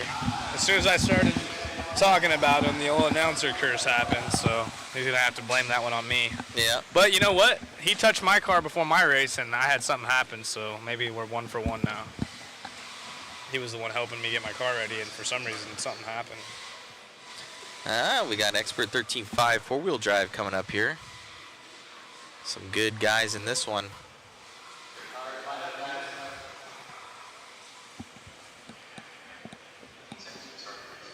I'm going to try and go get some profile pictures.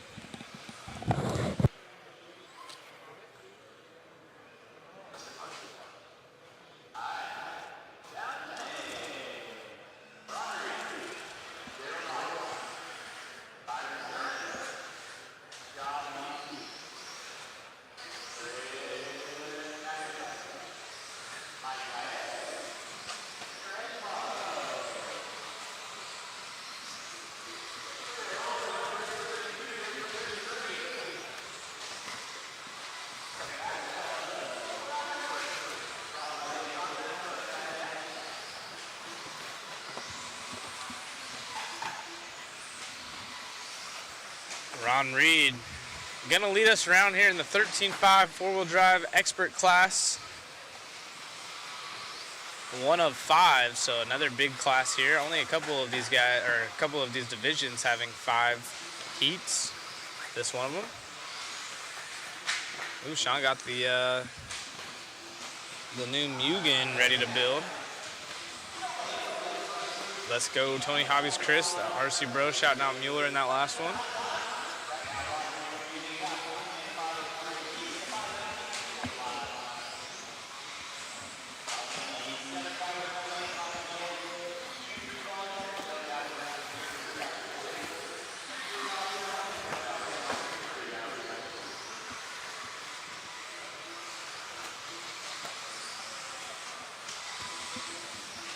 Mac Mitchell, a local here up in the 2 spot. Usually don't see him down in this low of heats. He's a fast driver himself. Expect some big things out of him in the 13.5 four-wheel drive expert division.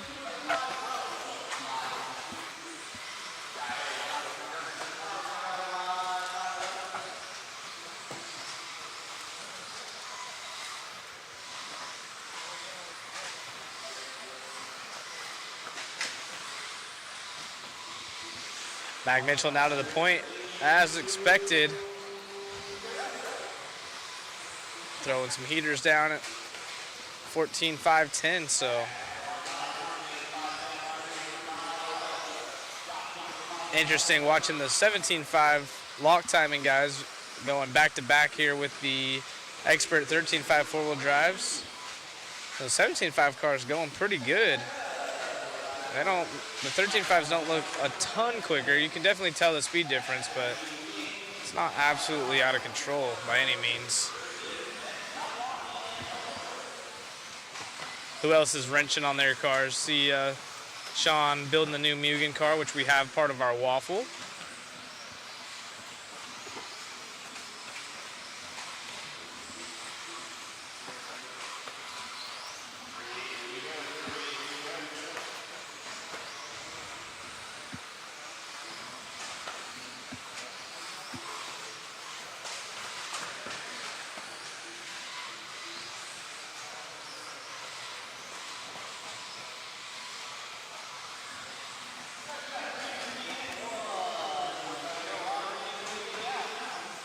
.145 left in this one. Ron Reed trying to catch up to Mac Mitchell, but Mac's been flying. Those two are on 14-lap runs, the only drivers on 14-lap runs. About a 5-second spread on the overall pace between the two.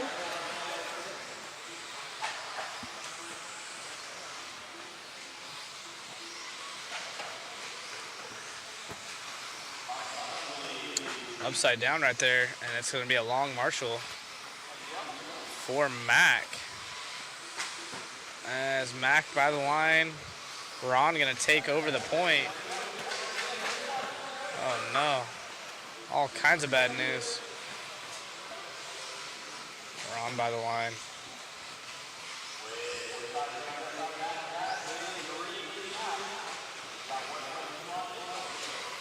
So that's gonna throw Mac way off pace. Unfortunately for him, but Ron looking solid, still on a 14-lap run himself. With 25 seconds left on the master clock.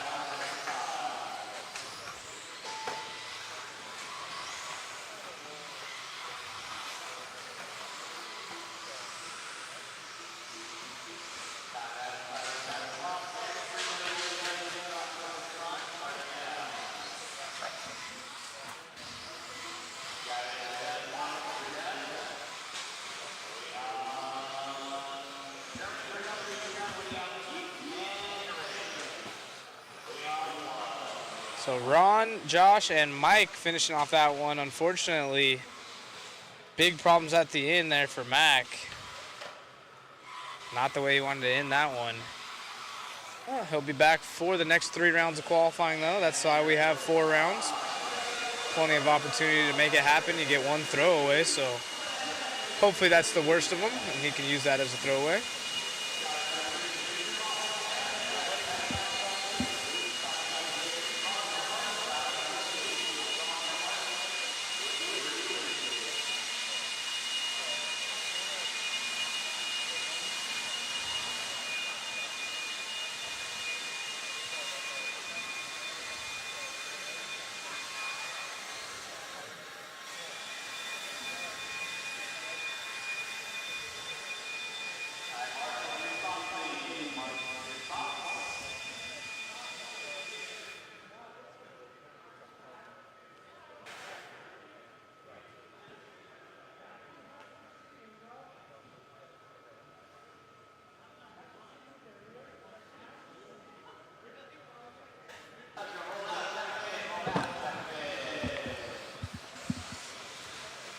Get these guys checked in, see who's going quick.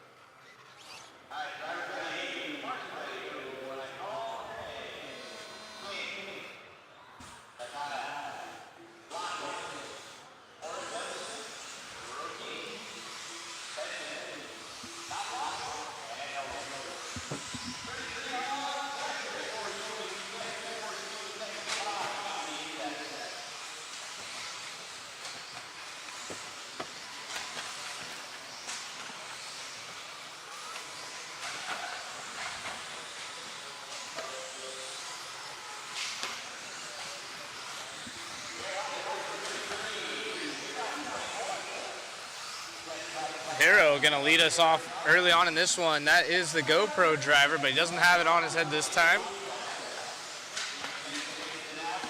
Maybe distracting, maybe just over it.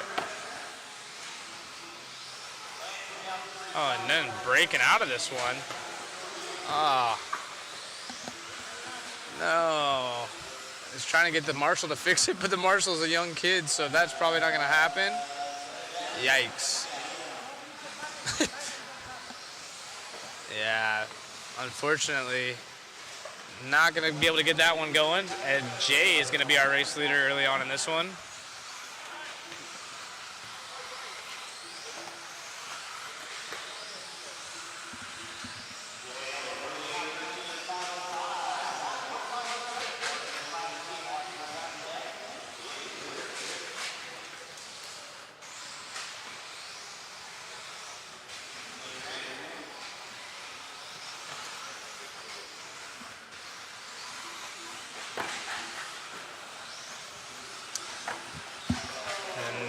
Out there with Jay, the red and white.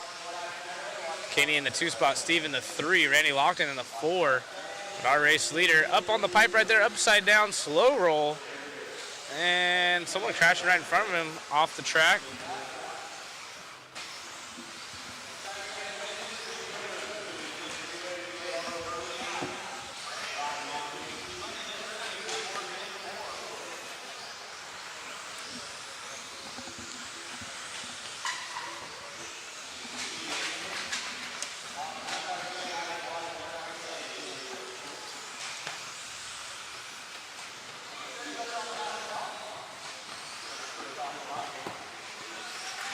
And new leader, Randy Locken. That's a local fast guy here. Checking it out. Oh, upside down right there. Going big over the triple.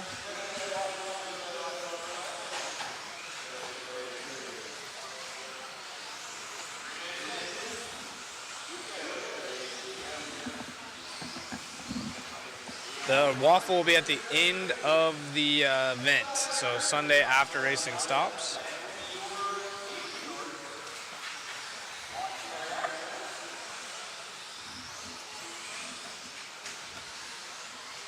Appreciate you, the real MCJ. Always love when we get some likes. So Randy still leads us around over Steve and Jay. Oh, wow. We got some food delivered.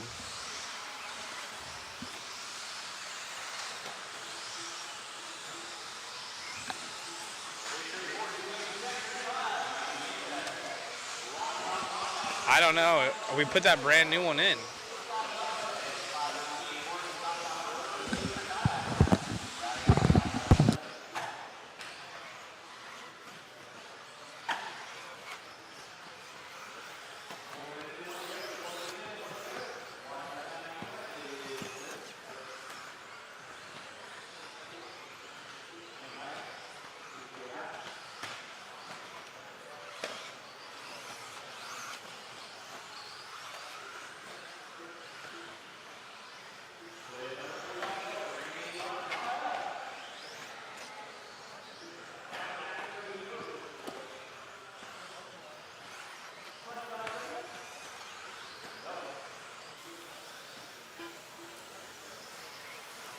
with 25 seconds to go. Drivers, 25 seconds to go. 25 seconds to go.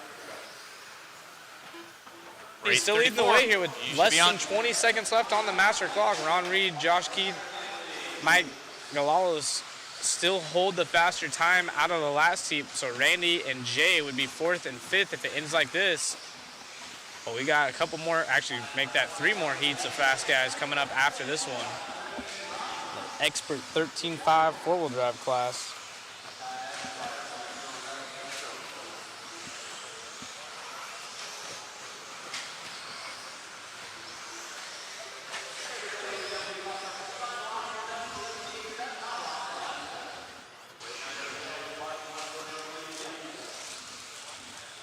So thankfully he was done right there, but still nobody gonna go quicker than those 3 drivers out of the last one.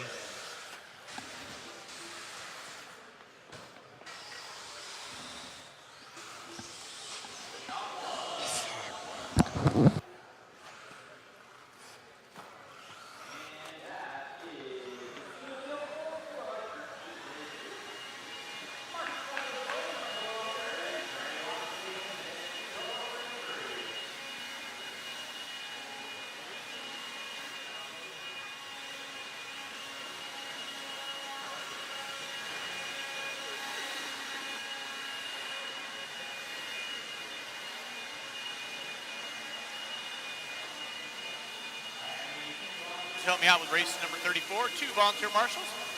Help me out with race number 34, please. Marshals to your spots, please. Marshals to your spots.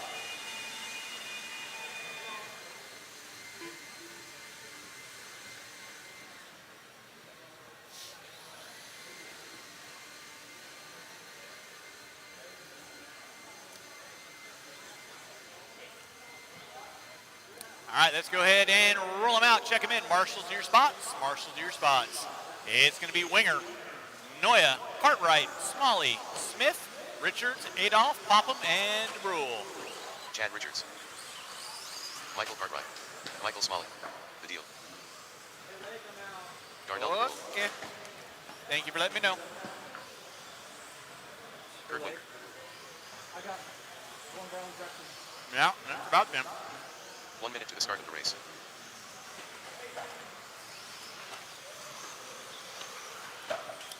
All right, no more laps, no more laps, no more laps. Whenever cars lined up, no more laps. 45 seconds to the start of the race. And Zach Noya, we gonna make a call on this one?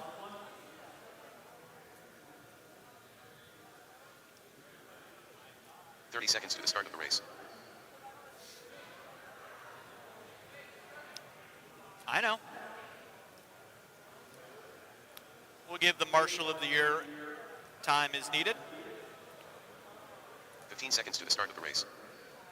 I got nowhere to go tonight.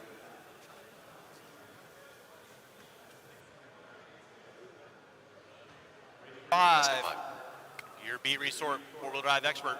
You guys should be through tech. 36. You Got need to be the in waffle tech. link down in the chat for you guys. This one should be coming soon. I don't know what we're waiting on quite yet.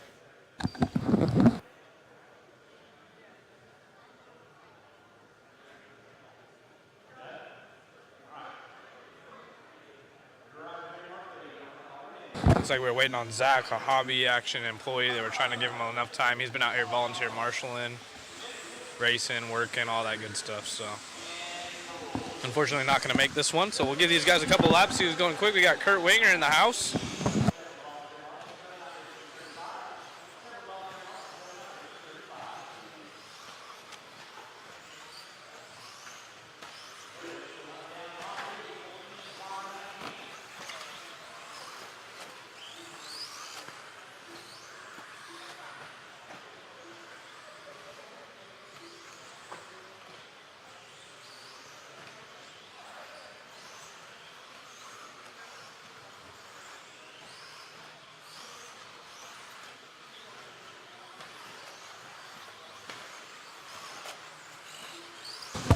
Falling around with Coach.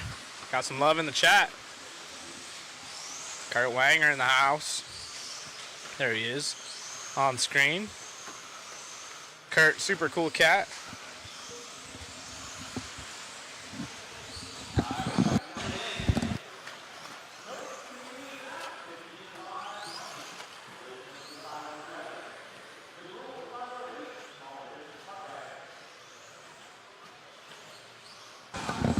Willie Smith in the 2 spot. Darnell 3. No start out of Zach, Kyle, or Sean, so a lot of no starts.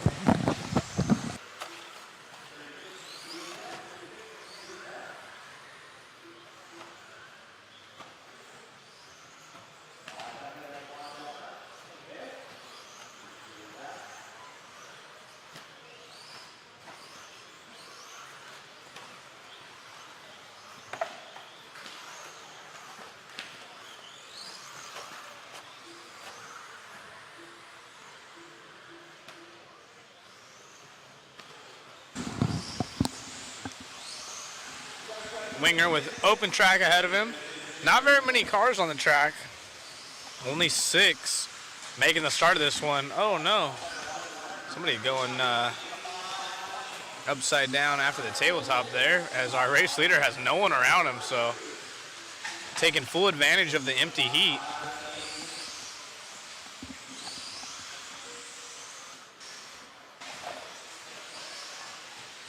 Kurt's car looking extremely good right here. Kurt from Shell Racing. Bropping over the triple, no problems. Always love Kurt's paint scheme, that white, green, black. Longtime racer, helps with the associated engineering. Yeah, used to be a hardcore SoCal racer, doing his thing, leads the way over Michael and Arnell. Michael, Willie, Chad, those are the other drivers on the stand driving around as our race leader comes up on some traffic, gets around. Michael got some love. Alexandra in the chat here.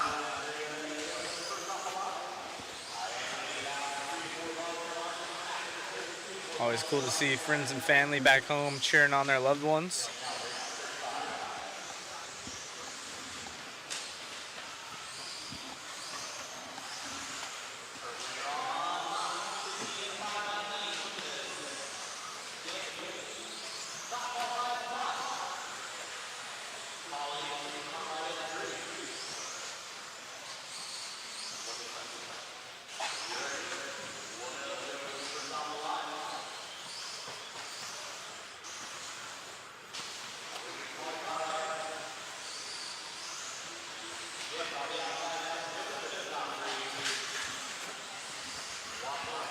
So Wanger with 45 seconds left on the master clock, doing what he's got to do to put in a solid time, because there's a heavy heat of drivers coming up in the next one and the race following that, but this is going to help his cause. Only driver on a 15 lap, 15.520. Michael on a 14.508.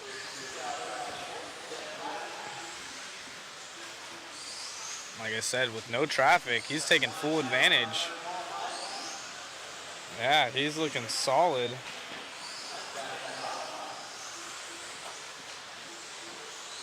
Basically just a free practice for him. And I don't think he's been upside down. So this could be good enough for a top 10. Yeah, this would be really solid.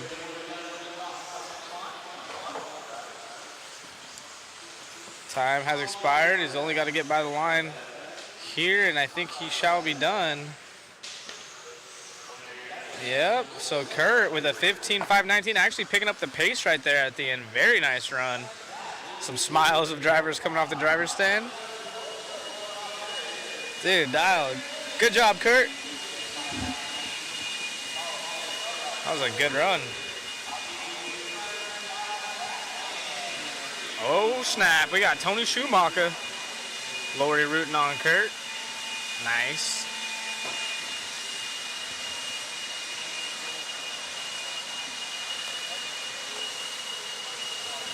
Tony Schumacher, man, wish I would have been able to make it out to your race. That thing looked super fun. Kudos to everything you guys pulled off. Saw there was quite a few drivers staying there after checking out the racing. Or I'm sorry, just staying there to practice after racing.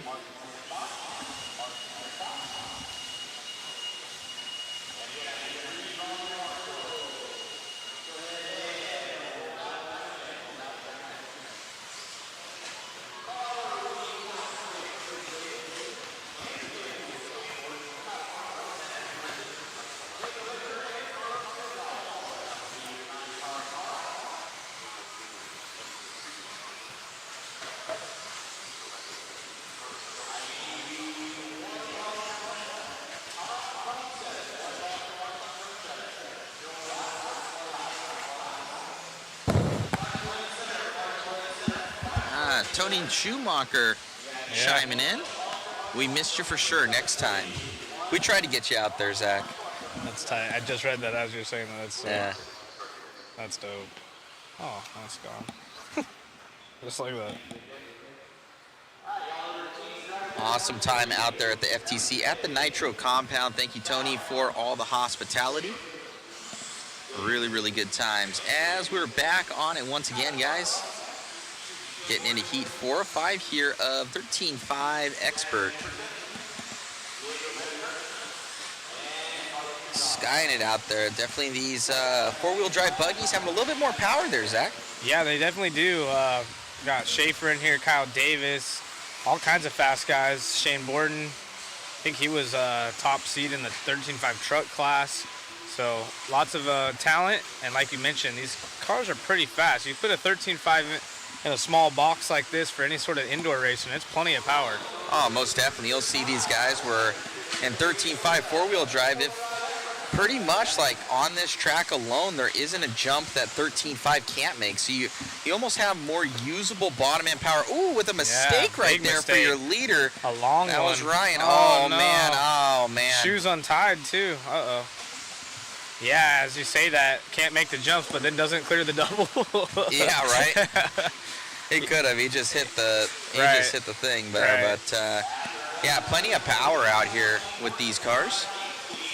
And that's why kind of there's been that almost discussion, Zach, where 17.5 and 13.5 are almost like modified back in the day.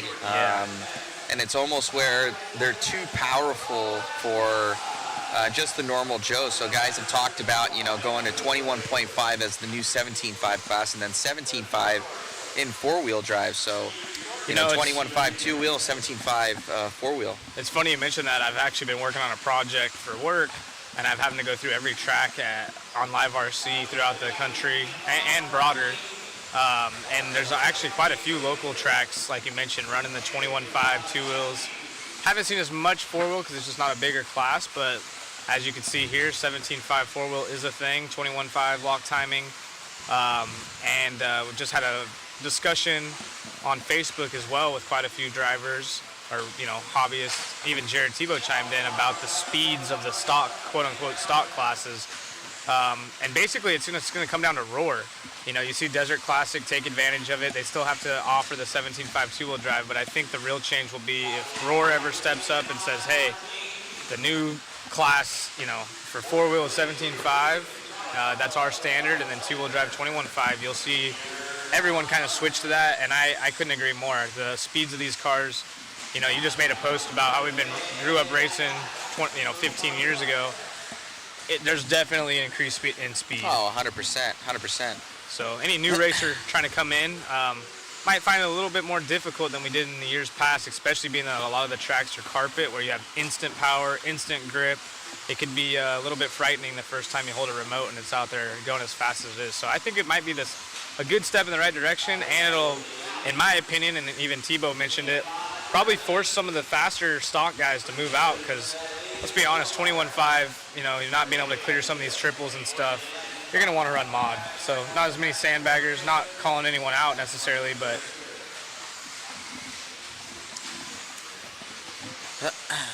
Right on. We have Kyle Davis here in the lead in that all blue car down that straightaway. Shane Borden comes on by. Shane Borden going to be in that P2, yep. And Kyler, he's extremely fast as well. He was in the A sort of two-wheel drive. He is sitting down in second now, right behind Kyle Davis, so I expect some big things out of him. He knows how to wheel. What's up, Jason? Thanks for joining us here in the chat. Drop that link for you guys, too, if you want to get in on the waffle. Yeah, again, we have some awesome prizes. 3 car kits, all two-wheel drive electric buggies. That Max Line bag, too. That thing is sick. I never even know they made those. Yeah, no, I didn't know either. They're really nice. It's like the size of an OGO, kind of, similar shape and everything. So if you're looking for a nice bag, definitely check out Max Line or grab a waffle ticket and cross your fingers. Yeah, they got some awesome-looking tools, too. Carbon fiber handles, and pretty stoked on all the the waffle prizes. Pretty much everything we got is awesome. Most definitely. Thank you to Larry Tomlin, Hobby Action, all of our sponsors. Up over that double right now, Kyle Davis at 15.515. That would put him up above Wenger as well as Shane Borden on a 17, trailing by 2 seconds on pace. Yep, so as we mentioned, Kyler with a 19.5 hot lap, over half a second quicker than anyone else, but he's down in third. Like you mentioned, Kyle Davis leads the way, being consistent, and that's what it pays off, especially on a track like this. You know, you heard Cole Tollard, our current TQ and Tool modified over everyone, as a marshal trying to help someone out, saying how hard it is to be consistent on this track. So, nothing too crazy jump-wise, but more of just the high-speed corners. Very good run there from Kyle Davis. Shane Borden go that P2. And we're bringing out the fast dudes. This is the A sort. We got Jermaine walking up, Dougie Fresh, the Raymond twins. See Tyler Hooks down there. Tyler getting all his racing in nowadays, huh? Yeah, Jay Concept's always a huge part of it. He's kind of their man on the road right now and supporting the team. I don't think he's team manager, but he's kind of like event representator type of thing. Makes sense. Looks like we need Shane Borden's photo. We got Mr. PCH himself over here. I was about to say, Theo, he's been traveling. He was in Bakersfield last week for we got Theo over here. Awesome Maddox Racing. That's David's #1 sponsor right there. You should show him the PCH, the PCH sticker on the back of your T4. Yeah, I know. It's good to see them on. Looks like they just came from a Dodgers game, so. I think there's like spring training or something going on. Something going on. Point that over there, David, and check out Theo from A-Main Hobbies. Oh yeah. So that's him, his wife, and his son. Theo. He's on the phone right now. He's doing a live stream.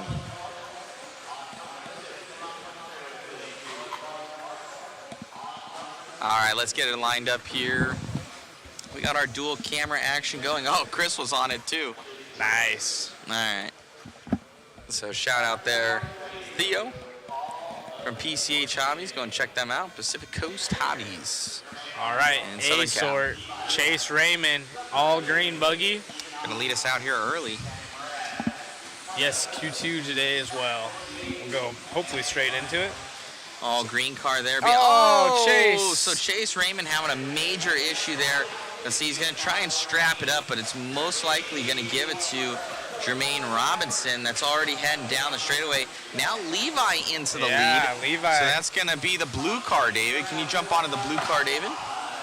Got it. So we got that Matthew Willoughby up in the 2 spot. Levi Raymond, followed by Willoughby, local Sammy Moran, the killer. And onto the straightaway here, the twins, as they call them. Yep. His dad and Matty G, basically their older brother, watching on the sidelines right here as we have young Levi in the blue car. Those boys always within a couple positions of each other. They're extremely quick. Coming on the straightaway, man, Levi's looking solid. And 350 to go in this one. This is the major big sort out here. These guys doing work. And now the twins are 1 and 2, so Levi, Chase, and Dougie Fresh.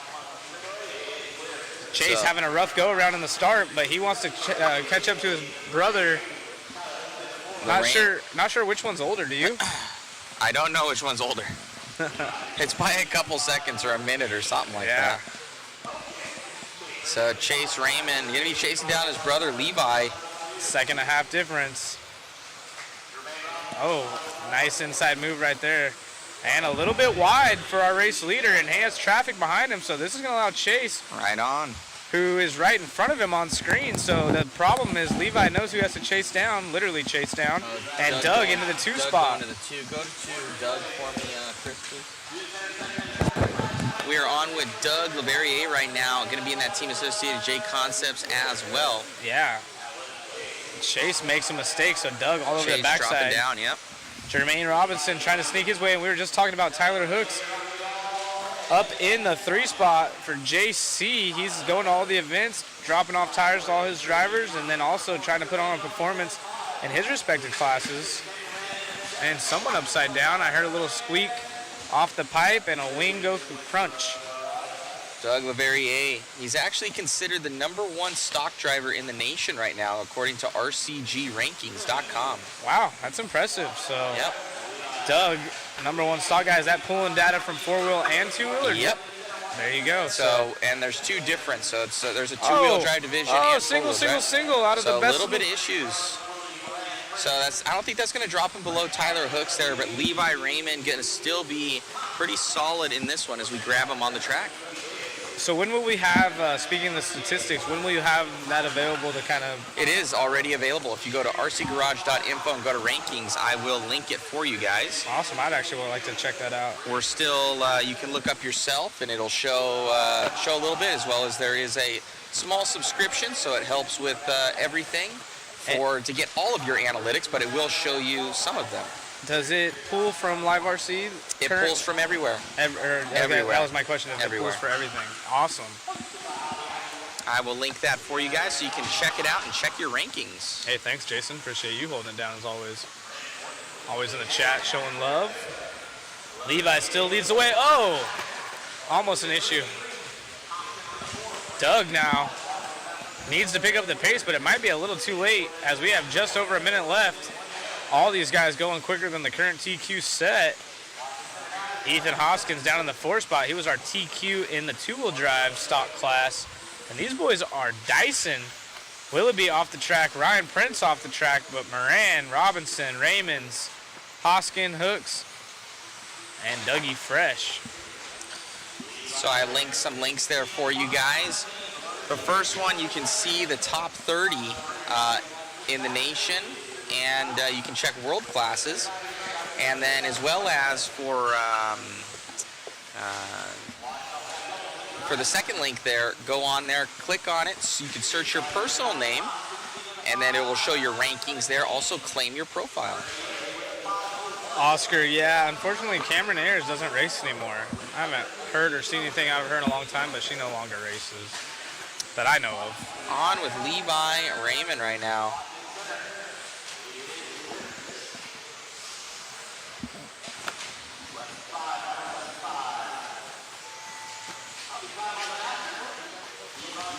Oh, issue there for Levi. Levi he's not done. And Tyler also was on his lid. He is not done. Last lap here, so Doug may be able to take this one. Oh, Doug bobble. Ethan right there. And Tyler made a bobble too on the backside, so all of these guys. You know what? He's got a victory lap. He went on 16 laps. He does have a victory lap. Ethan up to the 2 spot though with Tyler and the other problem there.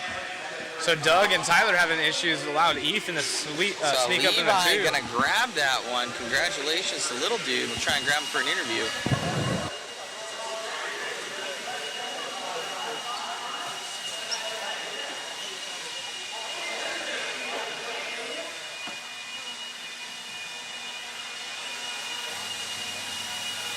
Awesome run out there, buddy. Little bit of going into the end of the straightaway there, but you had a lap lead already. How's the car feel? It feels amazing. Catching your breath, huh? I was a little nervous there. Little touch and go. Who do you want to thank, my man? I want to thank all my sponsors, Matthew Gonzalez, my dad for taking me, and I mean literally everyone that supported me throughout this. Congrats, buddy. Good luck in the next one. Thank you. Back to you, Zach, in the booth. Yeah, that was extremely cool. Good job, Levi. Awesome to see the young kids doing as good as they do. Matthew Gonzalez already here, giving him some love. And yeah, keeps those brothers motivated. They always want to beat each other, and they're 2 of the quickest stock racers out there. So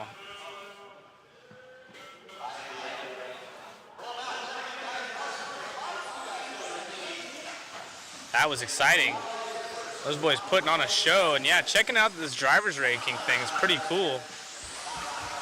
Missing a few of the top dogs, Skyler, Jovi, Nate Sutherland, all these guys, Kyle Homburg.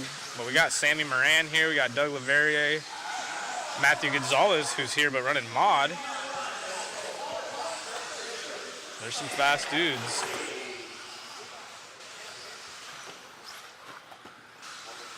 Pretty cool. This is an awesome little setup here.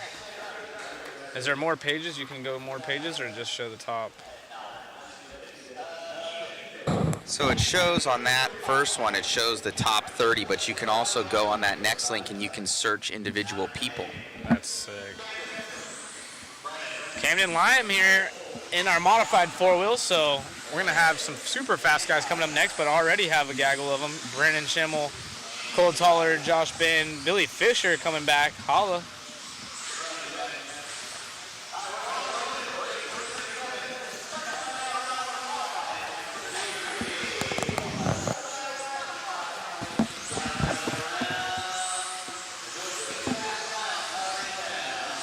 Does it have a way if you've signed up as two different names, like if if your name's Matt and Matthew?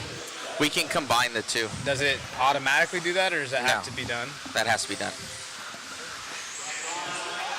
So if you guys have profiles that are on there, like a dual profile, you spell your name differently or something like that, we have to combine those profiles, which I can do. Just have to know. Very cool, very cool.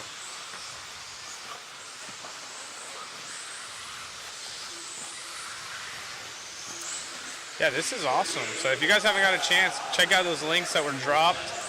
The RC Garage, those guys always putting in the extra work. But I think I need to have my combined. Trevor, Zach, and Zachary. Yeah, mine are separate. They are. You know a guy. Yeah. All right, we'll get on to the racing here. We got Brendan Schimmel in the lead of this one. Oh, now it's Cole Toller. So Brendan Schimmel in the TLR coming on the straight. He's with the gray body right now, actually. That's the old Shim Shady. So might be trying something new here. Yep, Schimmel looking extremely good. Like I said, I believe he was the B main winner in two-wheel drive, maybe four-wheel drive, one of the mains at the World Championships at this very track. So, oh yeah, four-wheel he was in the main, I believe, and then two-wheel drive he won the B. So yeah, he won the tiebreaker and made it into the four-wheel main. So Schimmel, no stranger to going quick here at Hobby Action. Possibly a new body here on, I believe he's Proline sponsored. Down the straightaway here for Schimmel. You can see kind of the hood on the thing looks way shorter. Looks like it's almost been stepped on. It's so flat. Maybe. Yeah, tiny windows right there. Down the straightaway here for Schimmel. Hard on the brakes at the end of the straight. Looking good though. Coming up on traffic, Cole Tollard, who is our two-wheel drive TQ here in round number one. In the two spot, Camden Lyon holding it down for S-Works. Josh Ben local here. Tyler Bailey and Matt and Ryan not in this one. And Schimmel down the straight. He made it into the A main start, I believe, of two-wheel drive here at Hobby Action for the Worlds. Yep. That is correct. Looking solid. And open track ahead.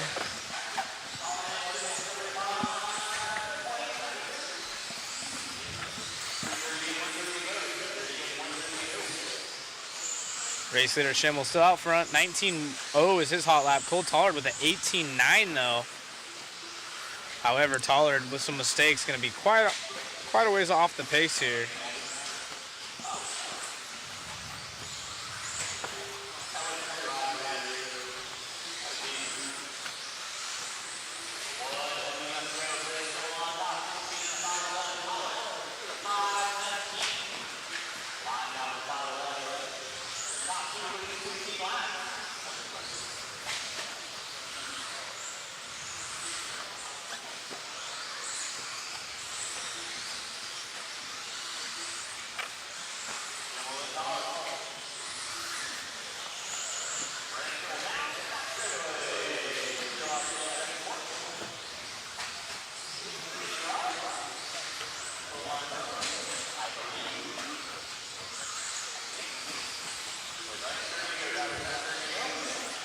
So just under 30 seconds left. Schimmel still out front. Been on a hard charger. This might be good enough for a top 5. He's been flying. So we'll see what happens after this next heat comes up.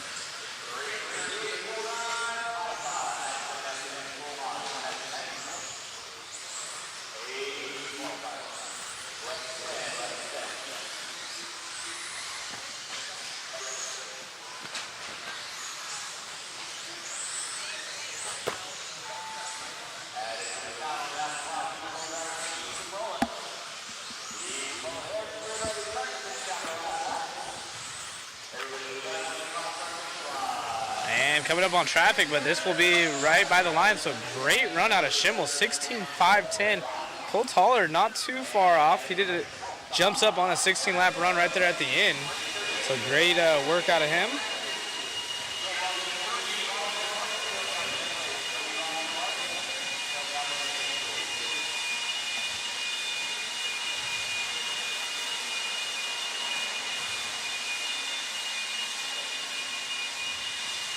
Only a couple seconds faster than the 13.5 TQ.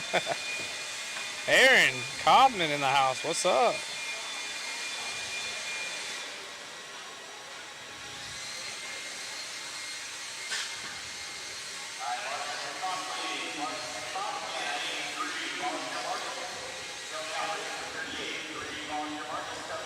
Holland in the house again. Appreciate you joining us, Frank.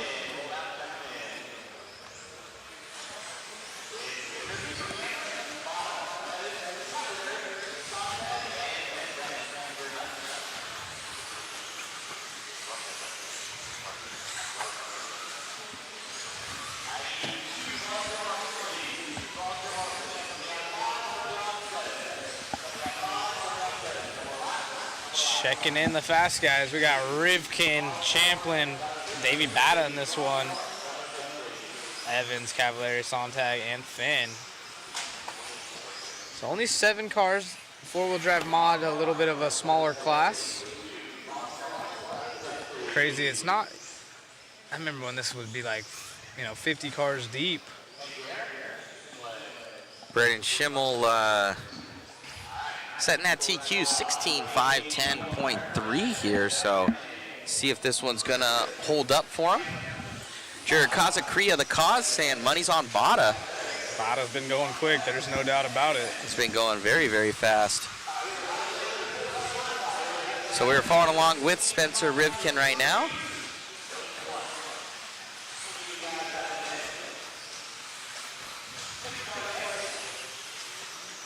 Let's see.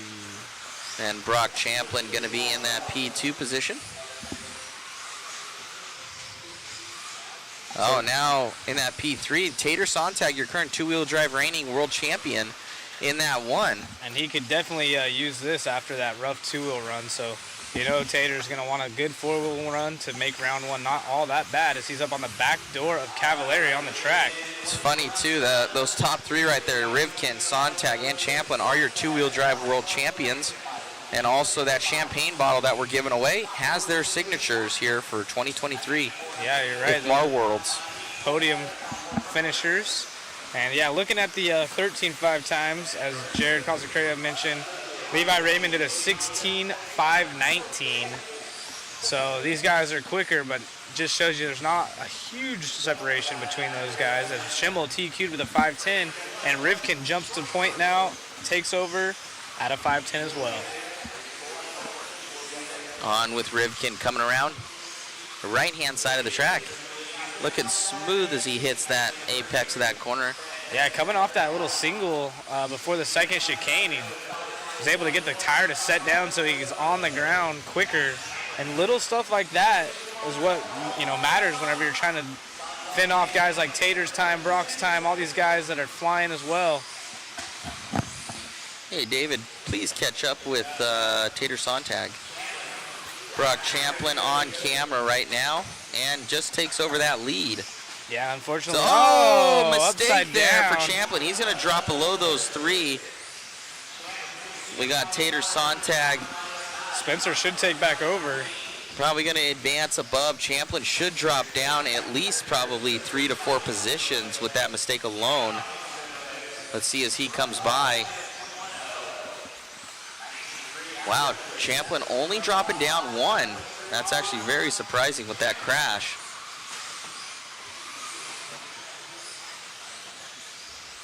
So we're on with Brock Champlin, your mover right now.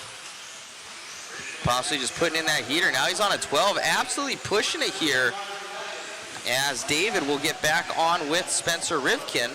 Yeah, Rivkin in the AE versus Champlin in the Schumacher. They're virtually tied on the clock. Brock did have that mistake. Haven't seen a mistake out of Rivkin, but I could have missed it. On with Spencer Rivkin once again as he comes around. Taking a look at fast laps, we got identical fast laps out of Rivkin and Tater, actually make that Champlin at 19.0s, but Tater with the hot lap of the race, I believe it said 18.8.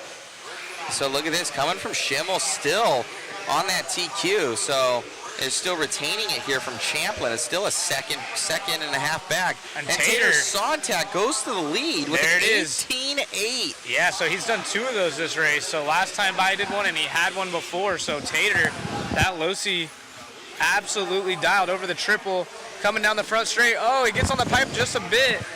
No harm, no foul. Let's see if he can hang on to this again. He had terrible luck in two-wheel drive. Davey pulls out of his way as we have 1:15 left. These guys are in an absolute dogfight here in round 1 of qualifying. 2024 Desert Classic hobby action.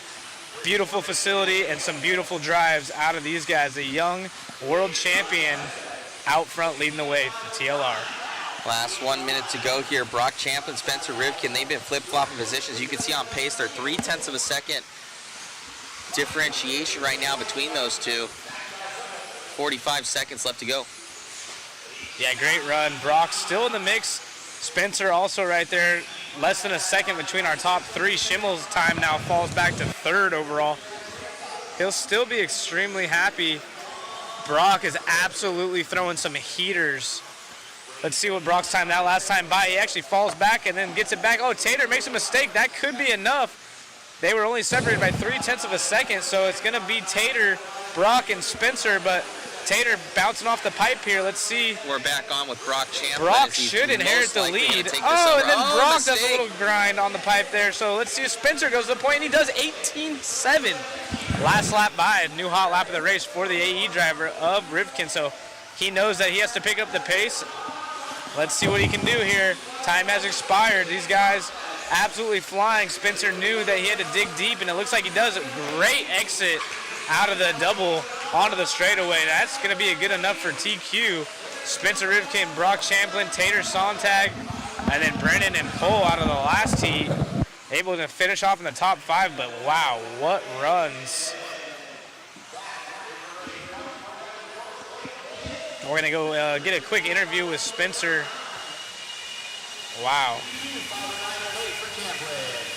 Well, absolute dogfight right there. You 3 were just clicking up and down the entire time. Yeah, that's what Brock and I were just talking about. Yeah, the whole run. Honestly, I felt like we were driving a 30-minute main right there, to be quite honest with you. Yeah, there was a couple bobbles from Tater, a couple bobbles from Brock, a couple bobbles from me. I mean, God, we all finished within several tenths. That's how it always is here at Hobby Action. The track's probably the most difficult layout that I've ever been a part of here at Hobby Action. It's very difficult and challenging because of the bumps, and the jumps here are a little strange this weekend. But yeah, the car's been feeling really good. We're working really hard as a team in the pits. We have a lot of racers here this weekend here at the Desert Classic. It's nice to see Mod here doing the media.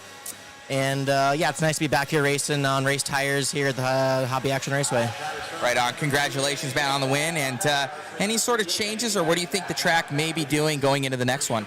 Yeah, I think just kind of making sure that you have a fresh set of tires, kind of gluing the sidewall maybe would help with kind of making it not so difficult to drive. But car-wise, I don't really want to make any changes. I feel like driving-wise, I can still kind of hit my marks a little bit better, and see how it plays out. Most definitely, man. Best luck in your next one. Yeah, thanks. Back to you, Zach, in the booth. Yeah, so great run out of Spencer right there. Super fun to watch. I mean, it's absolute art what they're doing at that speed. Like I said, it was cool seeing Spencer, just keep his car as low as possible, even off that little single before the chicane. It's super difficult to go through there. Just like, moderate speed, and then going at the speed they're going, and then to add in that extra layer of just tapping the brakes or letting off just a hair early to get your car lower to the ground and back on the gas. That's the difference between doing an 18.7, to an 18.8. And Spencer knew hearing his name down in 3rd is not what he wanted, and stepped on it towards the end of his run and was able to get a win. So nice TQ here in round one. And we got to be excited about that going into round 2, as we are starting off with race number 1 of 38. We got Mr. PCH celebrity himself. We had you up on the screen, dude. Did you? Yeah. You should come in and talk. Hopefully I had my mouth closed. You're filming. You're doing the live stream thing. Yeah, I like it. The Instagram works really good. Were you at spring training or something? Yeah.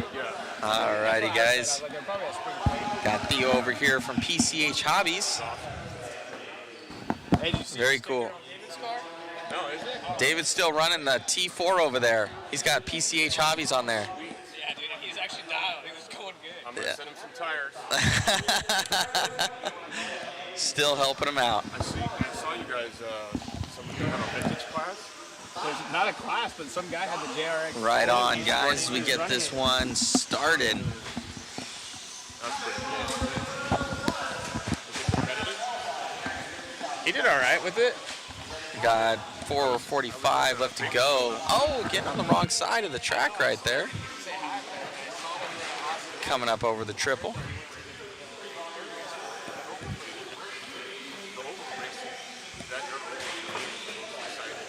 Because they're always side by side. It's boring to drive, fun to watch. The bowl part of it. Go right here, guys. So we've got David Fout in the lead right now. With 4:10 left to go, guys. 4:10 to go.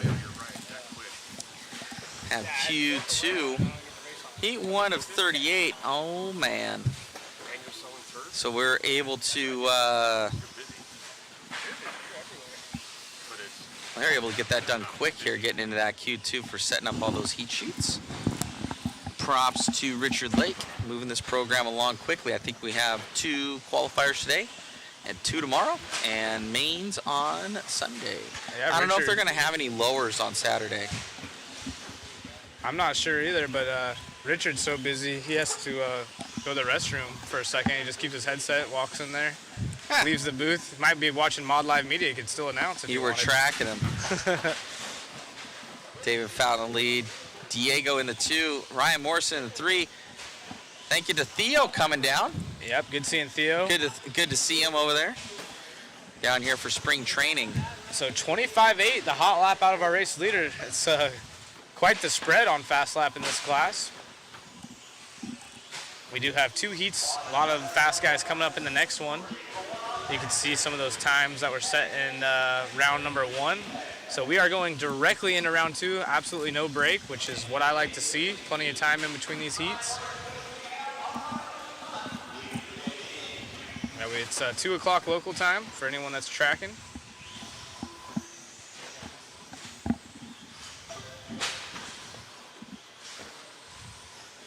Yeah, we should be done around 7:30ish local time.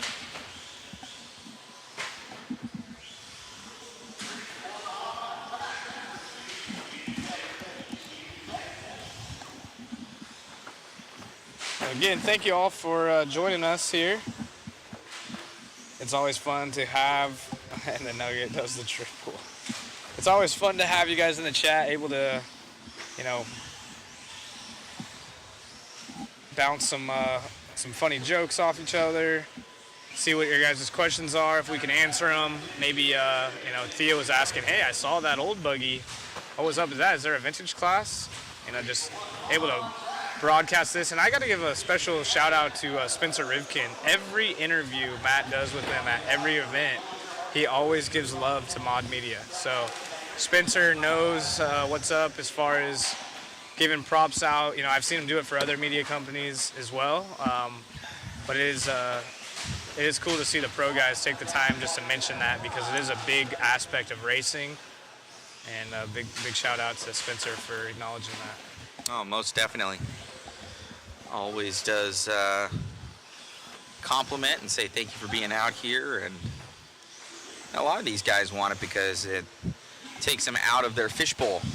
That we're all in. That's here and opens us up to the world. So, sometimes guys are like, well, what's the point of the live coverage? It's like, hey man, we gotta help grow it and have some legitimacy. You can go back and watch it. It's recorded forever. Yeah, speaking of that, I was actually I was pitted next to Cavallari on day 1 of practice, and we were chit-chatting a bit. And he mentioned after I think it was the TNR race, went back and was watching one of his races. And it's just cool hearing that because it's like, yeah, he is able to go back and like even critique himself and check out different lines and see some of his mistakes. So very awesome to watch or hear that of them watching, and then having all of you guys in the chat. That should have been the 2012 Marshal of the Year. You already know it. Heckler asks a really good question here. Is a hot dog a sandwich? Let's have a vote in the chat. What do you guys think? Is a hot dog a sandwich? I think it's just its own thing. We don't have a very good experience speaking about glizzies at this exact location, so yeah, the team got sick on the Richard fed us the Sam's Club glizzies. Do not have those ever. Costco for the win. And Ryan Morrison got that Coors Light paint scheme double dialed. You can zoom into that one. See if you can grab a little side profile. Oh, it's where's okay, hold on. Ryan Reese, you here? There we go. Somebody screenshot it.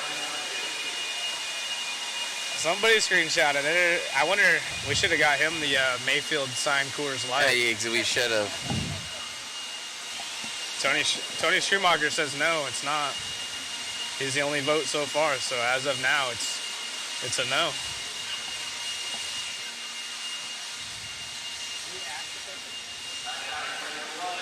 I don't know. Tony Schumacher saying no. Matt is right. It's its own thing.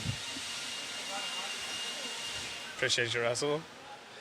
Helps the hobby go from Frank. Here in Holland, you notice it getting bigger fast. Yeah, it's good. I think what happens is a rising tide. Rising tide rises all ships, or however that saying goes.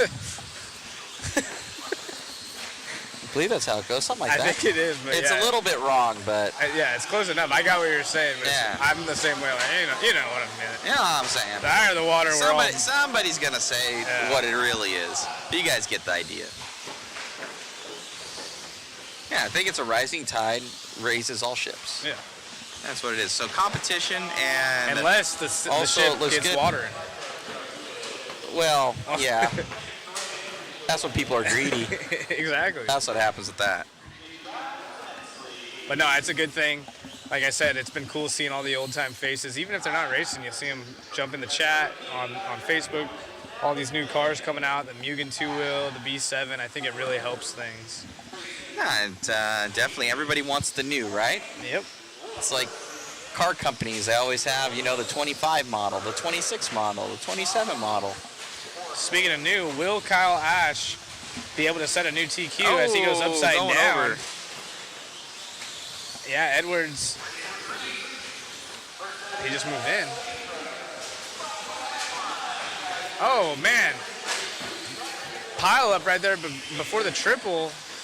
So Sean O'Hare saying a hot dog is a sandwich. The definition of a sandwich is 2 pieces of bread. Well, realistically, it's 1 piece. It's 1 piece of bread. It's just folded in half. So Sean, incorrect. You already proved us right. You might have just answered the question with the wrong answer.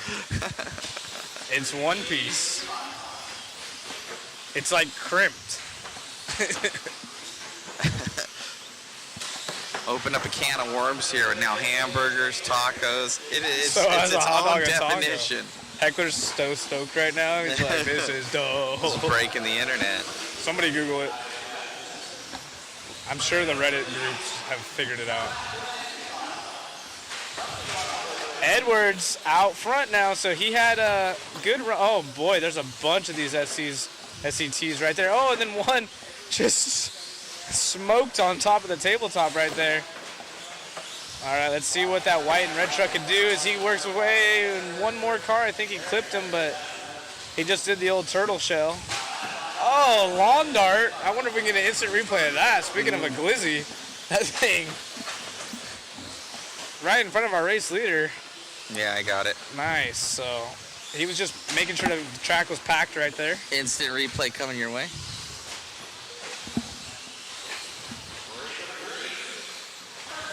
And kadonk. Denied. That almost looks like when we watch Matt on BattleBots. They just they hit each other and just kind of bounce back sometimes. When is the next BattleBots event for you, Matt? I was going to be going to Robo Games, but I actually have an RC event, actually Wally's event that I have to attend. So it's a busy weekend. It is a busy weekend, so I unfortunately will not be able to go.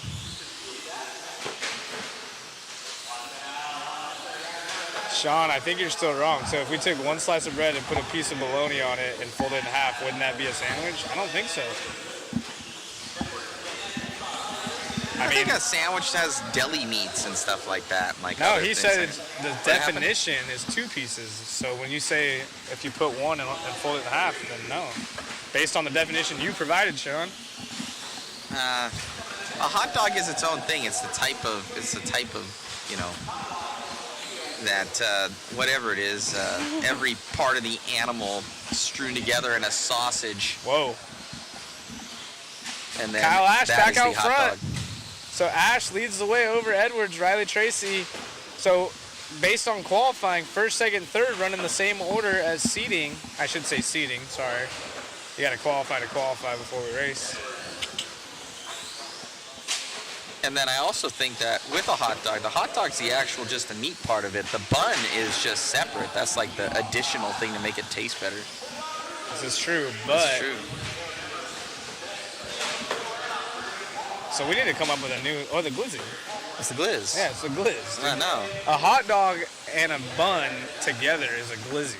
Yeah. So there you go. There you go. That's the answer. Yeah, that's the answer. Not a sandwich. Not a sandwich, not a wrap, not a pita. The glizz. It's a Glizzmeister. You're welcome. Kyle Ashton leading this one with 1 minute to go. When you open a pack of hamburgers, the 4 buns are attached. Not all the time. Kyle Ash throwing a whip over the triple right here. Looking stylish as he tries to get this round TQ. Edwards again leads early on and then falls back. So got to work on the closing pace.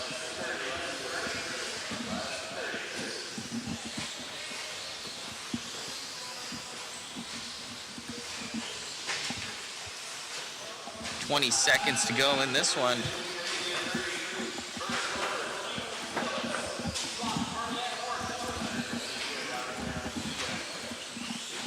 Yep. Edwards now 10 seconds back, but scoots back into the 2 spot.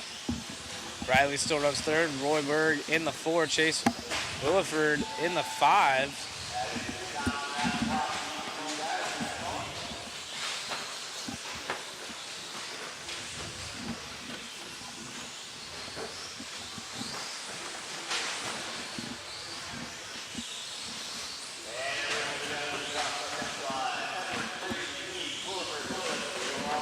Kyle Ash going to take that one. We'll grab him for an interview. And Kyle walking up here real quick. Stoked to see his name on top of the board. Kyle.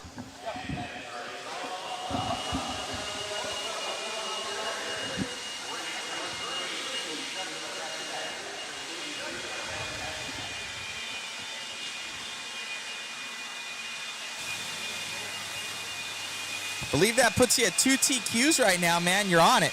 It does. The truck's feeling really good. First round, it had a little less steering than normal. That round, I put a little bit too much steering in it, so I'm going to back it down a little bit for tomorrow. Truck's running good. No lack of power. Track's fun. It's sucking up everything I'm throwing at it. So, congrats, man. Good stuff. We even saw you kind of had a little bit of a bobble to begin with there. You're able to come back from that. We know Brennan Edwards out there, so it's going to be a hard-fought battle throughout this entire thing. Congratulations on the win. Now you need to wrap it up with one more. Yep. Thank you very much. Congrats, buddy. Thank you. You got it. Back to you, Zach, in the booth. Yeah, great run out of him as we move into our 13.5 stadium truck. We got Mod Media's David Warner. He's working on his Santa Claus physique, but got the old school radio, the old school truck. He's running the module in the back of that thing. You can see double antenna. Tell him to pull, tell him to pull the antenna out. Keep it real classic. It's crazy to think that we drove with all the antennas in front of everyone.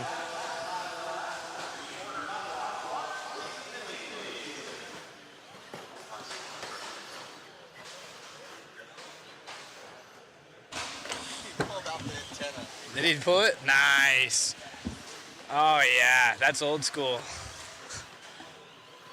That's great. I wonder how the racers feel next to him. He'll pull it back down. Hey, you know what? He's top seed in this one, and he won, so he can do what he pleases.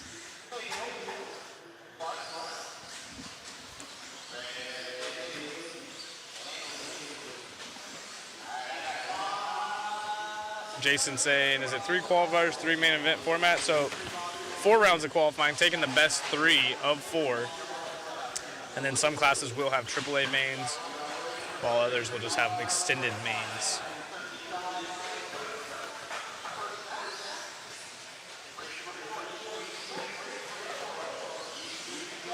Hey, FM.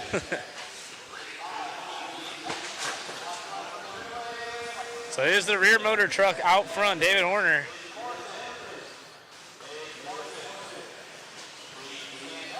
Yeah, it's funny how different they fly. So out of respect of the other drivers, he did put his antenna back in. Even the rear motor twisting on the front end through the chicane there. The old T4. Said he's been working real hard on the setup. Hours and hours trying to get that thing dialed in. Yeah, basically blew the dust off of it and said, hey, I'm gonna race this. We let Richard know when we woke up this morning that he was gonna be joining us in this class. Oh, coming up short just a bit there. Oh, Papa Willie. Yeah. Something's wrong with the front shock. He probably has oil from 2012 in it. Oh, sick Papa Willie. Did we get a replay out of that? That was sick. In the 13.5 class? Come on.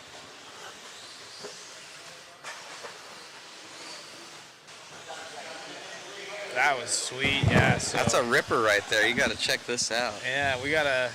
Somebody videotape this and send it to him. Screen record. Right here, hits the nitrous shot right there. He hit the NOS button right there. Just Let's straight go. getting it, and then sets it back down. Only a rear motor would do that. And then spins out at the end. I love it. Are you sure it's a 13.5? Yeah. Somebody take that boy. Oh, classic. He gets a handicap. He could put a modified in there since he's running a T4. It's barely even brushless.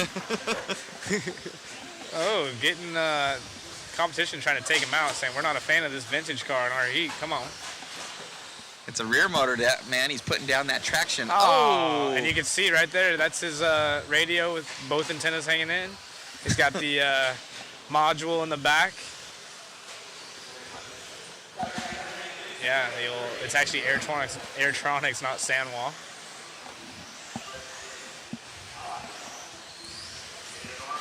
Fire in the wire. That's fun. I feel like the vintage class races should have vintage radios and stuff as well. Tony Schumacher says Toretto. Toretto. Ripping off the line like in Fast and the Furious 1. Yeah, the scene between him and Paul Walker. That's classic. Yeah, lifted the rear tires too. That fool went to the moon. We could put the two together. We'll do a side-by-side shot of him and Dom Toretto of their cars. Exactly. He needs to stop trying to do that entire jump. I actually like when he crashes. It makes me happy. Is Michael going to be taking over that lead? Yep, Michael. This is Heat 104, so lots of fast guys to come. We got Sammy Moran as the current TQ in this class. But it is Michael taking the top spot over David Horner. So new school versus old school. Horner going for the triple. That thing is ripping. Frank's saying it actually lifted the rear wheels. It took off. He's got a plane out there. Yep. Hovercraft. He's got an R1 motor in it. Tekin speed control. He dremels the back side of his radio out so he can pull the trigger further back. Just a little bit more. Yeah. That's how it works. Yep. That's the old speed tip. You also do it on your locks for your steering, so that it steers a little bit more as well. Yep. Absolutely. I used to tell people that. They're like, how's your stuff so fast? I'm like, oh, I just Dremel out the back of my radio. Just tell them you bit. dip it in water to clean your car. That's what I know from Zach Rogers. That's the cleanest it's going to get. Clean it. Yeah, put it in the dishwasher. Just after a race, just put it in there. It's waterproof. It's waterproof, dude. Come on. Michael takes the dub. I love that. In the I love spot. that story. It's good fun. It was about the time we were running those radios. It's about the same time we were running those radios. We had the M8s then. Oh, he's making excuses. Nothing to do with his ancient car.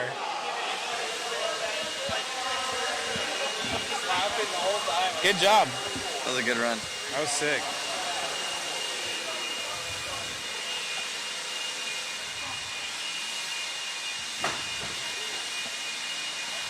The radio impound. Yeah, that's it. We were M8 days. That was M8. I started with, what was it? I started with the XL2P. Mine was the Airtronics.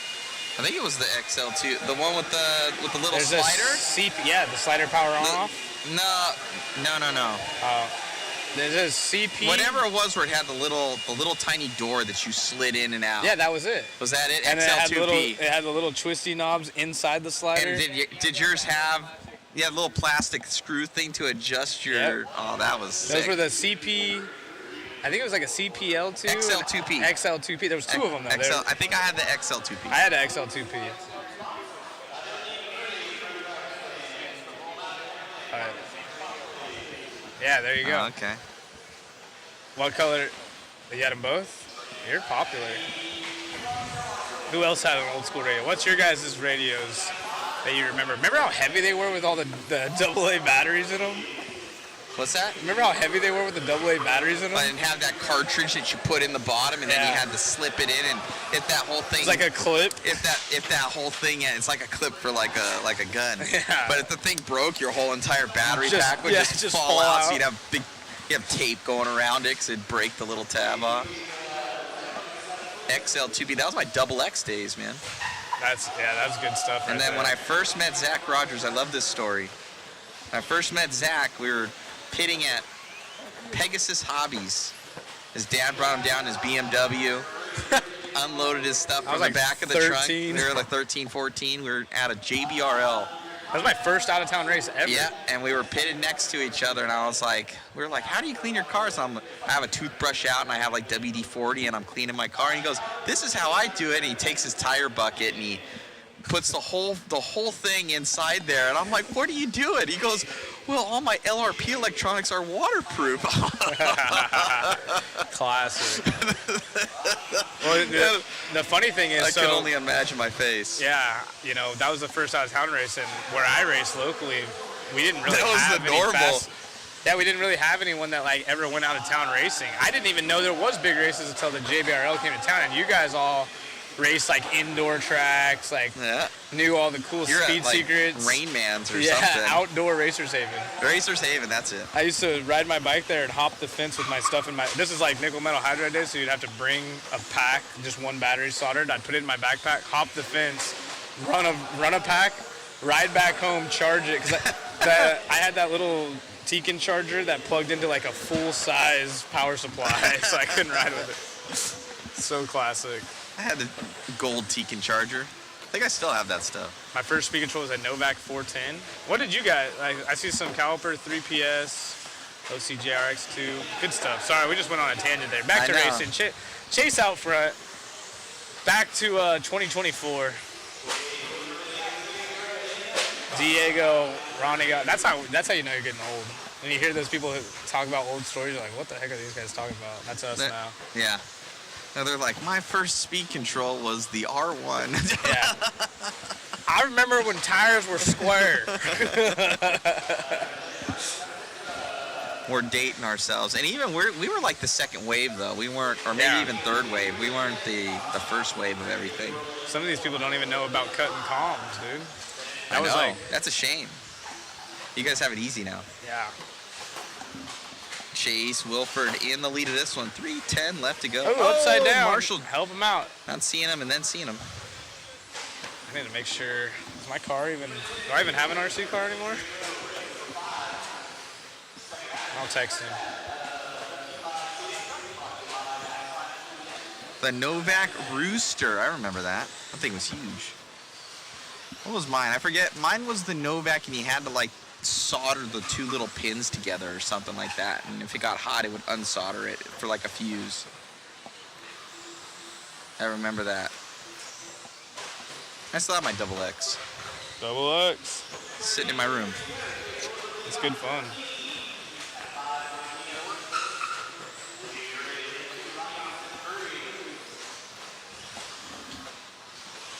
What is the lap tracker I would need to race called? My Laps transponder. You need a My Laps transponder. They'll run you a little over $100. Sometimes you can find a used one for like $100. Yep. Ryan Dunford in the chat. The tires used to be so hard that they didn't use foams. A little fiberglass pen to clean the comm. That's tight. Like stick it in there. Oh yeah, remember the that. comm cleaner. Comm cleaner. They're like $7.99 or something. Yeah, I remember that. Yeah. You're also rich if you could afford those. What was those Orion silver brushes? Dude, yeah, or the ones, the Checkpoint and Orion motors that came out. They had that the circular brushes. Those were like. That was like trick. Oh yeah. You had monies if you could afford that. That's good fun. I used to hop the fence at like Hot Rod Shootout. Truey and all those guys would leave their like one runs there and everything. I'd hop over the fence and I'd take them. Then I'd heat them off of the low-C rims. So then no, I'd take a heat gun. Really? You take a heat gun and then you'll kind of roach out the rim, but you save the tire and then you put it back on there so the heat would then just you put it back on real quick so it crystallizes it, and then I'd glue it onto my associated wheels. Bang. That's when I had those quick release low-C rims. Yep, good times. With the little snap things. Yeah. Uh-oh. Oh, Marshall. Somebody help him. And then Chase another one. Wilford's, Oh, man, boy, it's just major a carnage. parking lot right here in front of the Chase driver's Wilford, stand. your leader. 20 seconds left to go. Yep. Remember the Cobalt motors from Trinity? Oh, yeah. And where you had to look at the little numbers. Yep. You'd always like a little receipt paper. The little receipt paper that have the. Yeah, you had it like taped to your motor sometimes. Yeah, so you'd be looking through them. You were like trying to find the shiny penny. And you had to solder your battery in every run. Unless you were, you were a Dean's guy. My dad wouldn't let me solder, so even my motors, I would have little Deans on the back so I could take out my motor. You're a hillbilly. That's no, some hillbilly. My dad would not let me solder, so for the longest time.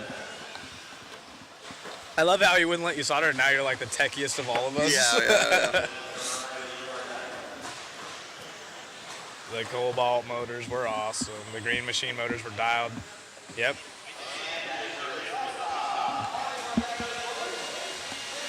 You would go through them.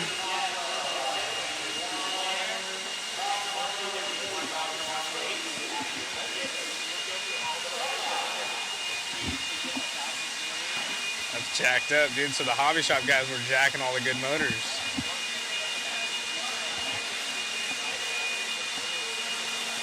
Right, I remember that.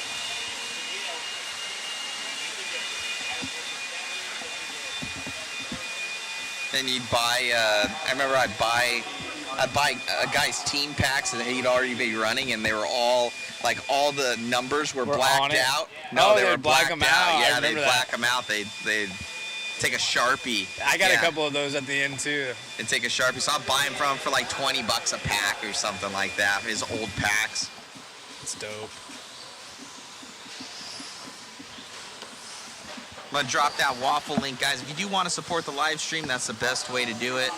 You guys are enjoying the stream with a ton of goodies that you can grab. I just dropped the link for you. We should give away a brushed motor. think I have some. Well, I might have some in my house. I still have my lathe. My Trinity lathe.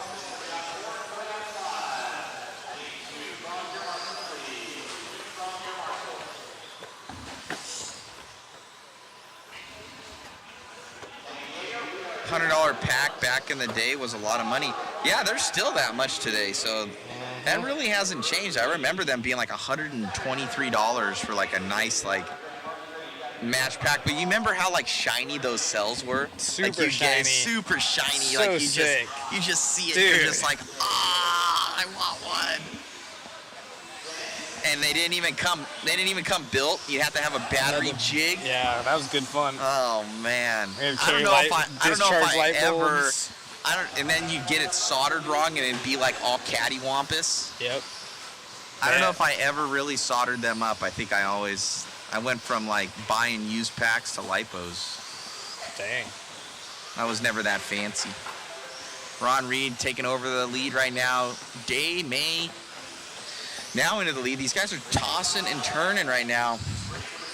Currently that TQ that's at least set right now is a 15.515. I don't know how they're taking it because I don't believe, is it qual points? It's got to be qual points. Yeah, so it's qual points best 3 of 4. Yeah, so I would think that it would actually reset right now with Sammy Moran's time, but maybe they have something different in the computer. I may go talk to him about that for the estimated position. Oh, I get what you're saying. Yeah, because you would think that it would reset, but maybe not. Is that on our end or? No, it's not on our end. Steve Benton going to be in the lead now.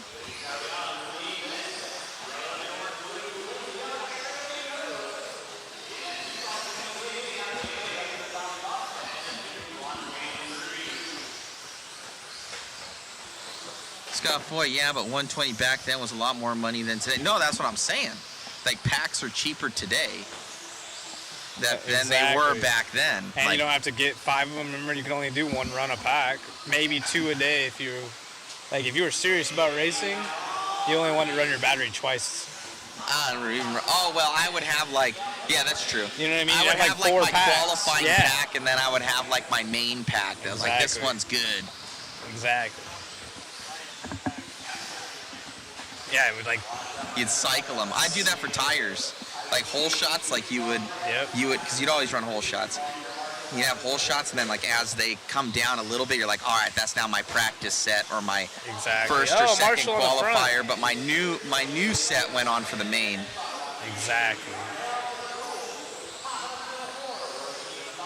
Biff Marpan. And then square fuzzies were like the ultimate thing to have, but they discontinued them. So you just save those for the ultimate weapon.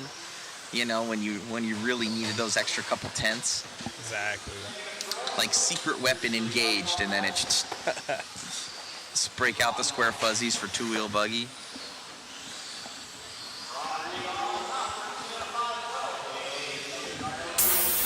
Oh, whoa, what is that?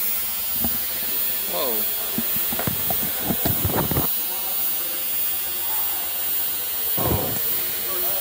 That's you, Zach. Yeah.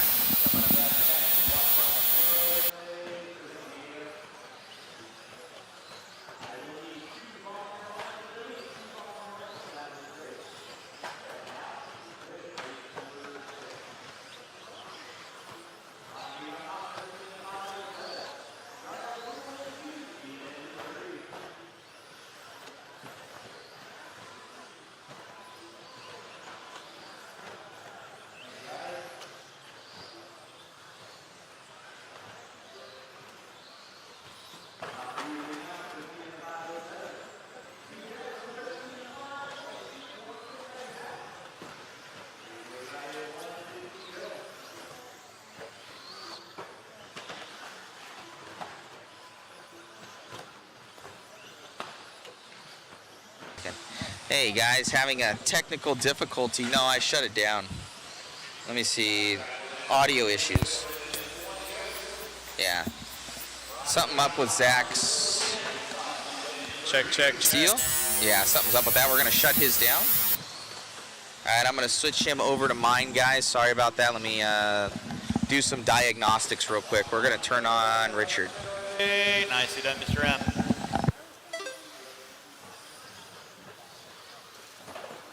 With under 30 to go, drivers, under 30 to go. Race number 6. Coming up at you next. Again, I'm going to need a couple volunteer marshals to help me out for race number 6. Ron Reed on top, 13 and a 5:10. Darnell DeBrule with a 5:20. All right, check. I'm going to try Zach again. Watch it out front, guys. Watch it out front. A little bit better. Thank you, Diego. Nah, something's still off. Time on the master. Keep on rolling, Yeah, guys. Keep on rolling. Seems okay in my ear. Hello, hello. Yeah, I think that's a little bit better. And yours is working? Everyone That's will fine be done for when me. you cross I think the it was finish just line. wherever Everyone will be the done when you wires cross were the finish line. crossing. Okay. Whoa. Ron I Reed, turned you yours are up. done. Rotini, Sorry you about are that, done. guys. Benton, you are done. We're back. May, you are done. Waiting on. Good thing the DeBrule. chat has been doing its thing.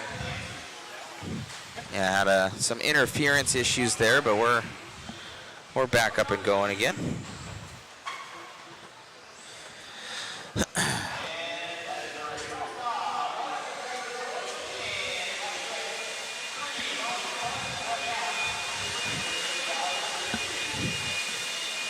Quick commercial break.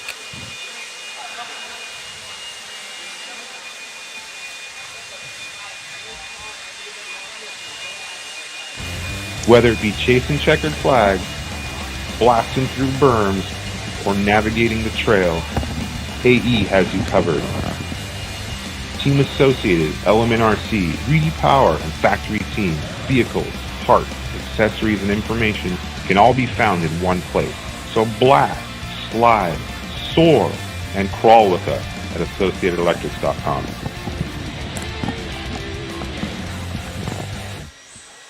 Thank you to Team Associated for all their support. Speaking of Team Associated, why don't you show them that, Zach? Give me 1 second. Boom, you're on, Zach. And it's coming. Yeah, you're on. Well, as soon as that goes away, you'll see the associated kit right here, B7D. Is in our waffle.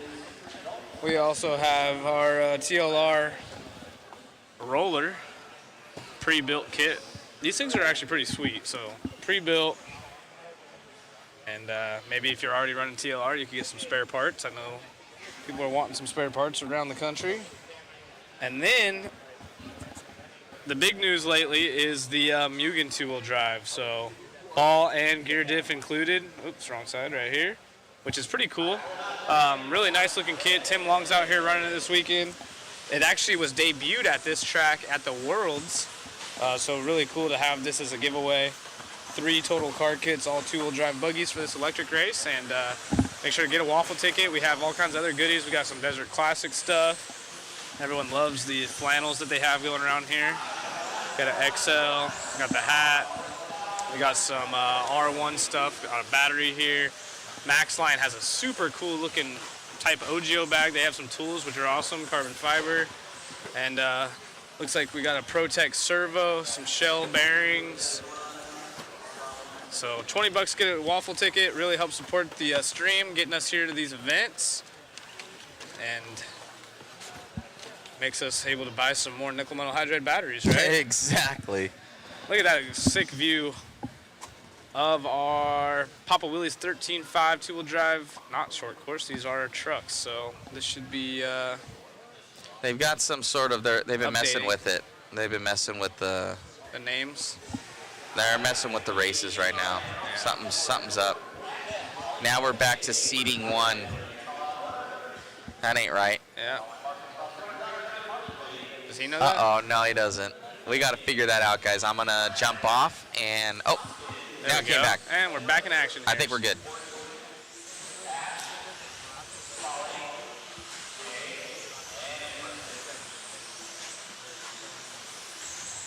Looks like they got it figured out. Oh, big air out of Sammy. So Sammy TQ'd round 1. Running that mod puck systems in there, heading down the straightaway. Yep, mod driver. Going good. Again, he didn't do any sort of open practice, just seeding round practice yesterday. Was able to top seed in TQ, and now out here trying to get another one. Yeah, mod driver and mod mechanic. Got a T64 this year before Christmas. It's been amazing and fun to drive all carbon season. Heck yeah. Joseph asking about the waffle. We just dropped a link for you. Go check that out. We can still hear the track. Yeah, you're gonna hear it. You should be able to hear the track. Shouldn't be? They should. Yeah, he said we can still hear it. I said, cool, yeah, cool. you'll be able to hear it. Got it. Sammy Moran leading us out right now. In the lead, we are following. Oh, no, that was Brennan Brennan upside Edwards down. flipping over. So I think And Ethan's going to on be the one with to watch. Sammy. Ethan is going to be the one on a hard charge. Doesn't want Sammy to get yet another TQ, but Sammy been absolutely flying. That is the white, blue, and red. One-up driver, team associated truck. Got the mod puck system in it with the R1 power plant, and his truck looks sick. It is on point, man. I have, almost getting it wrong there. You get the announcer's curse as soon as we start talking about him, so let He him get doesn't. around. He can't even hear us either. It's just a curse. In essence. It's just a thing. Coming around here for Moran, looking absolutely killer, as they call him, Sammy the Killer Moran, up and over the double, that white and red machine. On point, as he never even really liked this class, and now this is probably his best one right now, as he's switched over from TLR to Associated right now. I think he's still kind of been getting his feet, kind of wet with this, figuring out those cars. He was so in tune with the TLR stuff, and he's such a punch driver that I think that Associateds need a little bit more finesse, so he's going to be figuring that out. But definitely with truck with those wide tires, it creates traction, and he's able to grip it and rip it. Yeah, looking great. Definitely has plenty of power. Again, that 13.5 motor R1 dialed in. And Kyle Ash in the 2 spot. Kyle's been going quick in short course. Sammy not spending much time on this class, but obviously feels super confident in his program down the straightaway. Doing great. When you come into Apex to run some touring car, ooh. I don't know about that one, Russell. That'd be nice. Get me out there. I'd love to. Moran, 15.516, absolutely on another level. You have here. 7 of these guys all above Ron Reed's time from the previous race. Oh, Sammy, as I say that, goes upside down. Oh, here we go again with that thing.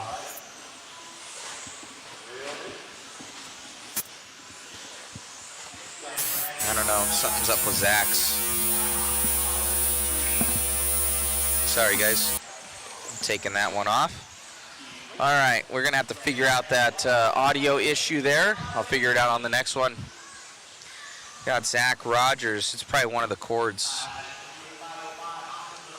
coming through the triple. No, that thing pops in and out. I think it's those cords down there. We have Sammy going to be killing it. Sammy the Killer Moran. Come around up over the double. There's always something, guys. There's always some sort of gremlin. It can't just, go well. Down the straight here for Moran. As even with that mistake that he had, he's still in the lead, so it's kind of just showing that dominance that he's having right now. Just on point with this thing. Just so fast here for Moran with that one-up racing, team associated R1 Works and mod rig with J Concepts tires, wheels, and accessories. Oh, Moran's, splitting. Able to make it by. Kyle Ash gonna be in that P2, trailing by 9 seconds. Holy mackerel. If second is that far back, man, oh man. Through the doubles here for Moran.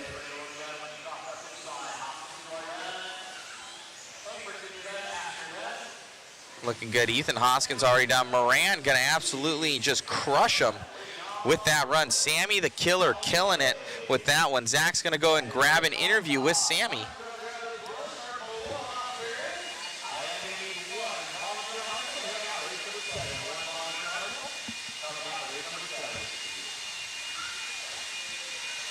Sammy, another TQ. I was telling everyone in the chat, he didn't really have much time with the car yesterday. We had the tires glued up.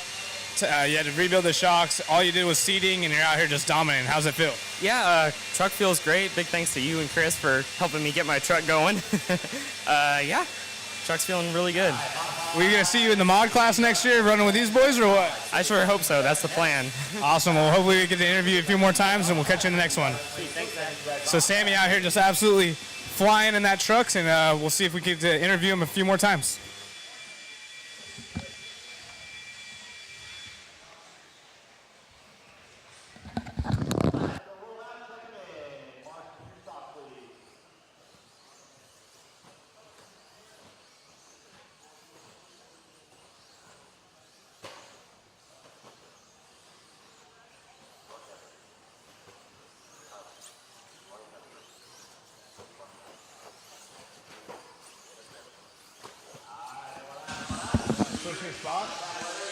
No, just go right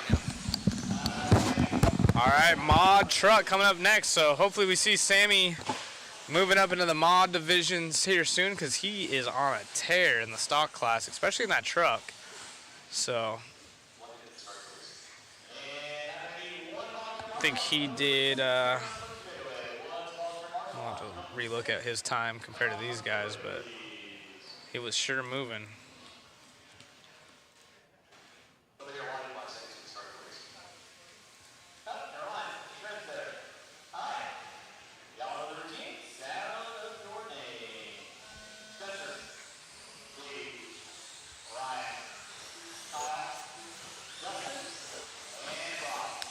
Sammy did a 5.518.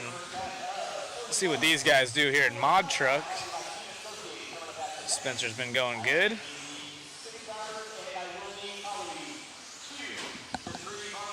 Ooh, Papa Willie right there out of Rivkin. Dialed. Oh, and then off the pipe. Oh, up on 2 right there. So stadium truck pretty edgy.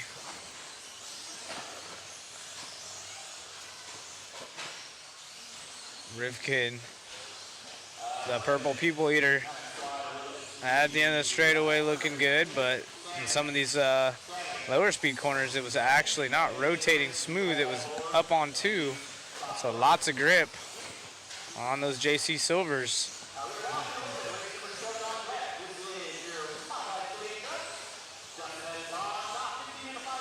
Dustin Evans, our race leader, coming down the back straightaway on the backside of Ryan Cavallari.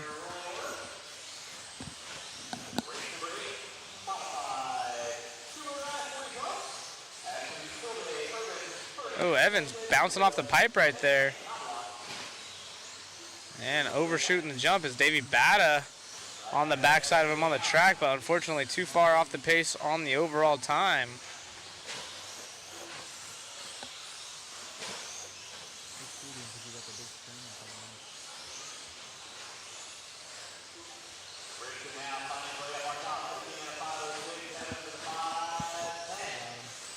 And it is Rivkin back out front, got his groove, takes over the lead. Cavallari still in the 3 spot. Fast lap 19.8 out of Champlin, who jumps up into 2.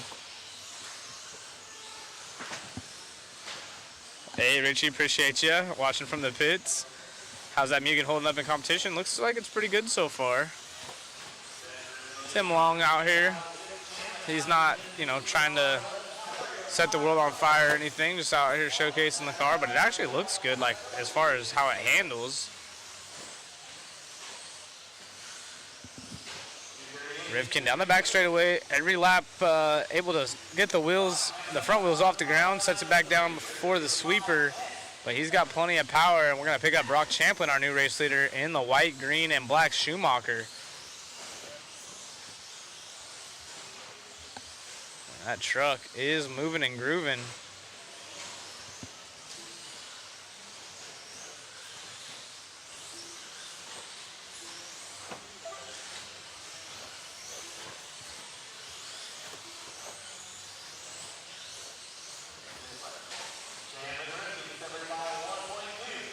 A 1.2 separation between our top 2. So Rivkin has to pick up the pace if he wants to catch Brock, but Brock looking extremely smooth. All one flowy motion through these corners. Doing great job showcasing that Schumacher car.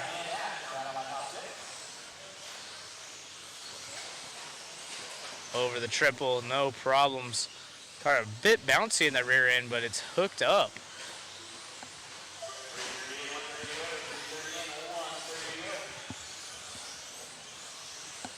Extremely talented driver. These top two, actually, now Cavallari in the 2, Evans in the 3. Evans led this one early on. He has the same fast lap as our race leader, but Cav also in the Schumacher, so they run 1 and 2. Cav, the yellow, Adam Drake looking paint scheme. Oh, and Spencer crashes right in front of him, trying to go to the inside, going to cost him time. So Cav not going to be stoked on that.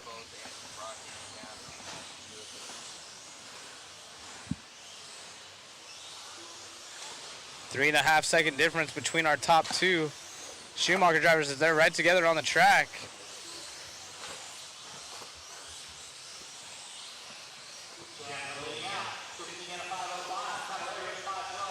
They get around some traffic right there. A little slap wheelie out of our race leader of Champlin. White, green, and black truck.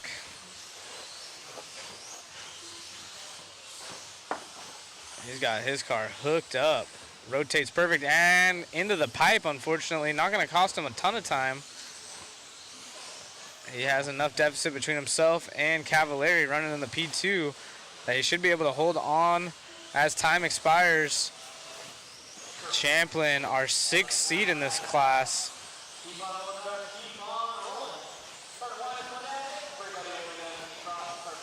Might be taking a TQ in this round. All he has to do is finish strong as Evans goes up into the 2 spot.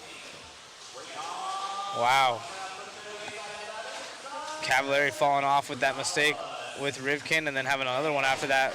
Rivkin gonna get 3rd. So taking it away from Cav. See if we get a quick interview maybe with Brock.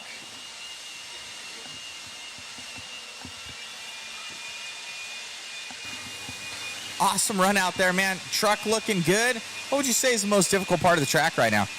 Certainly the chicanes and then just kind of the 180s. You don't really know what to predict. So this is just a technical track. That's kind of all there is to it, where the spots that have all the bumps that are kind of hard to drive are the highest speed spots. So that, getting to the backside of the jump's a little tough, but I changed up my line a little bit and just kind of committed to just going in the same spot every time, and that kind of worked out. But you just have to be so patient out there. So.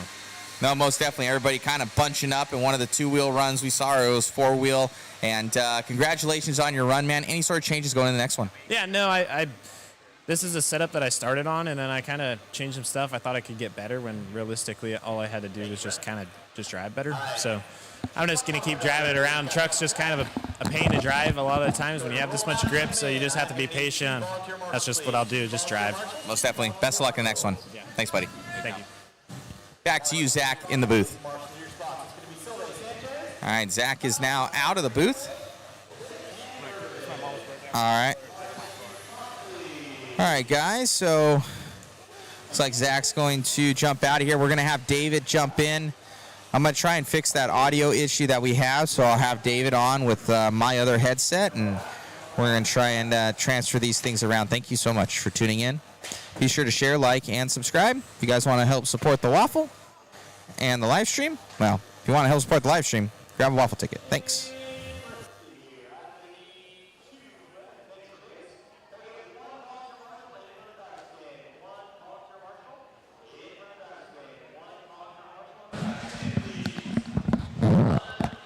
All right, guys. Crazy stuff from Stadium Truck. We're going to start getting into our 40-plus 2-wheel modified. We're going to start off with Jim here. Going to be our CQ after seating and taking first after that first round. 40-plus 2-wheel modified. So you can run whatever you want.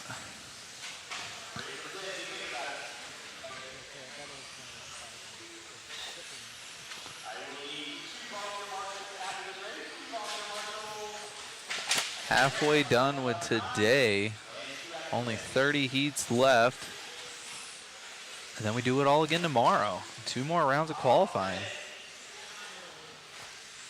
Jim's still beating these guys out. He's on a 14.518, net dropping that down to a 5.16. Jim coming out hot here.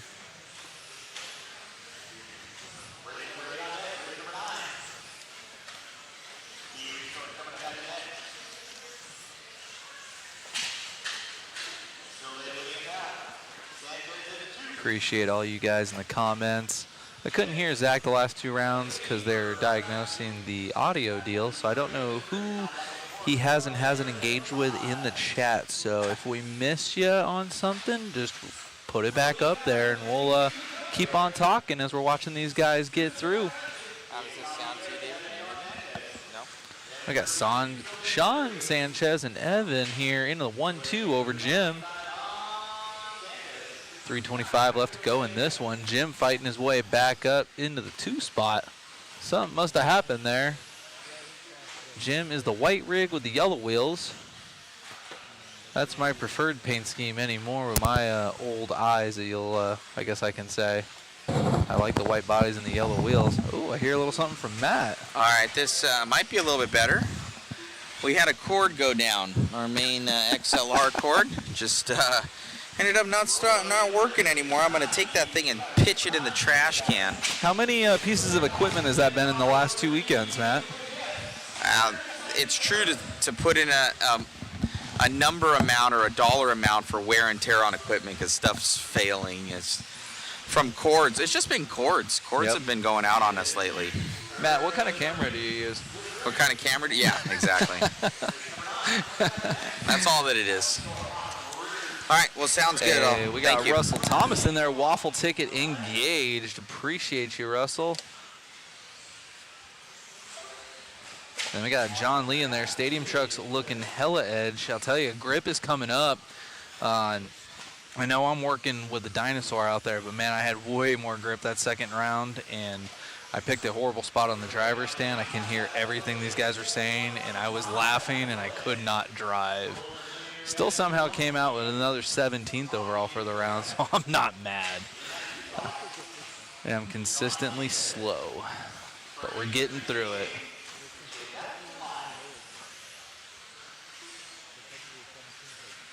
Jim back up to that 1 spot with a 14.521 with 1:30 left to go. Sean Sanchez flirting with a 14 lapper, 3 seconds off of that pace. Jim looking to be our early TQ here, 40 plus 2-wheel mod. Thanks, Go the Frame. Having a lot of fun watching the rear motor go. I'm trying, man. I don't even hardly drive anymore, so that's like even the hardest part about it is just getting the radio time, and I'm staying true to it. I'm rocking an M11 with AA batteries, old first gen Tekin, but my newest thing I got in there is an R1, the V21. That thing is sick. I can clear any jump. I could probably backflip any jump out there. So R1's definitely going quick, but it's the rest of it that I'm having a problem with. And we're watching Jim here, still hanging on to that 14-lap run. Sean losing the pace off of that 13.503. Oh, back up to a 5.06. But we are watching Jim here, white buggy, yellow wheels, trying to get through a back marker here, going down the back straight. Got a couple more laps he can put in. He's got a best lap of a 21.5, and his last one was a 22.4. Having a little bit of issue there with the back marker, but taking another second off of his pace. Oh, see if we can get him by the line in one more, see if we can get that 14er. In Colorado, they're proud of getting their 14,000 feet elevation hikes. These guys, they want 14 laps. Oh, and he got caught with, did he get caught with a 13? Looking up there, he's still going. That's awesome. Looks like Jim's getting that 14. He's on a 520 right now. See if he can chop it down.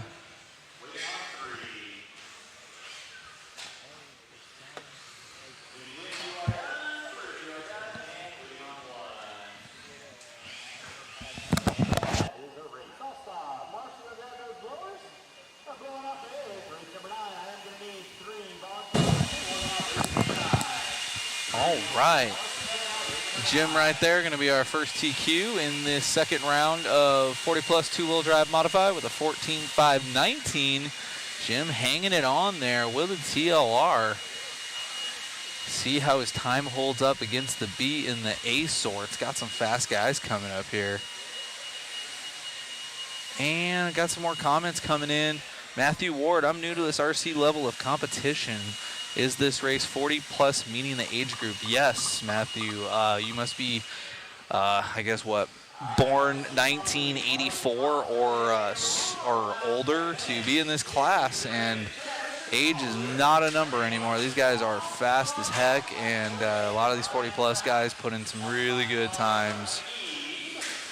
Got a couple more here. Got Matt Bargo. What town is this in? This is in Chandler, Arizona, subdivision of Phoenix, about southeast a little bit.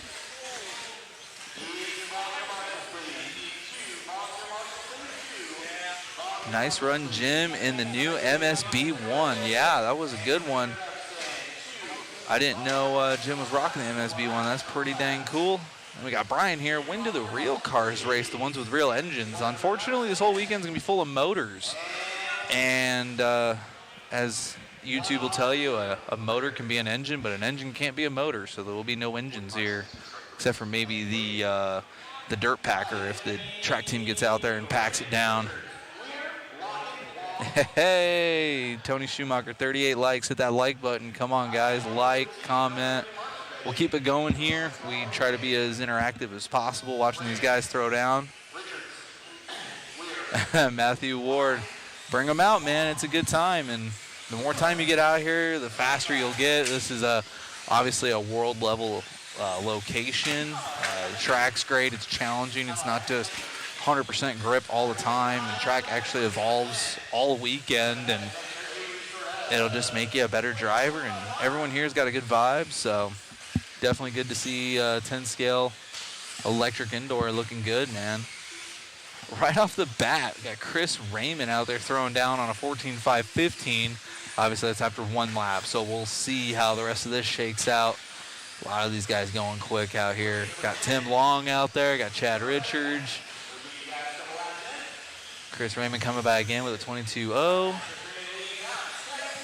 Pretty much, if you have Raymond as your last name and you're in this building right now, you are fast as heck with an RC car. He's got 2 laps in. He's already on a 14.512, so he's only going faster. And then Chad Richards is coming in with a 14.517. So we'll see how. Oh, and as I say that, announcer's curse, traction roll. That's what I was talking about. Grip is coming up out here. Setups are going to change. I know just on my Dinosaur, I think I'm going to go down 2-3 mil on the ride height. I started out pretty high. But hey, I'm sitting pretty high on the old thing, and it was starting to get a little weird, so still higher than everyone else. Dang, these guys doing battle. Everyone's everywhere. Chris Raymond down to 4. Paul Ware in the 2. Chris Raymond back up in the 3. Tim Long down to 4. Chad Richards in the top spot. These guys are all over the place, but not for the better. All these guys losing a 14-lap pace and keeping Jim in that TQ spot.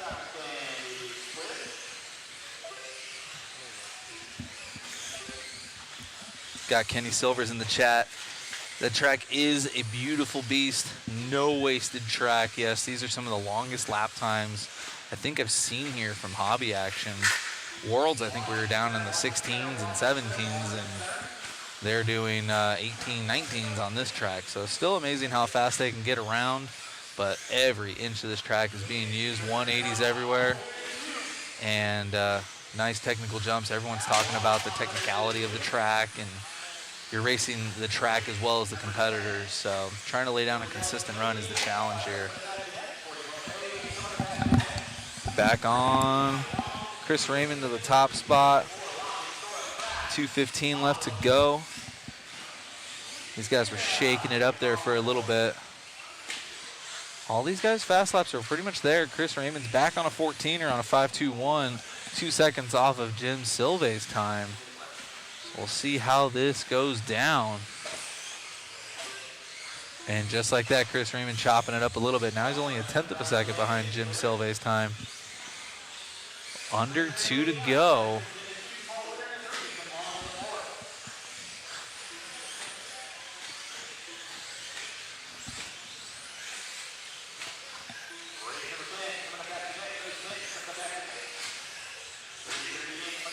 Dang, and just like that, down to a 5:17, taking over another second off of his pace. Minute 20 left to go for Raymond. Our new TQ, if he holds it down. Looking good now, and he's got pretty open track in front of him.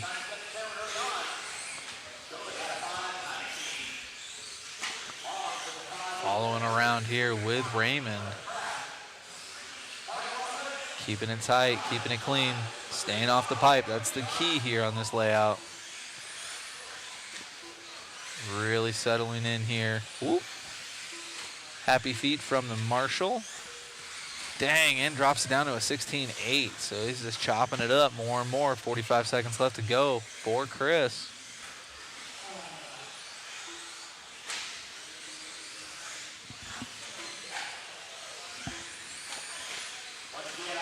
Almost done with the B sort of 40 plus 2-wheel mod.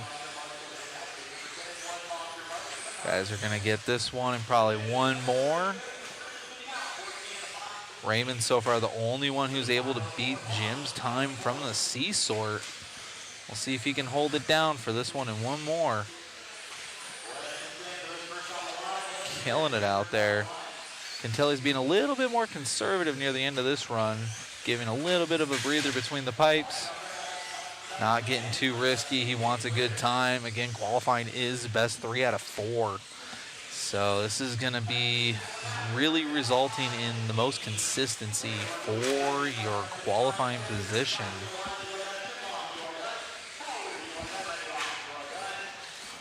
And Raymond lays it down on a 5:15 at the end there. Wow, okay, so beating Jim's time by just over 4 seconds. Raymond could be your new TQ right now, but here comes the bad boys. We can turn the ambient audio up. We can hear their ankles and their knees popping. Got Richard Lake double dutying with the mic and driving. There's Leffler. All these guys are fast.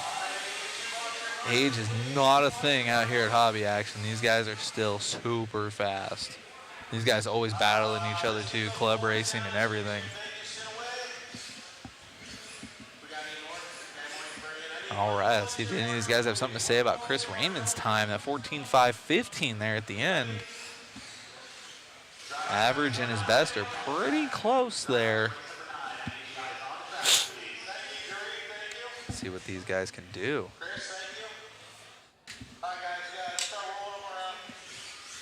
All right, go the frame. How to Google 1984. I was thinking it was John Belushi movie. No, just did some simple math. 40 plus, it's 2024, 40 years ago, 1984, which, you know, it was a good year. I was -7, so it was a good year.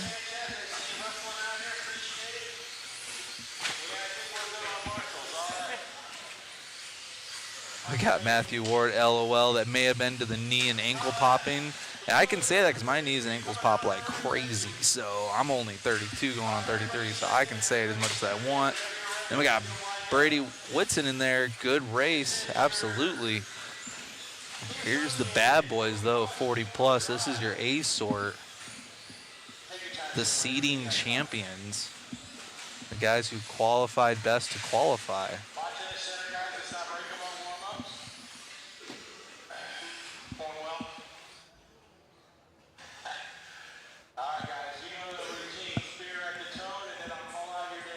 We're going to start this one off and follow Scott around, our TQ from the last round.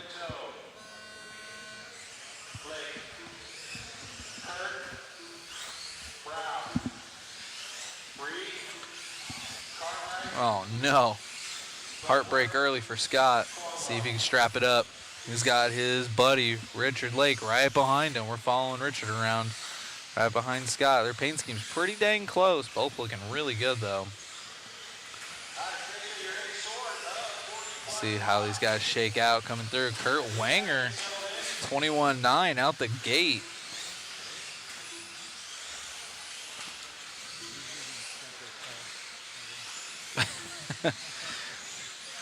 Kurt out there. Engineer AE whipping the B7 around. Sounds like that car is a hit. Everybody's been talking about it. Oh, getting it wrong. Wow, Aaron Brown, though, with a 21-2 out the gate. Matching Scott Spear, fast time 21-2. But we'll see. No one really cares about your fastest lap of the weekend. It's really how you can string it together for 5 minutes.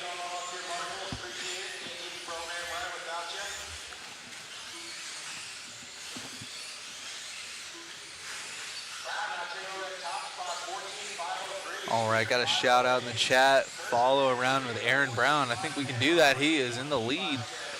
21-1 that last time by. 3:30 left to go. Aaron Brown will be on a 14.502 if he finishes it out right now. That is almost a 15 lapper. Getting around traffic there. Hopefully a marshal gets out to them eventually. Got Aaron Brown out there shredding, hitting the trip. Little whip for the fans on the back straight. And out of nowhere, oh, Scott Spear and Aaron Brown going back and forth, back and forth. Got Brown and Spear. Got the profile picks up. Aaron Brown so close to a 15er. See how this lap shakes out for him. Scott still trailing him by a couple seconds on the clock. Ooh, Scott Spear taking it back. 14.502. Aaron Brown having a rough one. Down to a 14.509. So he was as close as a 5 flat, but now he's down to a 509. Must have missed that one. Richard Lake coming in 14.506 in the 2 spot, dropping it down to a 505 on that last one. Spear, though, leading him out on a 503. Getting a little cattywampus, bringing it back. So far, only have 4 of these guys going faster than Chris Raymond's time. We'll see how this shakes out. Got the paint schemes up on the TV, going back and forth. As we follow along with Scott.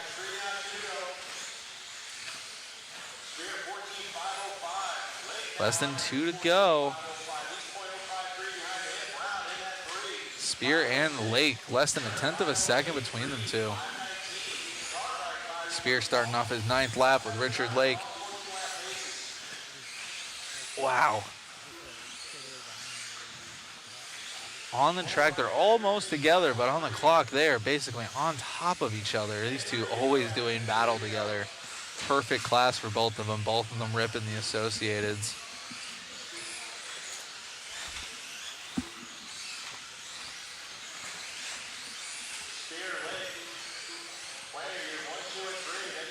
.110 left to go for Spear. Richard losing him just a bit there with a 23-1 that last lap. Now it's about a 2-second gap between Spear and Lake. Wanger and Brown still in this one, but they're down to 5:11 and 5:15 respectively. Ooh, Scott Spear is slicing through traffic. 48 seconds left to go for Scott. Playing it conservative, casing the tabletop, keeping it tight. Taking no chances. He's looking to TQ this one again. He's on a 14.502. Almost 4 seconds over Lake. Losing a little bit there, though, with that 180 turn there. So we'll see how this lap works out for Spear. Looks like he is on cruise control right now. Putting that B7 wherever he wants. Dropping it down to a 5:03, still 3 seconds over Lake. As these guys finish out, we'll see how it shakes out. Ooh, Spear getting collected with lap traffic. We'll see what that does. It's gonna be tight. We got Spear by the line. He's gonna have a 5:04, and Lake looks to have a 5:06. So it shaked out okay. So far, double TQ for Scott Spear. We want to catch up with Scott Spear real quick for an interview. Oh, hit the brakes on that one.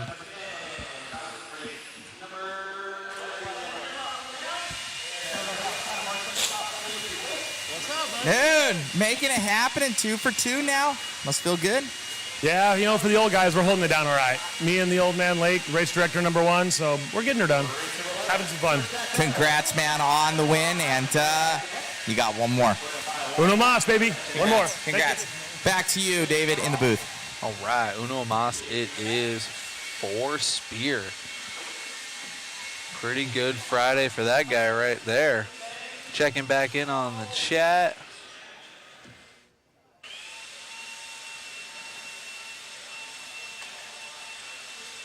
Thank you guys for commenting and coming on in. Matthew Ward jumping in here. When is the waffle drawing? The link says it'll be January 8th, so may need to make an edit there. All these guys checking in. Wow, Scott and Rich, both great dudes. Absolutely. Kenny Silvers, the whole Hobby Action gang is good peoples. I agree. Some of the best parts are after the events, catching up, getting dinner, hanging out, the banter. Always a good time with these guys.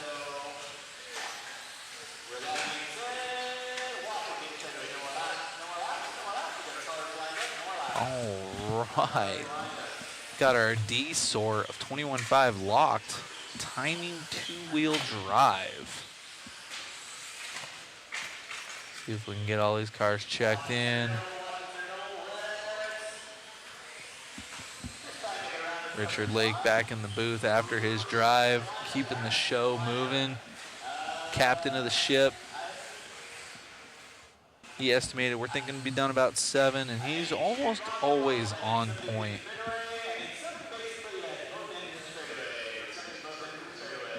That's right. We got the super vintage rig out there. You can see it right there. The dark wheels. Oh, yeah, look at those. Look at that. Winning his D-sort from the last one, I actually ended up volunteered turn marshaling for him so he can catch up with Zach. And they could talk about this thing. Pretty cool. That is all driver there. He's got me beat.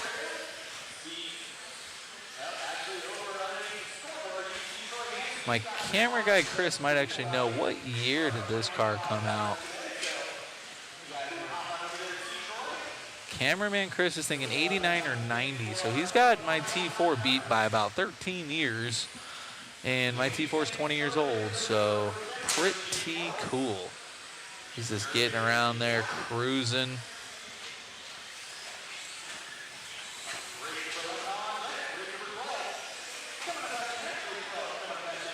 Not doing anything spectacular, just driving around the track. Got Derek out there. Watching him slice and dice through traffic. Nothing crazy. No frills, no thrills. 27.8 that last time by. Doing everything he needs to do. Want to see here. If I can get my phone to work fast enough. Oh, I had it right in front of me. I wanted to see where he ended up overall, because I know he won the D sort, but I don't know how he ended up overall. So let's go to round 1 rankings. And then where is the longest named class? 21.5 lock timing 2-wheel drive, brought to you by RC Raceworks. We're following around with Derek here, still out there killing it. 11.507 with the 90s mobile. We caught up with him earlier. Again, I marshaled. Oh, self-marshaling. Oh, yeah. Is it better to be good or lucky? And I think he's both of those. Where did he end up? Wow, that is a pretty stacked beginner. I'm going to pretty much say this is a beginner class. You guys can blow me up in the chat if you think I am wrong. But our D-sort winner last time by, he did an 11.518, and right now he's going way faster than that. But even with 11.518, that put Derek 22nd out of 41 rigs. That is pretty cool. Like, I'm pretty sure those control arms are the shortest I've ever seen. And it's somehow getting around the track well and getting hung up by a brand new buggy. But he's like, later, dude.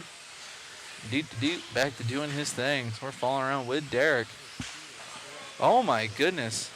He is on another level right now. See what he does when he comes by the line. Oh, he was on a 13-lapper for just a moment. Lost it, went down to a 12.503, which is immensely faster than his first run.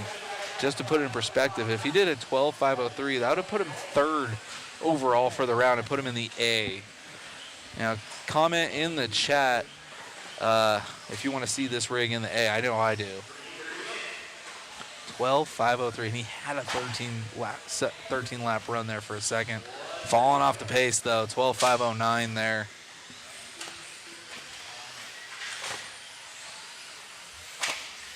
Got people checking in here. Shows how good the GRX2 was back in the day. That's right. Go the frame, pace rig for the A. It's all driver on that thing, man. He's settled down to about a 12.509, but that's still immensely faster than his first run.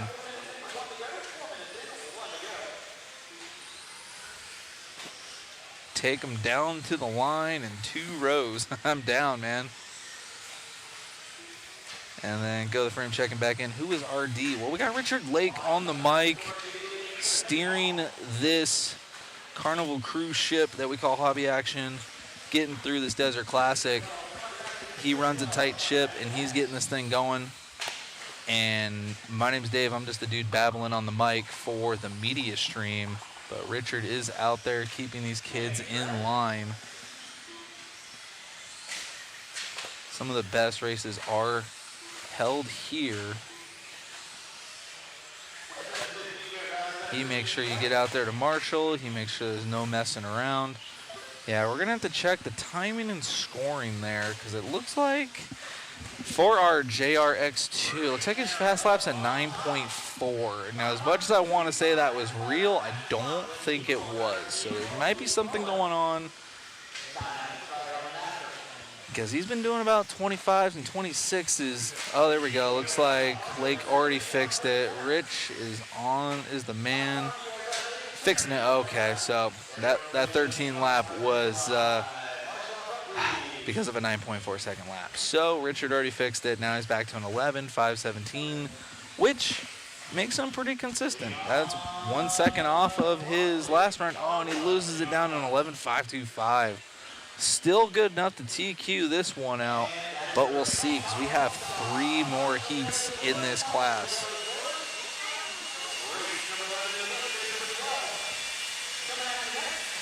Checking back in on the chat, we got Mudfoot69. I'm gonna have to dust off my old Falcon. Heck yeah, man. And we got Frito coming in. Did he not have a 9-second lap? It's flashing. Man, I'd love to see a 9-second lap, but I don't think anybody here is gonna be doing that. So Blake already got him fixed. Looks like he went down to 11.525. That will probably put him in the mid-20s depending on the rest of these. But still an excellent drive from Derek. Definitely still out qualifying a bunch of people out there.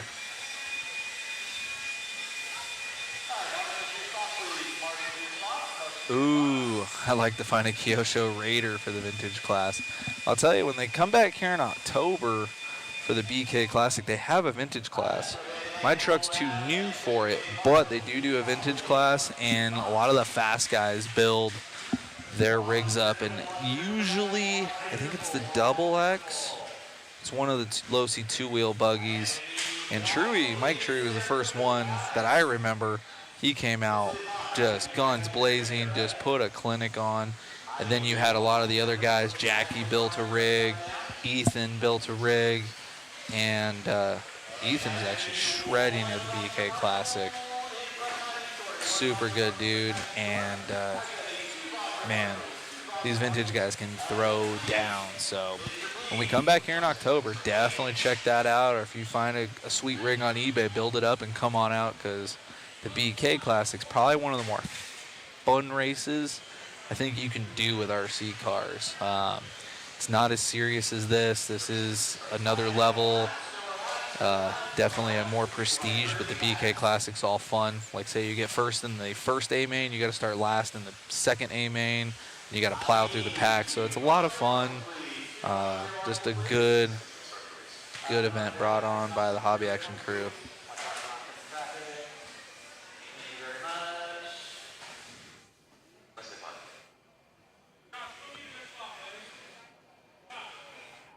And we got Ray here, or is it a sub? I don't know what that is referring to. Maybe a sandwich? I don't know. I may be missing something. But we're going to get going here with this C-sort of RC Raceworks Sportsman 21.5 lock timing two-wheel drive. Got some names here. We're going to start out with Jay. Is that JJ or LJ Thornton?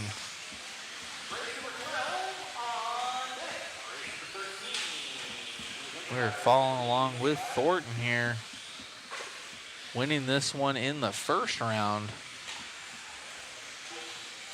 Coming out with a pretty solid first lap. Followed by Hardy and Byron. Let these guys get a couple laps and see how it shakes out.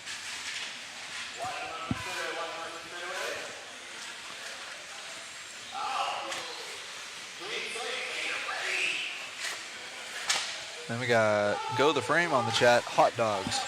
I am so lost. If that was the mission, you guys succeeded. I am super lost on that one. We're still following around with Thornton finding that pipe. Oh, wow. You guys are getting controversial out here.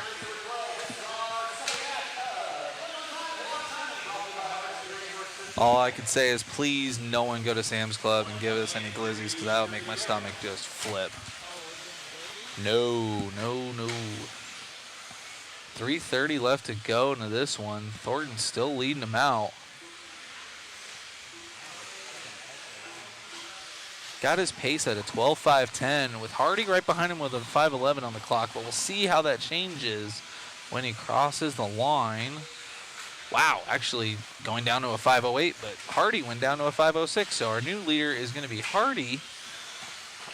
Looks like they're just behind Thornton on the track. I don't know which one. Maybe the yellow wheels. Maybe he's just in front of Thornton now. Watch those two go over the triple. And see how they shake out when they cross the line here. Whoa, inside pass there. Thornton and Hardy right on top of each other on the track.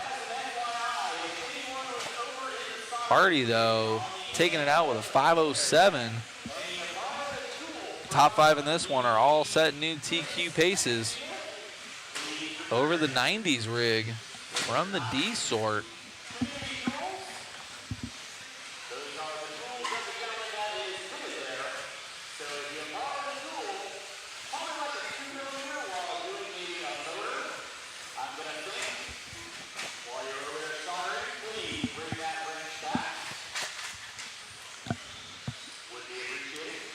Two minutes left to go in this one. Hardy and Thornton just going back and forth here, both on their sixth lap. Thornton had the lead, but now he's about 6.5 seconds back. Both of them doing 24s. 24.4 and 24.1 respectively, but Thornton had a 30-second that last time by, wow, dropping down to a 5:20, so Hardy way out front on a 5:07. See these guys' times get a little better throughout the weekend. Definitely more grip in the second round compared to the first. As we're falling around with Hardy. Almost getting it wrong there. Battling hard with lap traffic there. Wow. Oh, white wheels really gave him the business.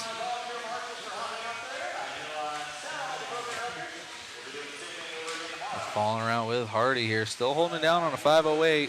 Almost losing it all there with lap traffic. Coming down the line now. still showing on a 5:10, so Hardy's out there getting it. Thornton trying to chip away at a lot of the time he lost, but definitely super hard to make up time in this class. Seems like you can only really lose it. Letting these guys come around here. Got our leader getting lucky with lap traffic this time by. Still holding down a 5:10. See how that works out now. Still on a 5:10 for Hardy. Top 5 in this one. Still looking to go faster than our previous TQ from the D sort.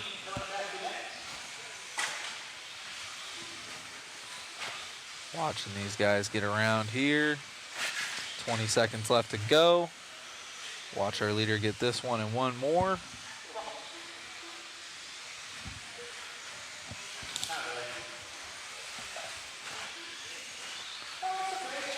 Time is expiring for Hardy and Thornton. 3 of these guys so far on a 12-lap pace. We got Hastings there on a 5.26. As we go up through the heats, you guys are going to get quicker and quicker. Hardy's done, keeping it right at a 5:10 the entire time. Hardy was he done? Looks like he was done.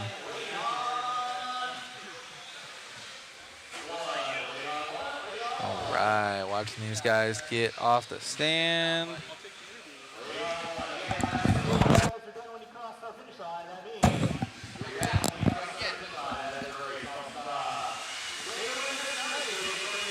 All right. Race 13 coming up next year. Ooh, looks like we need a couple profile picks. Looking for Hardy and Hastings. If you guys are here and you guys heard that, we need profile picks from Hardy and Hastings. Have them come on up to the mod booth here on the driver's stand. Get their profile picks. Checking back in here. BJ Williams coming in, 21.5. Sounds like the class to get back into racing after a couple years away. Absolutely, man. Just seems like a good sportsman class. Obviously, when you get into the higher A mains, guys will be doing everything they can to get that little bit of edge. It is spec racing, but it is really close and good racing. And yeah, grab yourself a rig and come on out. Then we got Frank here, almost midnight out here, and since there's work tomorrow, gotta go. Good night, Frank, and we will see you tomorrow. Check in here for our 3rd and 4th rounds of qualifying.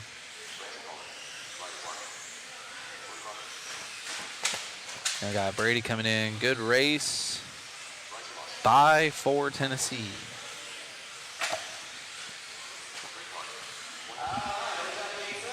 All right, all right. Got our B sort here. 21.5 lock timing.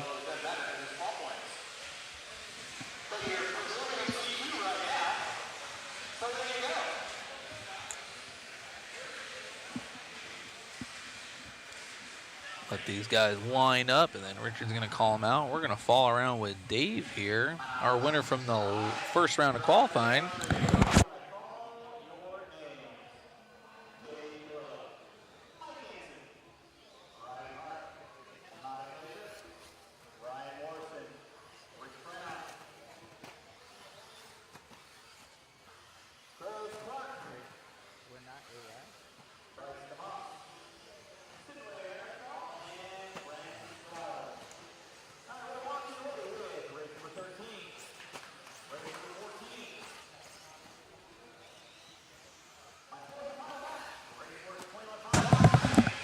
All right, first lap's in for Dave, our winner from the first round.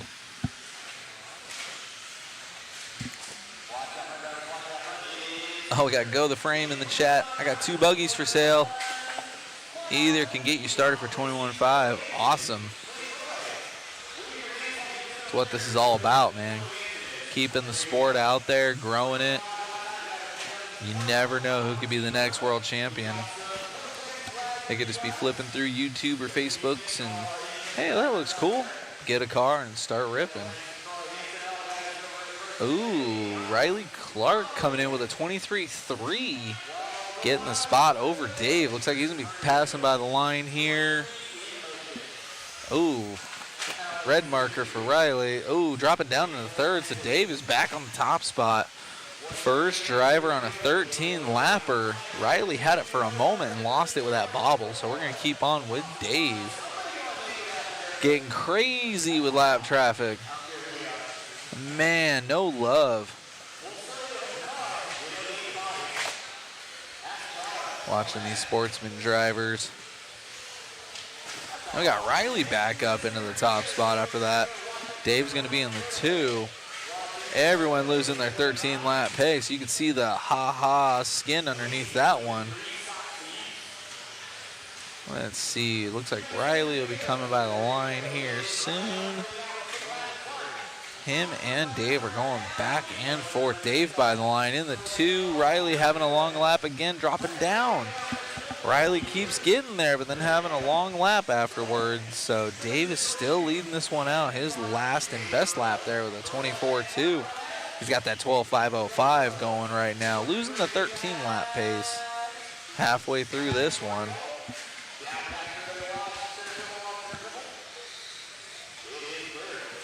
Dave and Riley by the line. Riley taking that spot. It looks like it's going to be both those cars on the track together. Chris is on it.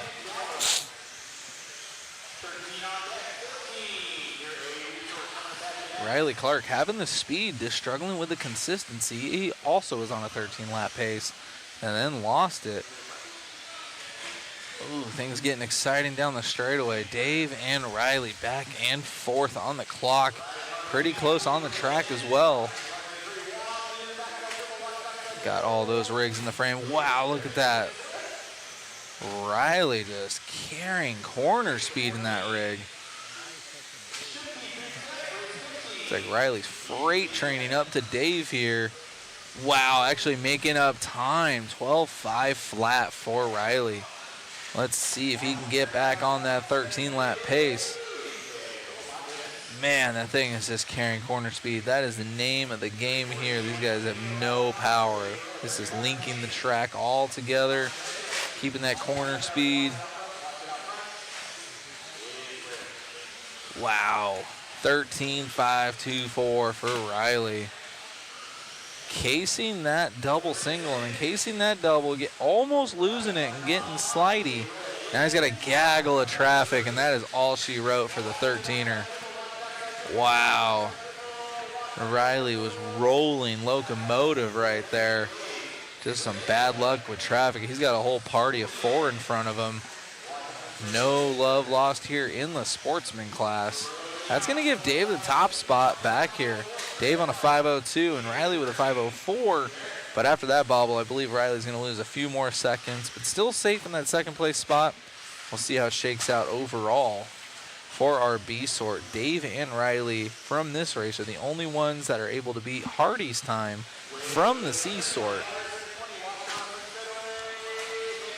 Catching back up with Dave. Wow, Riley lost a ton of time, down to a 5.08, but still in the 2 spot and still ahead of Hardy's time. As long as he can hold it down for this one and one more, we'll see how this shakes out for Dave. I think he's going to be done. All right, Dave is done as our new TQ, strapping it up down to a 12.501 there for Dave from the B sort. Wow, the 24.0 is his best. But Riley swinging with a 23.3. That is an immense amount of time in a spec class like this. Check out the link in the stream chat, guys. We got that waffle link there. Check that out. All right. Good job, everybody. Good racing from our B sort of the sportsman class.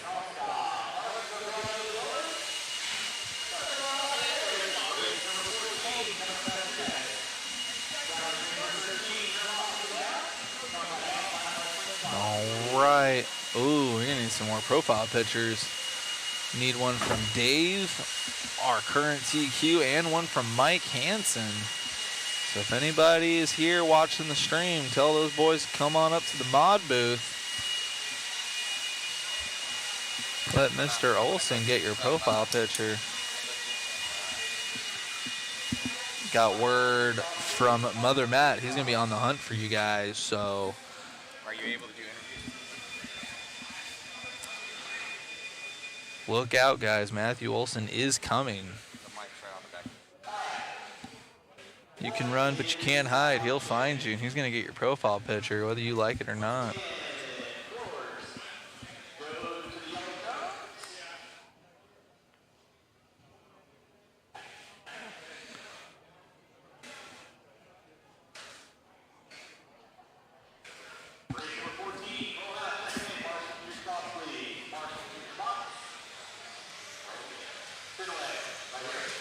All right, got Matthew Ward on the chat. Looks good now. Thank you for correcting. We appreciate you guys chiming in, helping us out. Trying to make everything as good as it can be.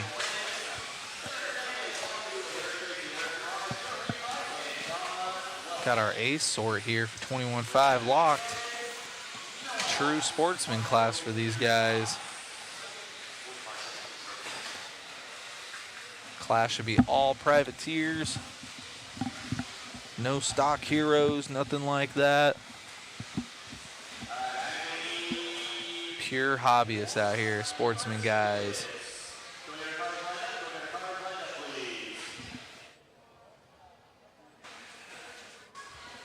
Watch them pack all in there to get this thing started. We're going to follow around with Brian Hoskins here. He's going to be the one who won the first round here in this heat.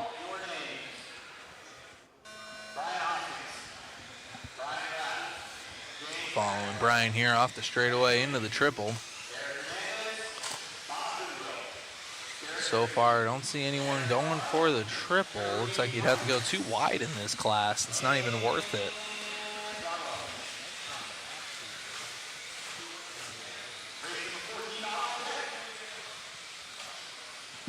See how these guys shake out. First couple of laps coming through here. Everybody bouncing around. We're going to give them another lap or so to really see who's got what. Matthew Ward back in the chat. Let's go Randall Newton. All right, Randall Newton in the 5 spot right now. Wow, we got 4 guys that would be on 13 lap paces. Let's see if any of them can hang on to it.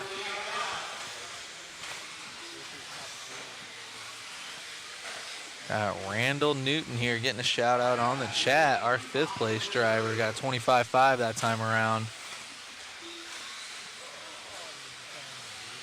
Wow. Looks like some of these guys are going to be losing some time here, having some issues with traffic. Randall Newton getting in the 4th place spot, just passing by the line. I believe that's him going over the triple there. Double, short shoot. And we're going to be catching back up here with our leader. Got Brian Kraft coming around here and by the line now. Got our leader on there. 2 guys still on a 13-lap pace. Brian Kraft and James Maxwell. Oh, and as I say that, Derek Tracy coming in with a 13.523. Just barely hanging on to a 13-lap run. Less than 3, so these guys got a few laps in, really seeing who's got what in this one.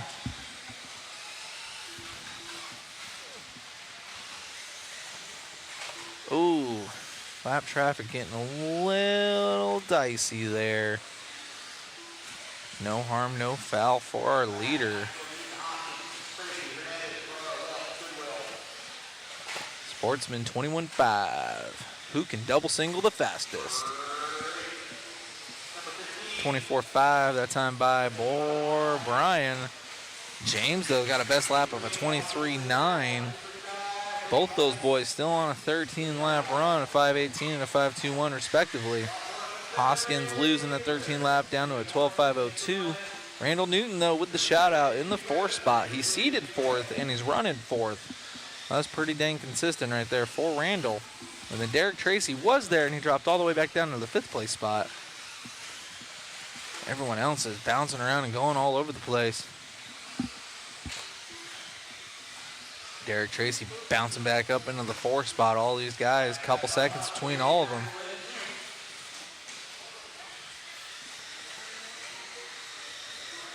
Brian, though, starting his 8th lap, cruising around, double single. Yellow wheels in the front, white wheels in the back, trying to get the superpowers from both colors. A lot of guys opting for all yellow or all white. Brian wants both. It's working for him, though. He's got that 13.518. Showing these guys how to get around this track. Let's see how that shakes out from the first round. 1 minute left to go in this one. Hoskins took the one last time on a 13.522. Brian Kraft, though, has got a 13.517, so he's definitely going a little quicker than Brian's winning run from the last race. I should really say Hoskins versus Kraft. I can't just say Brian and Brian. That'll confuse everyone and myself. 40 seconds left to go for Kraft on his 10th lap. Kraft last time did a 12.505, putting him 3rd overall. This time, though, he's coming out on fire. 13.517. See if he's going to get this one and one more.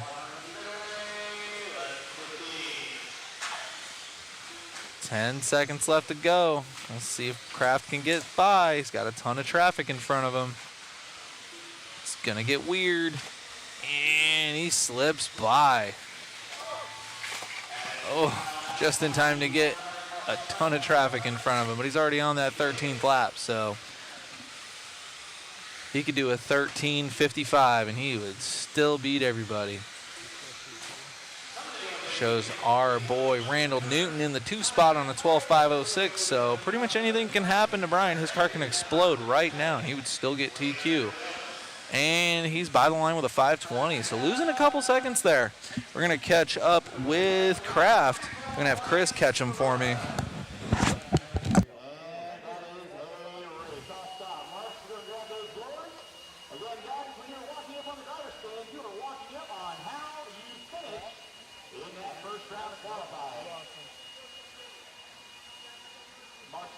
Some guys try to catch him.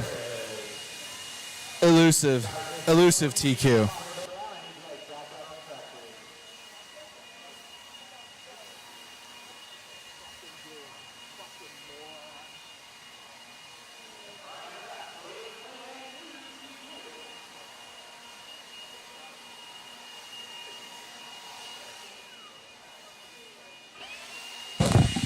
Sorry about that, guys. I was trying to catch Kraft. He ran off that driver's stand as fast as he was qualifying, so we lost him there. And we also need a profile picture from him, too, so. Got a little bit of heckling from the turn marshal there. I like it. I like it. All right, the cars are going to be getting a little bit faster here. Now we got our 17.5 intermittent lock timing two-wheel drive. So one step above the last heat and one of the biggest classes of the weekend. Definitely showing that 10 scale electric is strong with this class.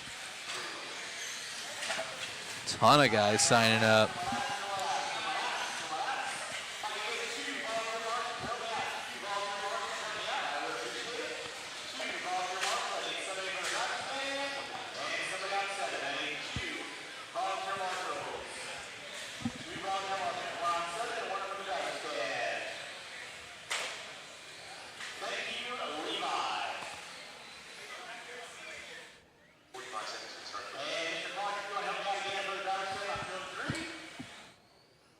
Want to see what the E-Sort has got to say. Race 15 of 38, almost halfway through our second round of qualifying and finishing out this Friday.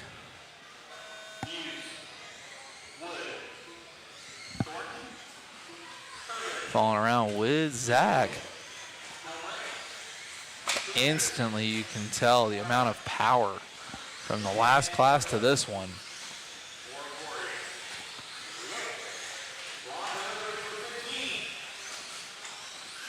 In this class we got Jeremy Thornton. Last one, I believe it was LJ or JJ Thornton was in the 21.5.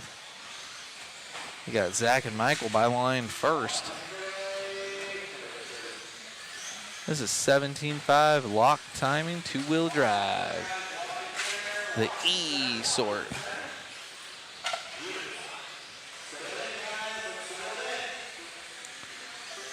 Perry Mayfield out there in the 4 spot. I was talking to him earlier before we lined up for our 13.5 stadium truck run. He's actually very happy. All of his races are very spaced out, pretty nice. Always cool to talk to with.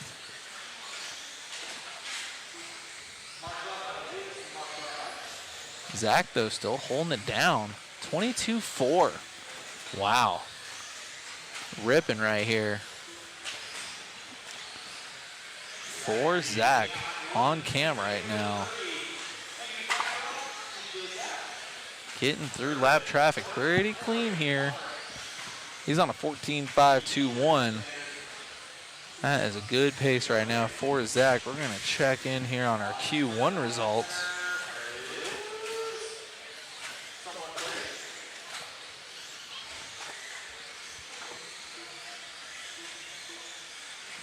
And see how that shook out here for our lock. No, that's lock timing 4-wheel. We got lock timing 2-wheel here. This class brought to you by RC Raceworks. Check those guys out. I got one of their mats. It is awesome. Brings me back to the old Upgrade RC days. And if anybody in the chat knows what I'm talking about, you know. Wow. Look at all the entries in this class. 53 entries. 17.5 lock timing. Love to see the sport. Looking healthy here. Girthy amount of entries here at the Desert Classic. Perry Mayfield there bumping up into the 3 spot, fall behind Michael Wood and Zach. Zach's been holding it down tone to tone though from the start of this one. He won the Q1 of this one. And overall, looks like we have him. Gosh, there's so many names. Got to get through them all. See if I can find him here. Looking for Zach Buse. Less than 2 to go. Starting his 8th lap. Shredding out there, trying to get through lap traffic. There's Perry getting a little slideways. He's telling lap traffic to beat it. Oh, it wasn't Perry, my bad. I just saw the bright truck. Oh, lap traffic. Ruining it. He owes him a Coca-Cola after that one.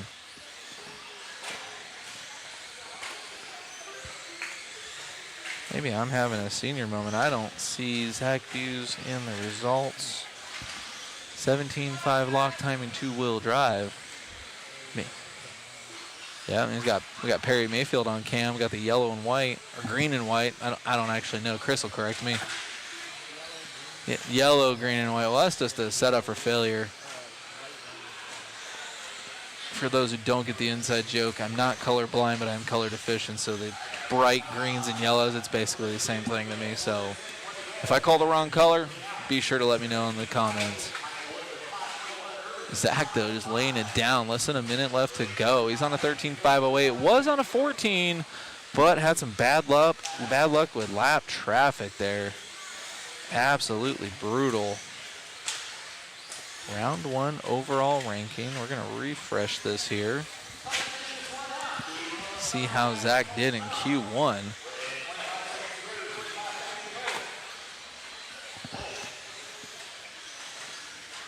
Oh, man. CJ in the chat. Upgrade days remind me of the OCRC days. Man. Tell me about it, man. I remember ripping hole shots and ribs out there with my nickel metal batteries. Good times. Lock timing, 2-wheel drive. Zach Buse, where are you? Well, we're going to have to see how this one shakes out. Zach is done. Domination. Doing a 22.4 in this class. 13.508 overall. And then you got Michael Wood right behind him, 13.519. And then Devin flirting with a 13 lapper, but a 12.502. Watch these guys coming on and off. There's Perry.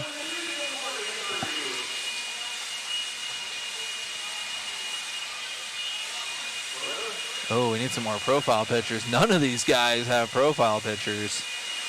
Man, oh man. Looking through this class. Got LT, El Capitan, 15th overall in that last one.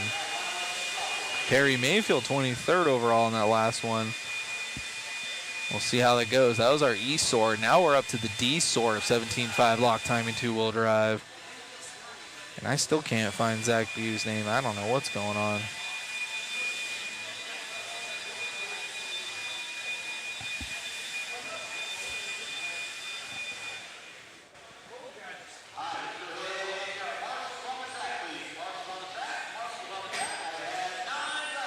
We will see how that shakes out there. Maybe cameraman Chris is thinking that he just added him, but he was car number 1, which is weird.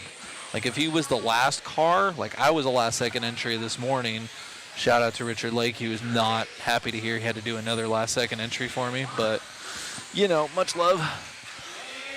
And it showed him as car number 1, so I don't know if Zach Buse was a last second entry. Maybe there's something going on with the results here. Double check, I refreshed everything. He did do a 13 lapper, 5:08.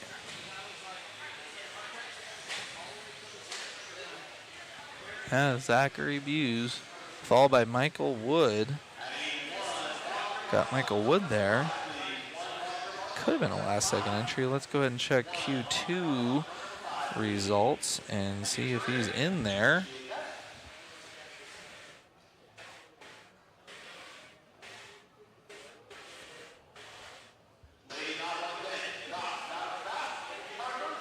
Okay, so it looks like they actually have him in here as Zachary Sean Tyler. Okay, so a little bit of different. Yep. So he actually did a pretty good one. I think it was top 11 or 12 from that first round. So showing him with 2 names, which is common. So sorry about that. He was right in front of me the whole time. But we're falling around with Jackson Bailey. And then Caleb Knobloch. Jackson by the line, Caleb by the line. These guys are going to be bouncing around, going all over the place. Leader is upside down. Jaree with the flip. Double Marshall job. All right, so now that I know that, I'll go back to Q1, and I'm going to look up these things again. So Zachary Sean Tyler got 12th last round with a 12.503. So his 13.508, shoot, that would have put him 3rd overall last round. So either that was a stellar run or the track is also getting a little faster too. So we'll see, but definitely a great run from Zach. We'll see how this holds out with these guys from the D sort.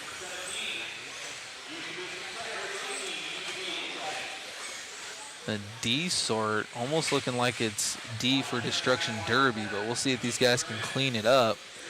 Caleb coming out with a 23.7 and Brandon with a 23.8. And we got Gary Ballard, 12.523, and then Chris jumping up into the 3 spot. Chris super active on Facebook, always commenting and posting. Huge enthusiast of the sport, love to see it. Brandon Bennett and Caleb going back and forth right next to each other on the track. Cameraman Chris is already on it. He's got both of them on screen for me. None of these guys are anywhere near Zach's TQ time of a 13.508, but we'll see if these guys can strap it up with 3 minutes left to go.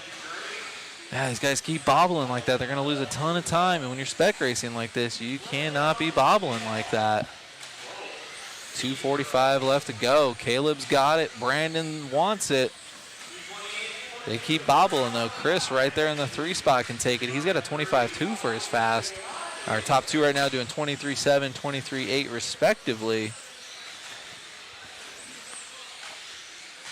Neither of these guys anywhere near the TQ time. Over a lap behind Zach's time of a 13.508. Watching these guys get around in the D sort. 2:15 left to go.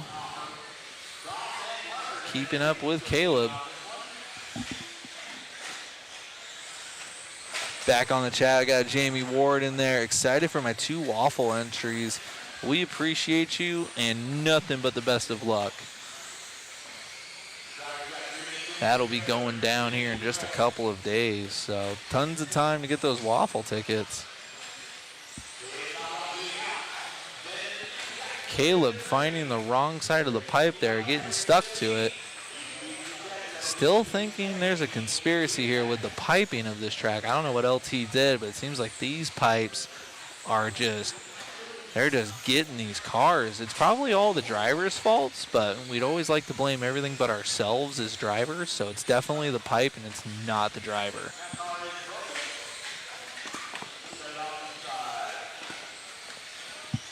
As we're watching Caleb come around, finishing up his 8th lap, starting his 9th with a 1:09 left to go. Picking up the pace, but still would be a 4th overall for Caleb. Brandon Bennett having some rough laps there, dropping down to a 5:14 and Jackson down to a 5:17. And we got David Fout and Chris bouncing around. Chris down to the 5th spot. Losing a little bit of pace out there, but this has definitely been a pretty rough heat for everybody. Dree having a marshal again. All these turn marshals getting a workout in.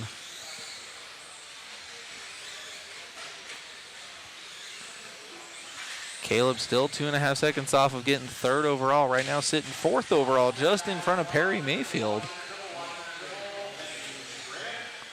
Well, let's see after that last bobble. See if he loses a little bit of time. 20 seconds left to go, so we'll see how it shakes out after this one.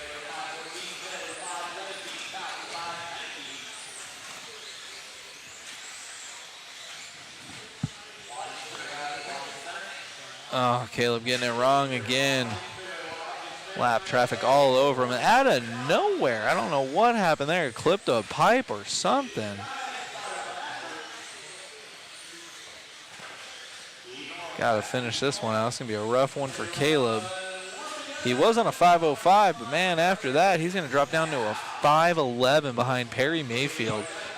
Jackson Bailey out of nowhere coming in for a 5th overall with a 12.511. Caleb dropping down from winning this one into the 2 spot, going down to a 12.513. So the top 4 from the E sort still holding it down. Shout out to those guys from the East sort, getting it done, still holding top 4 right now. Gonna need a profile picture for Jackson Bailey.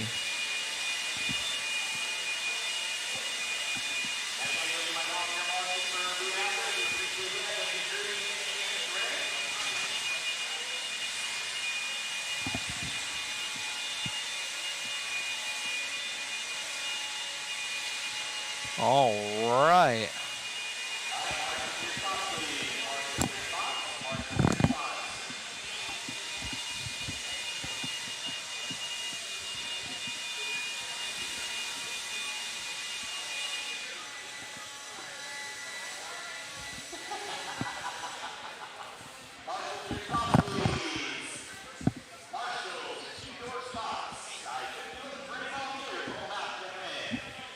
Letting these guys come on out and get checked in.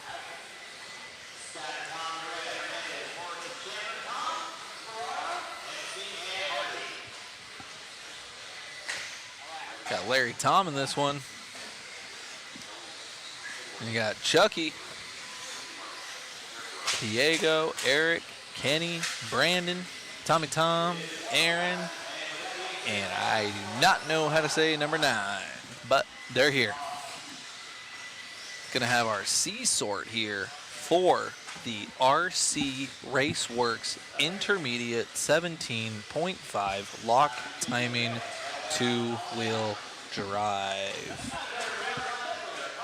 Let's see if anybody has anything for Zach's TQ time so far, 13.508.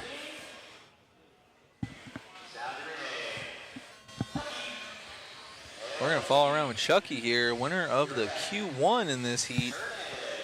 All white with the white wheels.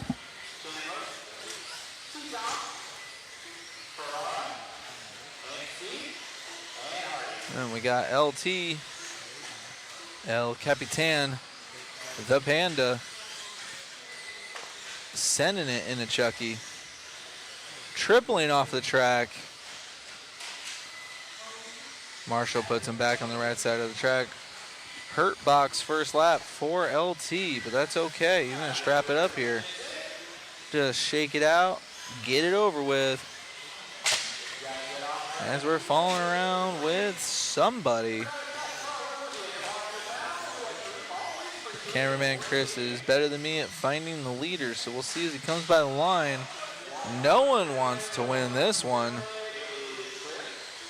That was our leader, and now he is the leader again. That's going to be Eric Hernandez on a 12.506. Couple of hurting laps for these guys. Got some of these guys popping back into the chat. Got Mudfoot 69, Brandon Disco Inferno Chandler, and Larry Penda. Watching these guys throw down.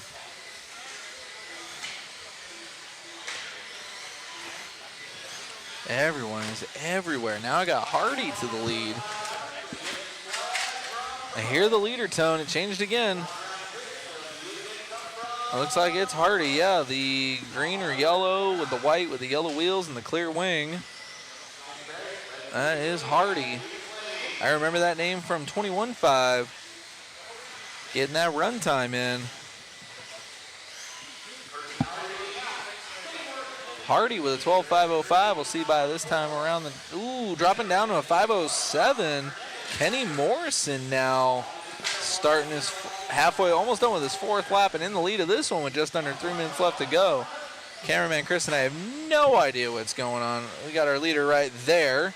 That's going to be Diego. I know the paint scheme from Stadium Truck. Got the whatever color that is with the yellow wheels. Man, I need new eyes. The color deficiency is just holding me down. At least I can tell the wheels are yellow. We got Diego, though, on his sixth lap, 2:17 left to go. With the front flip, not losing much time there. He's got a best lap of a 24.3, and his last lap was a 24.6. We'll see what the front flip costed him. Clearing the tabletop over the triple for Diego. He has a 12.503. We'll see what this last lap brings him. On his seventh lap here, looks like Diego lost just a smidge of time. And that last lap was a 26.0. So that front flip officially cost him about a second. But it looked really good. Clearing that tabletop like it's nothing. Diego got the juice on that lock timing two-wheel, or he's just got to carry a lot more corner speed because he's clearing their jumps like there's nothing there. Going a little outside, that makes sense. Ripping through the switchbacks. Doesn't hit Perry Mayfield, who's marshaling. Ooh, casing the tabletop, making it look good, going a little wide. 24.5 the last time by for Diego. Minute 10 left to go. Ooh, losing a second off the pace, going down to a 5.02. Diego wants that 13-lapper. Diego right now, third overall behind Zach and Michael. So far, it looks like we got the E-Sort top two still holding it down for this class. Love to see it, mixing it up. Those guys either skipping out on seating or just having a bad run in seating and just making it happen. Diego, though, down to a 12.5 flat with a 0.9. Wow, let's see what Diego can do. He's got a little bit of lap traffic in front of him. He's got 6 seconds over Kenny Morrison. got a little bit of breathing room, but he's more worried about the overall. He's got the slap traffic here right in front of him on the straightaway. 24.6 for Diego, giving him a 12.5 flat with a 4. He's so close to that 13-lap run. Oh, clipping the pipe, and lap traffic showing a little bit of love to Diego. Clearing that tabletop again, though. Time has expired. We'll see what happens here for Diego. 4/10 from a 13er. 1/10 from a 13er. Oh, my goodness. 12.5 flat, .111. Wow. If he didn't clip the pipe, he would have been on a 13, but still good enough for third overall for Diego. LT coming off the stand there, checking these guys out. Good run from those guys. So we got Diego taking third overall on that, and Hardy taking fifth overall. But so far, Zach Buse and Michael Wood holding down the top two for this entire class so far. And we've gotten all the way down through the C sort and into the B. And compared to Q1, those guys would have done great. And again, a whole flock of profile pictures we don't have. I don't know why we don't have Diego's. I know I've seen that name before here. Let's see here. Let's hit the refresh on the thing.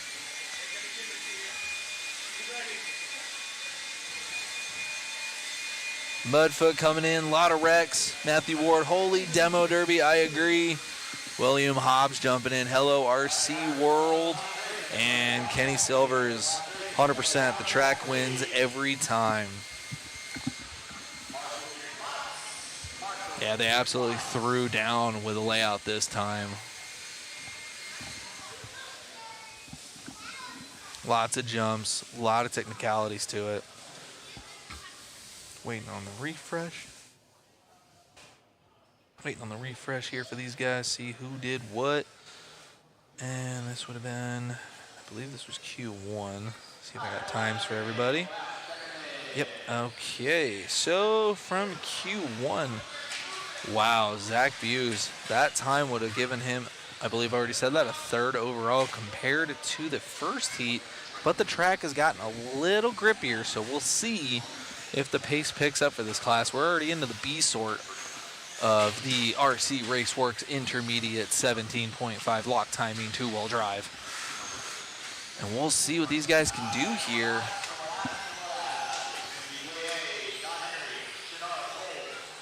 Still got a bunch of fast names to come through here.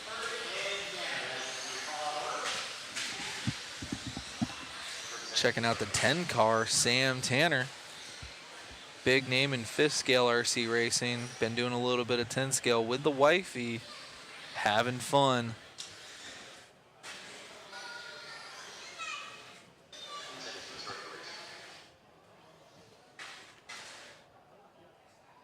See how this shakes out for everybody.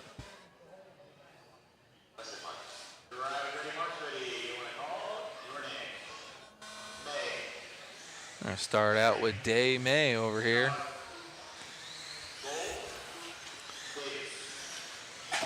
Our winner from Q1 in this heat. See what Day has. Got Jerica chiming in. Yeah, go Chris. We're gonna be following around here with Chris Knowlton. We'll see when he comes by the line. We got Day May though starting us off with a 23.9. Everyone putting in times in though. Our winner from Q1 getting that triple wrong. That'll cost you. We'll see here when Chris Knowlton comes by the line. Still got a couple cars across the line here. Got Chris Knowlton's going to be in the 6th place. I will let Chris know when Chris comes by the line. He's moving up there in the 4th spot. We're going to catch up with Chris Knowlton here. Cameraman Chris is on it. Boop, coming by the line from 4th to 7 on that. We'll call that the cameraman curse. And another bobble. getting the 15 seconds of fame, but costing him at least 4 positions with the camera curse. And as I say that, just more and more bad luck. We're going to finish this lap out and maybe leave Chris alone. Let him throw down. Definitely fast. Oh, my goodness. All right, we are going to get off of Chris Knowlton. I almost feel partially responsible for this run. Oh, yeah, that's right. Yep, that cameraman Chris reminded me of Chris Knowlton, OCRC fam, just before the closure, moving on out to Arizona. I feel like a lot of us have done that at this point.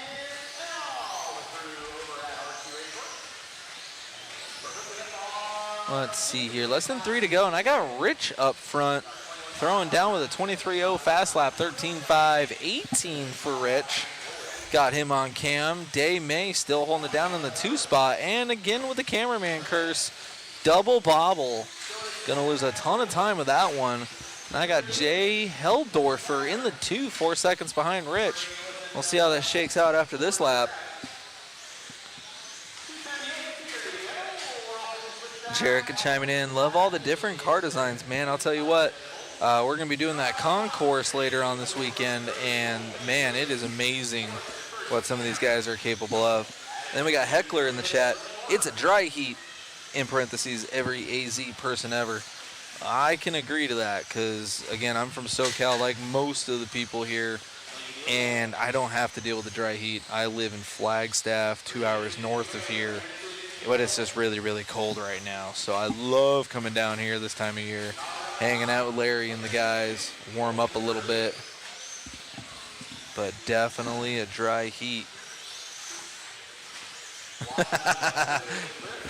Chat going off. Yeah, I got the announcer's curse. Everyone we put the camera on just happens to bail out and crash. Rich still holding it down, though, starting his 8th lap in the lead with 1:30 left to go. 23.0 best with a 23.2 last. Right now, I got Rich, our current leader, on a 13.521. 3rd place overall in qualifying with Tyler Gold on a 13.524. 4th overall. So Diego, even with a 12-lapper, would still be 5th overall. And there's still a minute left to go in this, and 1 more heat left to go. And Kenny Silver's in there. We moisturize with a cactus emoji. I'll tell you, this place can be brutal. During Worlds, it was 108 or 110 one day, and one of our guys, Cam, who's from New York, he straight up couldn't handle it. He hid in the warehouse. He admitted it was hot. And thankfully, we just hid inside the building all day. But days like today, man, I wish we were outside. Tyler Gold now stepping up into the 3rd overall spot with a 13.520. 23.1 best, 23.9 last. 23 seconds left to go for Tyler. Got him by the line, dropping down to a 5:19.9. That'll put him 0.6 behind Michael Woods, 2nd place overall time. From the E sort, absolutely insane. Top 2 from the E sort, still holding down top 2, even though we're up into the B sort.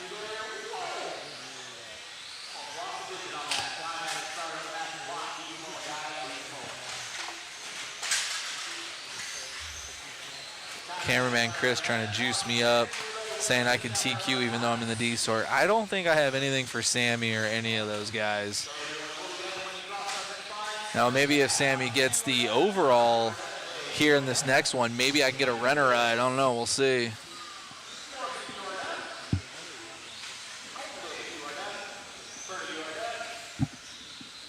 Tyler Gold finishing this one out. Ooh, hurt box last lap for Tyler Gold with a long lap going down to a 13.528. Still good enough for third overall because Diego was only able to do a 12.5 flat. Absolutely crazy, insane tight racing. Got Sam Tanner coming off the driver's stand. No profile pic for Tyler Gold. We're going to have to fix that. We're going to have to send Mother Matt after him. Let's see. Mother Matt is out getting profile pictures. Tablet in hand. He's on the hunt. Let's see. Let's catch up with Matt over here. Got the babyface assassin.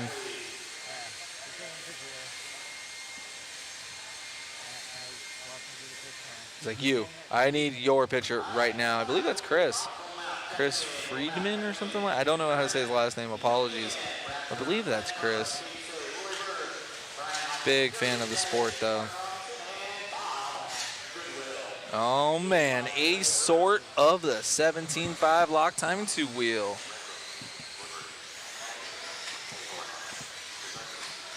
Catching back up with the chat. TQ Chef running 3 quals today. No, we're going to be doing 2 today, 2 tomorrow. 4 rounds overall. Best 3 of 4. So consistency is going to be key. Matt Bargo checking in. I'm in Illinois. We have an outdoor nitro race at Thunder Road in Moline tomorrow. Good luck to you, Matt. Hopefully you can still catch up on the stream while you're out there having fun. And he's saying supposed to be 60 degrees. That is pretty good for Illinois in, I guess it's now March. It was February yesterday, so that's still pretty good. And Kenny Silvers, that's why we live in the dry heat.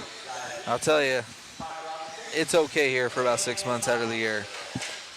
And TQ Chef out here in Mass, we are praying for heat. Yeah, Kenny, I agree. He did not have much of a winter. I'm in the mountains, and there was only one day where we got, or 1 week, we got a good amount of snow. I got 3 feet of snow in 2 days, which meant 4 days of shoveling. And yeah, I'm already over winter, so. But we'll check this one out, letting these guys get a couple laps in as I'm bannering with the chat.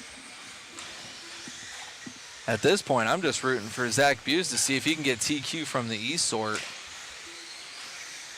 That would be a great story right there. But right now, currently, these guys are bouncing all over the place. I got Landon Cartwright in the 1, coming out of nowhere with a 22.7. And as we do that, he does a freaking front flip. So that's going to hurt Landon there. He was all the way down to a 13.5 flat. Now he's glued to a pipe. Oh, my goodness. Cameraman curse is real. Our TQ from the first round of qualifying, Mr. M is down in the 4th place spot. So far, top 2 with Nico and Caden on 13.507s.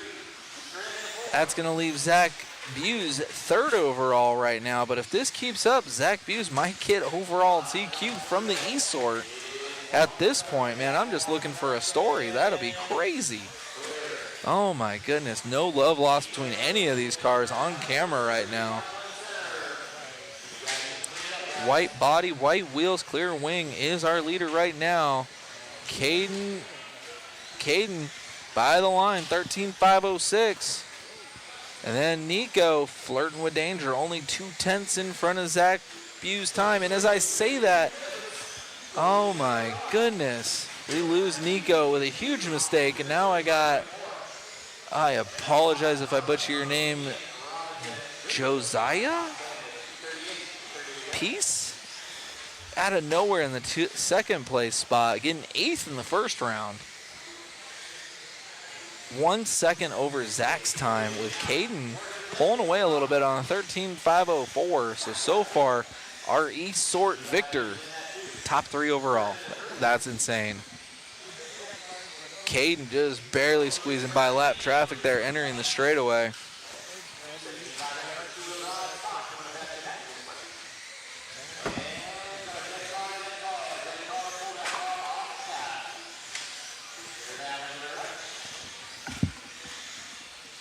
As we got Caden here picking up the pace.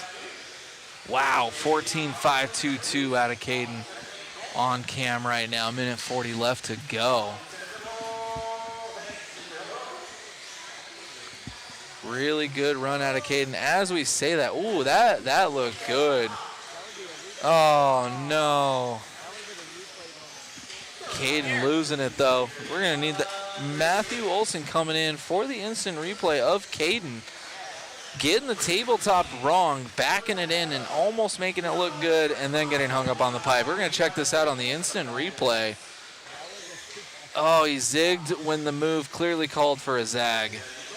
Backs it in, though. Tokyo Drift. Gets after it, and then goes off the track shortly after that. And as we go back to the clip, he is getting marshaled. Caden barely hanging on to the TQ pace at this point. 26.5 hurt lap there. And at this point, he is exactly tied with Zach Buse and Josiah. Again, if I'm butchering your name, correct me.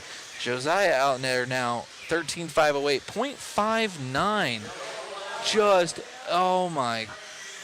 The camera curse is real on this one. 30 seconds left to go.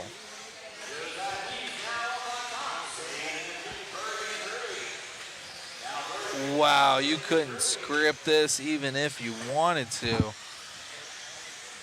Caden back on screen with some traffic. Josiah leading him out though. 2/10 over Zach Bue's time. Oh my goodness, that may have done it. Let these guys finish out. They're going to get this and one more. Oh my gosh. Is Josiah done now or he's got to finish this? All right, we're going to see, guys. Let's see what this last lap brings us for Josiah. Currently 13.509.2, 6/10 behind Zach Bue's TQ time from the East Sort. We'll see how this works out down the straightaway. Oh my goodness. Josiah. Oh no, let's see if we can catch him real quick.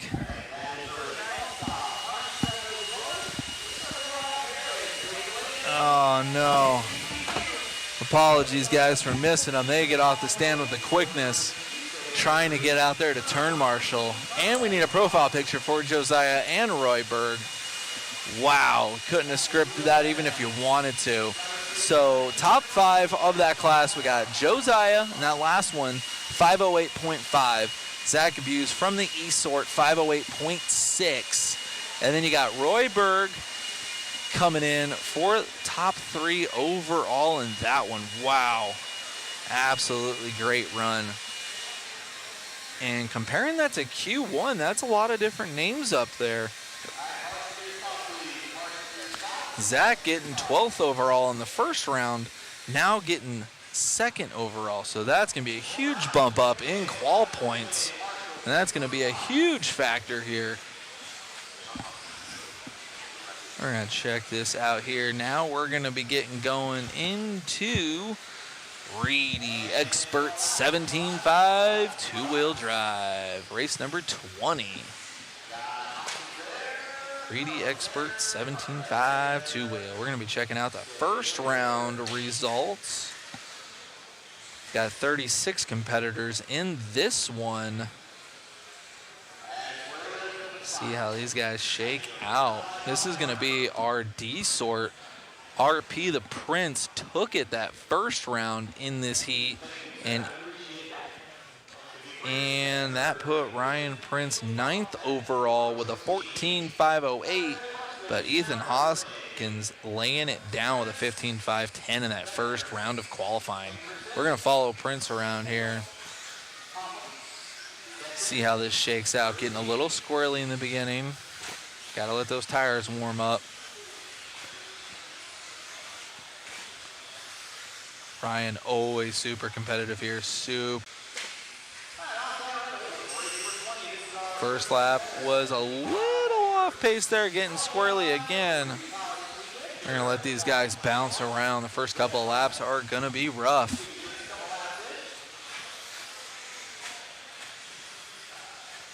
Thank you, chat, for letting me know that I'm not butchering Josiah's name. I would have felt horrible.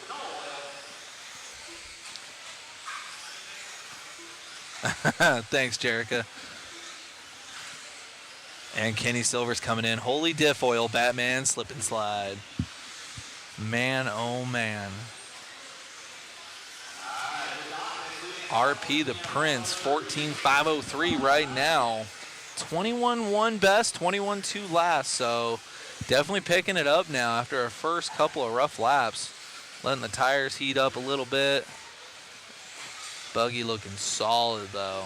Looks like he matched his setup for the increased grip the track is bringing us for this second round of qualifying.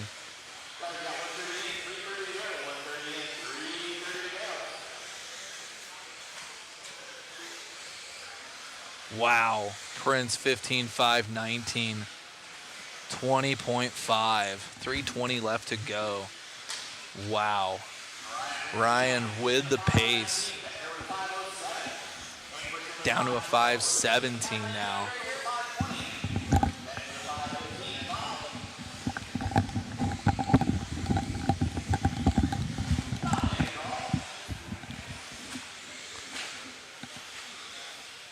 Prince right now in the D sort, but putting a clinic on for these guys. 2:45 left to go. Still on a 5:17 for Prince.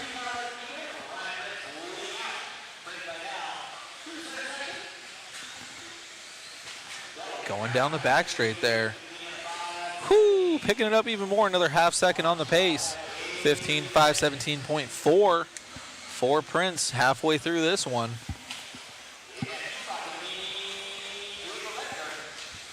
Kenny Silver's in the chat. That guy is taller than the Panda no step stool. Yeah, Ryan is not a short gentleman.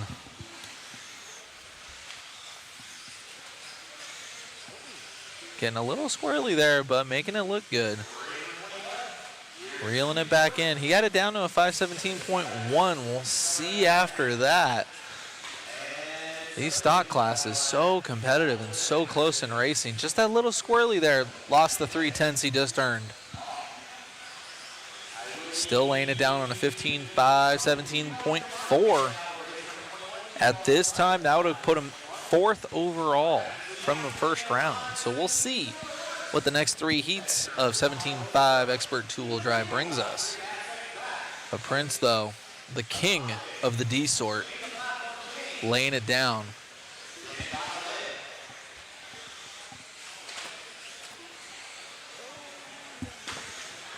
And as we say that, we got to check that pipe for magnets or something.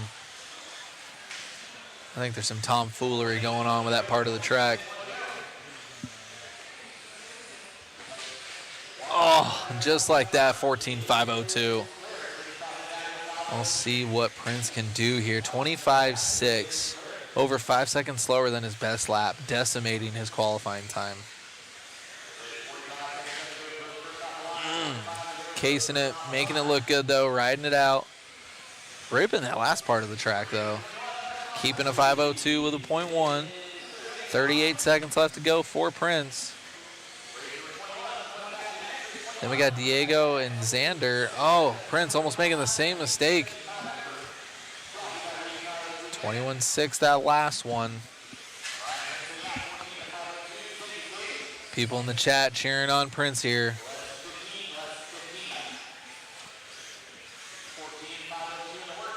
He's got the speed. Just a couple of mistakes is all it takes. Oh. Man, oh man. Oh, 24.3 for that last one, dropping him down to a 14.505. Let's see, compared to Q1, that puts him, wow. So he had a 14.508 in that first one, and this time he had a 505, even with those bobbles. Got RP the Prince right there on screen. Almost 7 feet tall or something like that. Disappointed with that one. Still going faster than Q1. He had a 14.508, and that put him 9th overall. So we'll see here. We're going to need a profile picture from Xander, our second place driver. Wow, let's see how this shakes out.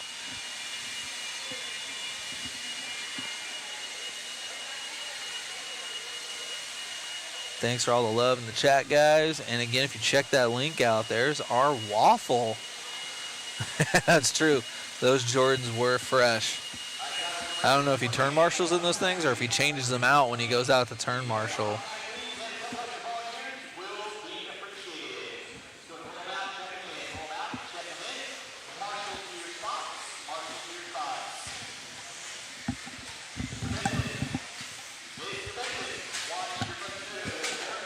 All right, guys, we got our C sort coming up here.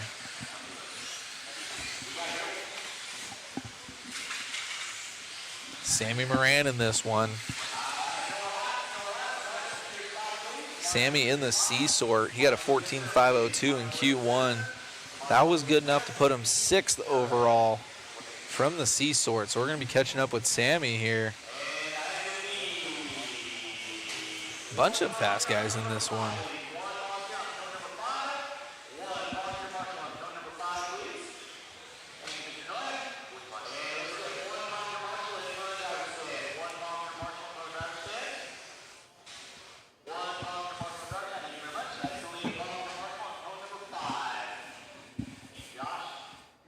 All right, guys, we're going to be getting this C sort going.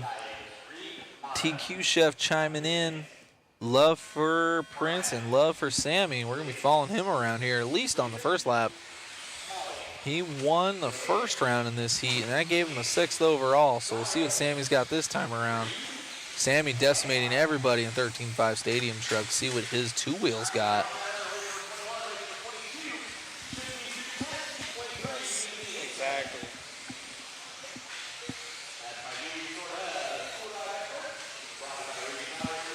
Sammy getting around here. Starting his second lap, getting a little dicey. Bicycling twice in 2 corners. We'll see what he's got going on.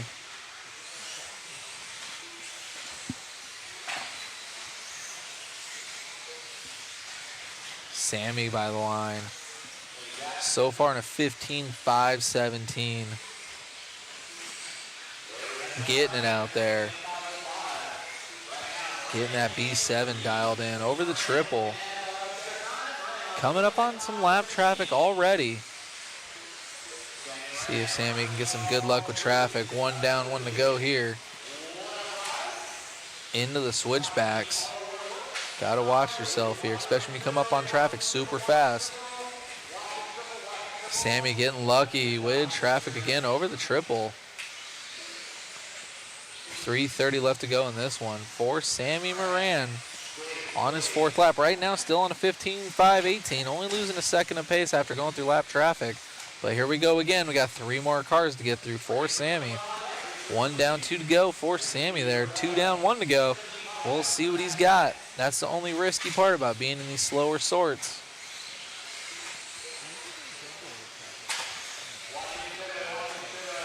Sammy, always a patient driver, always doing well with lap traffic.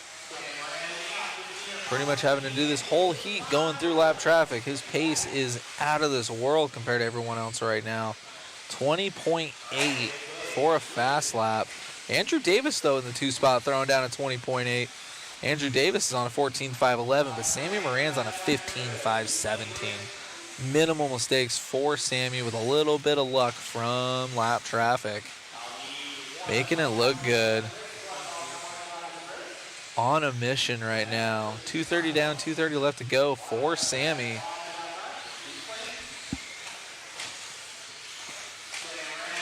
.6 for Moran. Down to a 5.16. On fire right now. When this race first started, it almost looks like he had too much grip, but that car is just settled in perfect right now. Just to put it in perspective, first round he did a 14.502. Now he's on a 15.515 and going faster with open track in front of him. Got a car upside down over the triple. Good luck with traffic, but bad luck with marshals right into the heel of that marshal. That B7 though, tough as nails. Dropped 2 seconds on the pace and almost getting into it with lap traffic there. Minute 35 left to go for Sammy.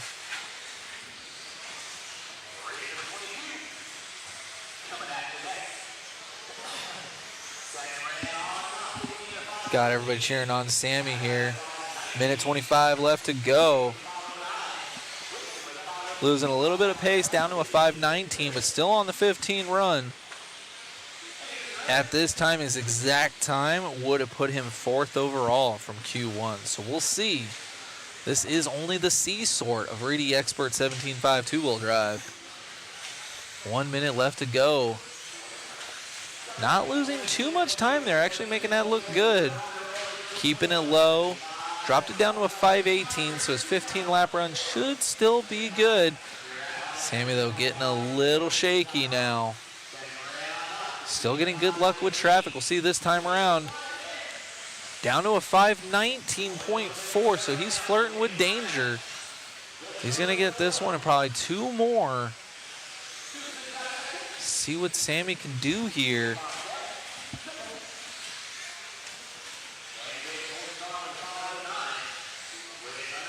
.22.1, but then strapping it back up to a 20.7, getting down to a 5:18.8. Andrew Davis, 14.509. That'll put him 3rd overall right now. And Prince still holding down a good time for 2nd overall.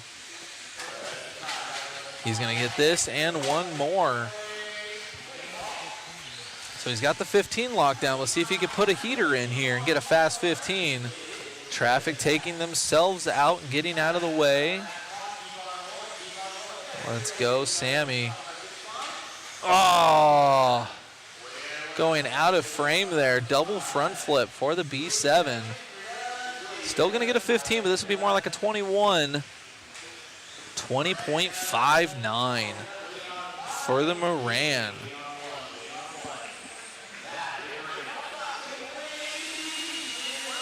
There goes Sammy. Let's see if that's going to be good enough for maybe top 5. We'll see. Moran 20.64 with a 21.3 average. Even with those bobbles, that's really good consistency. How's our C sort, guys? Coming on up into the B sort. Checking out the chat. Got TQ Chef with the love. Smash that like button. 111 watching, only 46 likes. Appreciate you. Then Kenny coming in. Gold is the medal, and how can you not like this? Then we got Lazy coming in. Stay in the inside and you win. That's pretty much the name of the game. Keeping it tight and keeping it clean. What's going on, Eric? Yeah, that B7 is looking good, man. I was talking about it earlier. I'm waiting for that T7. That's because I'm a goon and I like the truck class.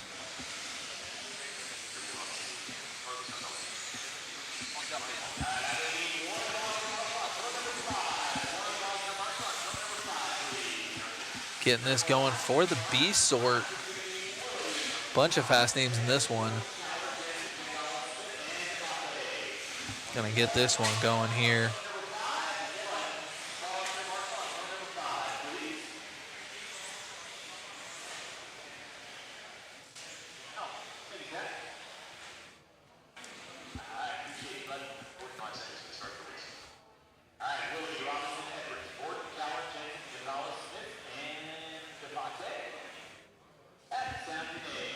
All right, we're gonna get this one starting out with the Willoughby.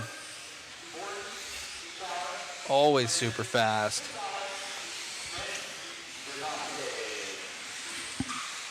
See what anybody has to say about Sammy Moran's 15.520.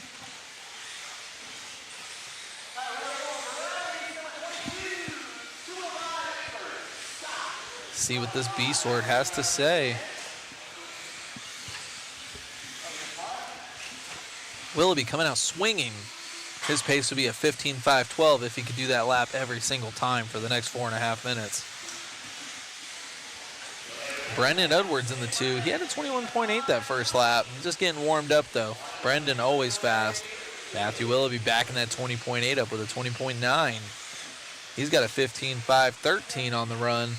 Brendan going down to a 5 flat on the 14, so he's looking to go 15 as well.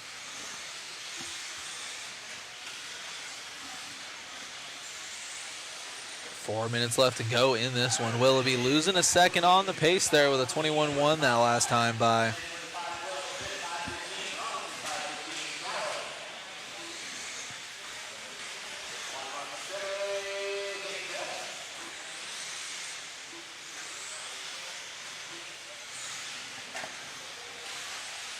Let's see how this shakes out. Willoughby blistering 513.69.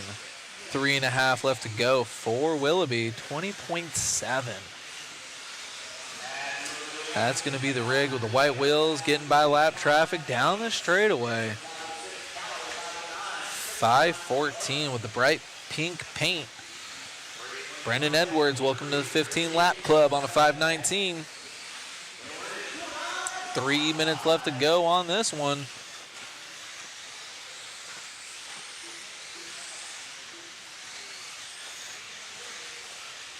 $20.7 again for Willoughby. The man on a mission.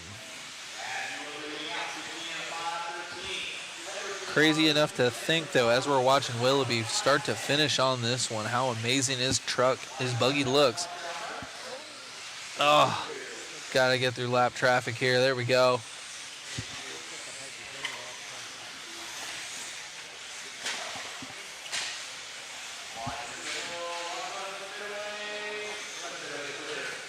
Watching Willoughby get out there and shred. He's down to a 516 though with that bobble, having not the best luck with traffic, but still going faster than Sammy Moran's time by about 4.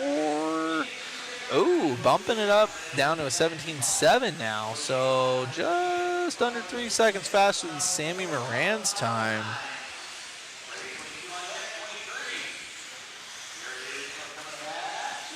And checking out here the round 1 results. 20.8 for Willoughby, being super consistent in this run. Got it down to a 517. That would have put him 4th overall. Close to Sammy's time before he had that rough 15th lap in the last qualifier here. Minute 30 left to go for Willoughby. Coming over the trip, reeling up on some lap traffic. 21.2 that last time by, losing just a smidge of pace. Brendan Edwards losing the 15 lap run down to a 14.5 flat with a 0.8, and Aaron Jensen right behind him on a 5.02. 1 minute left to go for Willoughby. Only person so far going faster than Sammy's time from the C sort. But we still have the A sort coming up with a bunch of fast guys. We're going to end up going back to 2 cameras on that, Matt on the mic and Zach behind the radio. So it'll be a good one. Oh my goodness, no love lost. Wow, he said later nerd and just left him in the dust. Don't throw it away, Willoughby. Oh, man.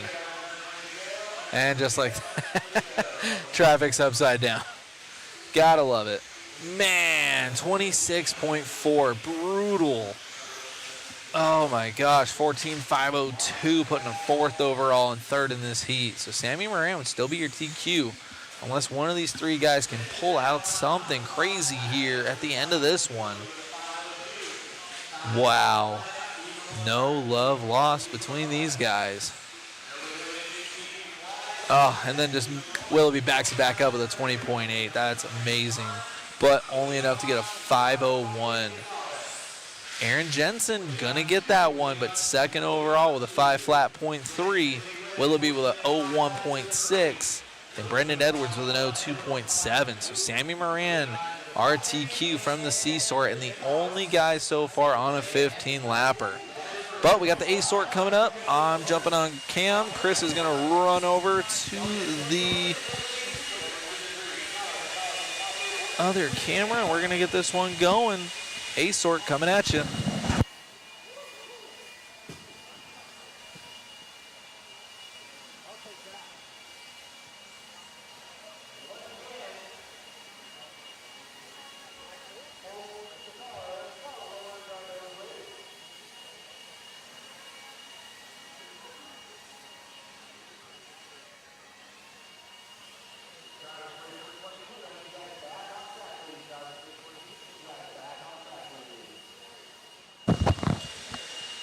Hey, you cool cats and kittens out there. I'm back with you. I was out doing a lot of photos for the profile pictures. I'm going to be getting a bunch of them uploaded. I got like over 60 people, and we had a bunch uploaded already, so hopefully I nabbed a bunch of them. There's always some stragglers, but it's going to be okay. It's going to be okay. Thank you so much, guys, for all the support. We got the dual cam action going on here soon enough. We got David on cam. Thank you for killing it. Looks like we got Zach out there, our usual announcer. He's been taking a little bit of a break. He'll be getting on it after this. I always like our guys to, at least run one class. They know a lot more. They're more knowledgeable on it all. Me, myself, personally, I'm not running this weekend. I wish I was.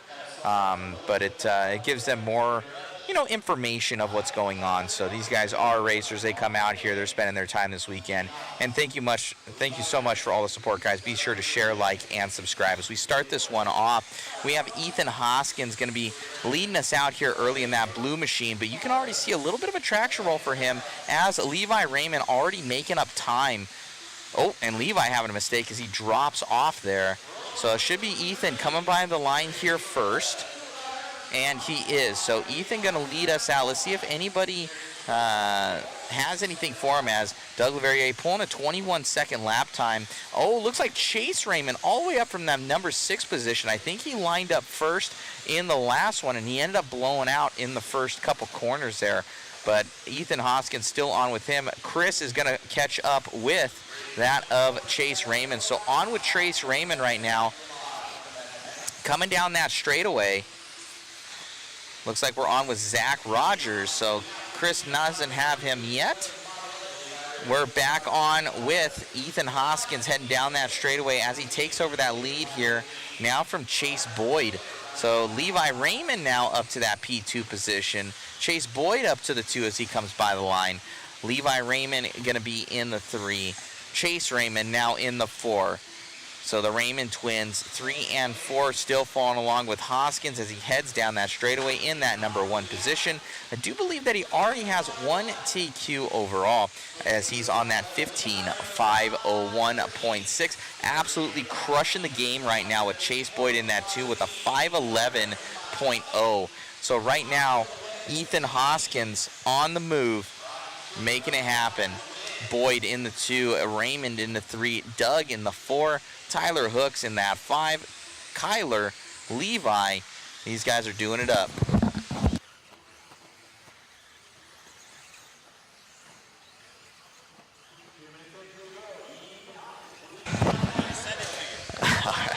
All right, guys, we're coming around here up and over the triple here for Hoskins. Oh, I'm hearing that Boyd just broke Chase Boyd out of this one. Unfortunate there for Boyd. Coming around here for Hoskins as he heads over that triple. That new B7 Factory Tracks machine looking good. Oh, almost shearing off the front end there as he paused back durability testing for the B7. Not when you want to test it with 2:20 left to go as he heads onto the straightaway. Chase Raymond going to be in that P2 position.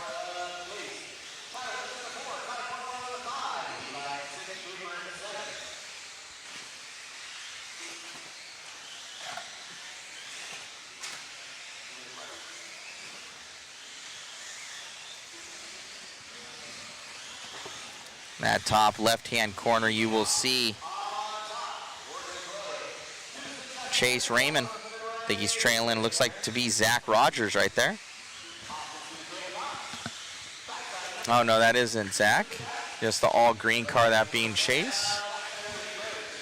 See how Zach's doing. Zach down in that number 9 position, so I don't know if he figured out. He was having some sort of issues with either a sensor wire or speed control, so he'll hopefully get it figured out. Oh, I'm sorry. Zach is off the track. I just looked at it. He only has 3 laps in, so Zach obviously not happy with his runs. Was solid going into it, but then having issues. Megan chiming in. What's going on, baby? Hi there, Mod Squad. Hello, hello, honey. And she's chiming in.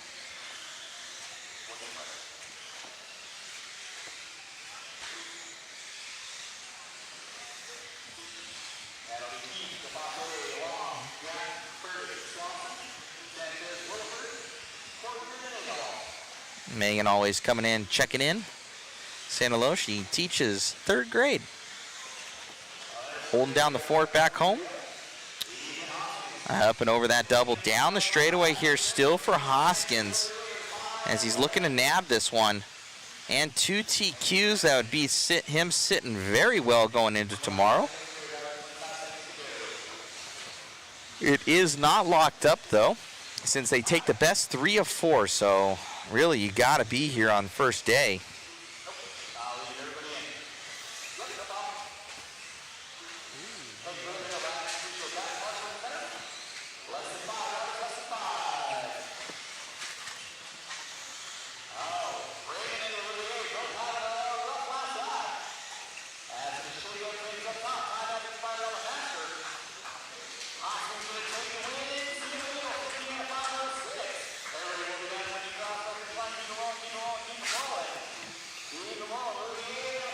All right, that will be Ethan Hoskins. Gonna grab that one. I'll get an interview with him real quick, guys.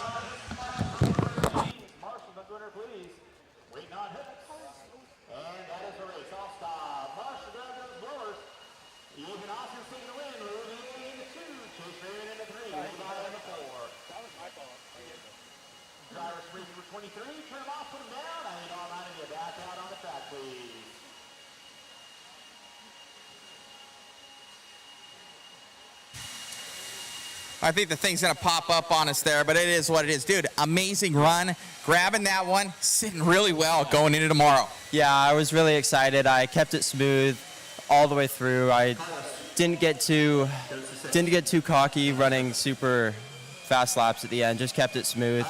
I had a really good first qual, had a really good second qual, so I'm really pumped. So I've been excited to get in there. So congratulations on the run, my man. Great job out there. Best of luck in the next one. Thank you. You got it, buddy.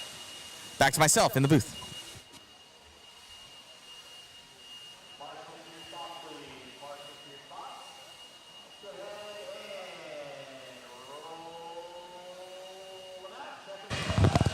All right, guys. All right. I'll post up the link there, guys, for the waffle. If you guys really want to support the live stream, shoot on over there. There's 15 winners. We're giving away 3 car kits, the Mugen MSB1, the 22DC 5.0 roller, the B7D RC10 from Team Associated, Max Line bags. We got R1 goodies. There's going to be like 15, 16 winners, something like that on there. Go and check out that link, guys. Really does help us make it happen. We come in here, we basically do it for the track, and the track helps us out. They give us some product, and that's how we're able to do it. So we're able to keep it going on, support the tracks, support the media, so we appreciate it. And you can win some awesome goodies. So thank you to all of our sponsors once again. So thank you so much for tuning in, guys. Hope you guys are enjoying the live coverage.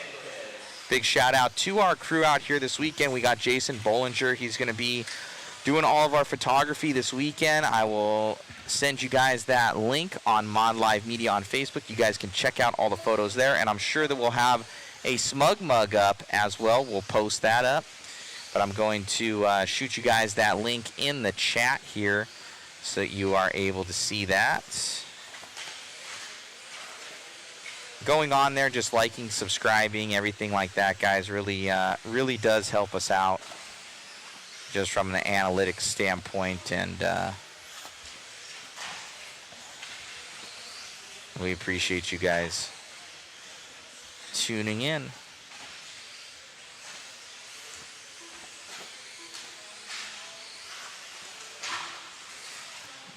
Check out that link. Yeah, we're on cam number 1 right now with Kyle leading us out in that one. Oh, our Facebook is down. Oh, that's right. 8 hours, guys. 8 hours. So Facebook down. You guys will be coming back. We're going to get you back. All right.